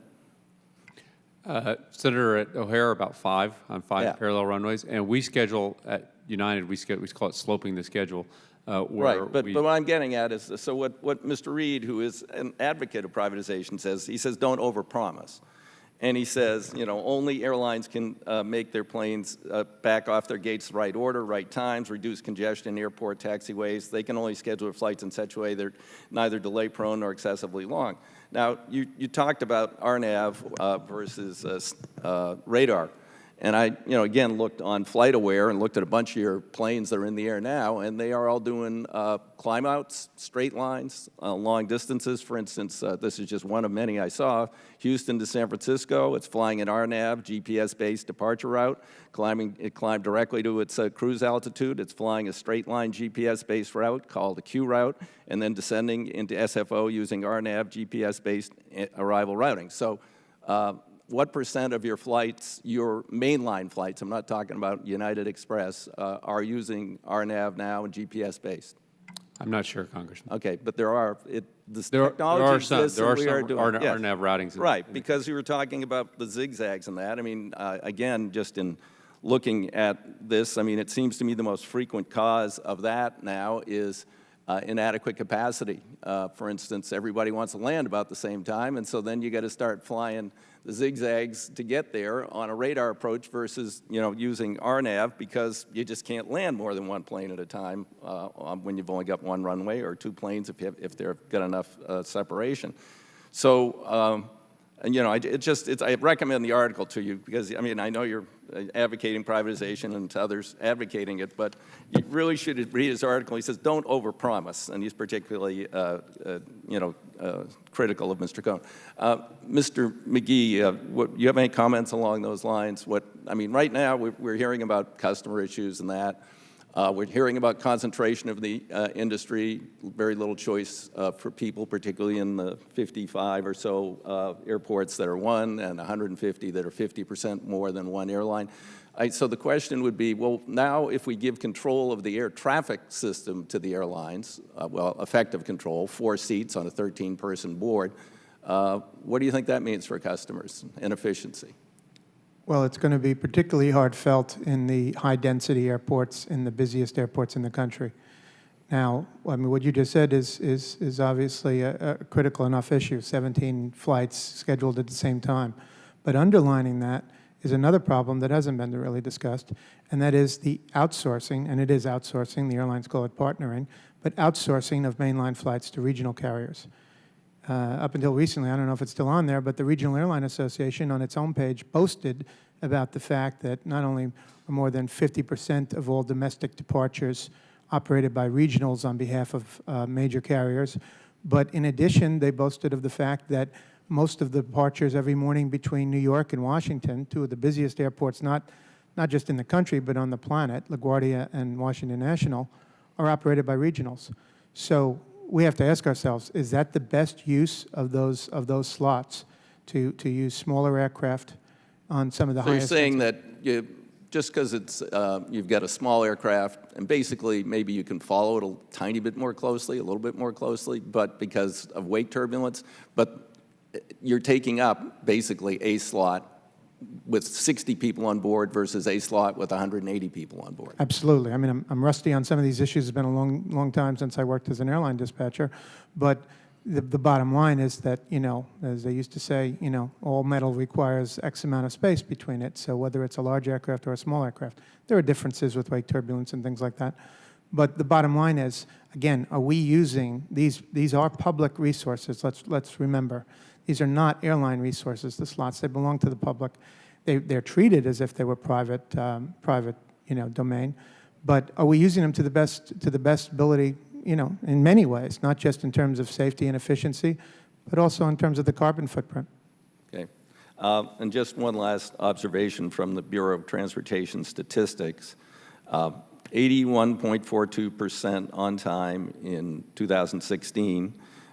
Air carrier caused delays 5%, weather delays 0.5%, national aviation system delay 5%, same as triggered by air carriers, security delay 0.03, we're doing a little better there. Aircraft arriving late, not due to the national air system, 6.22, canceled 1.17. So, again, let's talk about the reality of what the problems are with the system. And I think that was a very good point you made, which is if you substitute regional carriers and they need 2 or 3 planes to land the same number of people, and it's SFO or it's here at National, then you've just used up a lot of airspace, and they're all trying to land at the same time anyway. So, And I think we also want to ask, well, why would they do that? Now, the response often comes from the airlines that customers prefer high frequency to consolidating flights. But there's also another factor that doesn't get discussed as much, and that is the competition factor. In other words, if you have scarce slots at LaGuardia, and you're trying to, prevent the competition from low-cost carriers, then, use more frequencies out of those airports. And these are the most high-density airports that we're talking about in many cases. Well, the frequency, and I would congratulate United. They brought back real United to Eugene, and the flights actually go, versus fake United Express, Skywarst, where we had 7 flights a day, but not so dependable because they're the first thing canceled when Chicago fogs in or delayed, whereas your mainline flights aren't. So we have now 3 flights a day, and people, I think, are much happier with 3 as opposed to theoretically 7 with these commuter airlines. Thank you, Mr. Chairman. Thank you, Mr. Fazio. Again, I appreciate our witnesses being here today, but I have a couple final questions. One, and we talked about this a little bit earlier, contracts of carriage. I think Mr. Sprague said your goal is to get to 1 page. Is that like an executive summary? Because I can't imagine with all the legalities, with all the things that swirl out there, that you can actually get to 1 page. So can you tell me, can you really get to 1 page? I think, Mr. Chairman, the one-page objective was offered by one of the committee members, but what we did commit to at Alaska Airlines is, firstly, acknowledging that ours is too long. We do want it to be a usable document for our customers, so getting to a much more concise summary or contract of carriage. And I appreciate that, but is my observation correct? Anybody just yes or no disagree with me? Part of the reason it's so long is because of the society, litigious society we live in today, so you're trying to cover everything from A to Z just in case. Is that a fair observation or not? Just a yes or no? That is a fair observation, and there was a reference to the EU, and I think the legal system in the EU is drastically different than the US. Very different. In many places it is. It's a fair observation. Yes, sir, it's correct. Agree. Mr. McGee, what are your thoughts? Well, again, I think, when you held up, it's very visual when you held up documents that are 78 pages long. There's no question that there are litigation issues here, but that really doesn't speak to the fact that they're so hard for consumers to read. I have researched this and written articles for Consumer Reports where I've spoken to aviation attorneys, and I've said, look, I'm reading a clause to you because I genuinely can't figure it out. I'm not an attorney. Sure. And I've said, I'm going to read you a clause. And they've said, I'm not sure myself. And those are attorneys that work in the aviation industry. So what hope do the rest of us have, even assuming we do the due diligence and read it in the first place? Right. So there's no question that there are issues here. Too long. I don't take issue. I agree with Mr. DeFazio. They're way too long. For me to fathom they can get down to 1 or 2 pages is just unbelievable to me. And then finally... Well, I was just going to say, actually, if you don't mind, Mr. Chairman, you mentioned an executive summary. That may not be a bad idea in some cases, to at least have a brief 2-page thing saying, well, here are the most frequently asked questions, that type of thing. Principles, sure, I'd get that. Thank you. And then finally, just another observation I'd like to make, because there's been some talk. I'm glad the focus of this hearing was on customers and what you folks are doing to make sure we treat them better, fair. But there were some things brought up about the taking and forming a out-of-government, not-for-profit corporation. And it's my view that when we talk about all the congestion we see on the ground, if we make the system more efficient and drive down costs, that gives everybody more money to spend on taking care of those problems because of airport runways, not having enough of them, not having spaces, not having the places to pull planes off. That all costs money. And if we have a robust, profitable industry, and the government's able to drive down its cost, everybody benefits by that. So that's kind of where we're going with my proposal is let's have as efficient system as we can. Everybody save money. And also, we look at the airline industry over the last, I think Warren Buffett said, somebody said the airline industry is in the hole over the last 30 years, and Warren Buffett said The airline industry's had 80 bad years. I mean, you're finally getting to a place where you're making money. So from our standpoint up here, we expect to see some of those profits driven back into the company to make sure the customer experience is better. Because as I said in my remarks before I left, I'm glad I got back here in time. I'm just going to reiterate them. If you don't take this as a silver lining, if the industry doesn't sit down together collectively and figure out how to move forward in a positive way, put aside your marketplace differences where you do what you have to do, but come together, because the last thing in the world you'll want is this committee and this Congress to put out things out there that, as I said, it's going to be one size fits all, and it's not going to fit anybody at the end of the day. So again, I appreciate you being here. I appreciate you taking the time, and we look forward to hearing from you and watching as you move down the road and watch these things take hold. So thank you very much, and with that, I ask unanimous consent. The record of today's hearing remain open until such time as our witnesses have provided answers to any questions that may be submitted to them in writing. Unanimous consent that the record remain open for 15 days for any additional comments, information submitted by members or witnesses to be included in record of today's hearing. Without objection, so order. And once again, I want to thank everybody for being here today. Thank you so much. Thank you, Mr. Chairman. Adjourned. What's that? Do you want me to get premium services to meet you?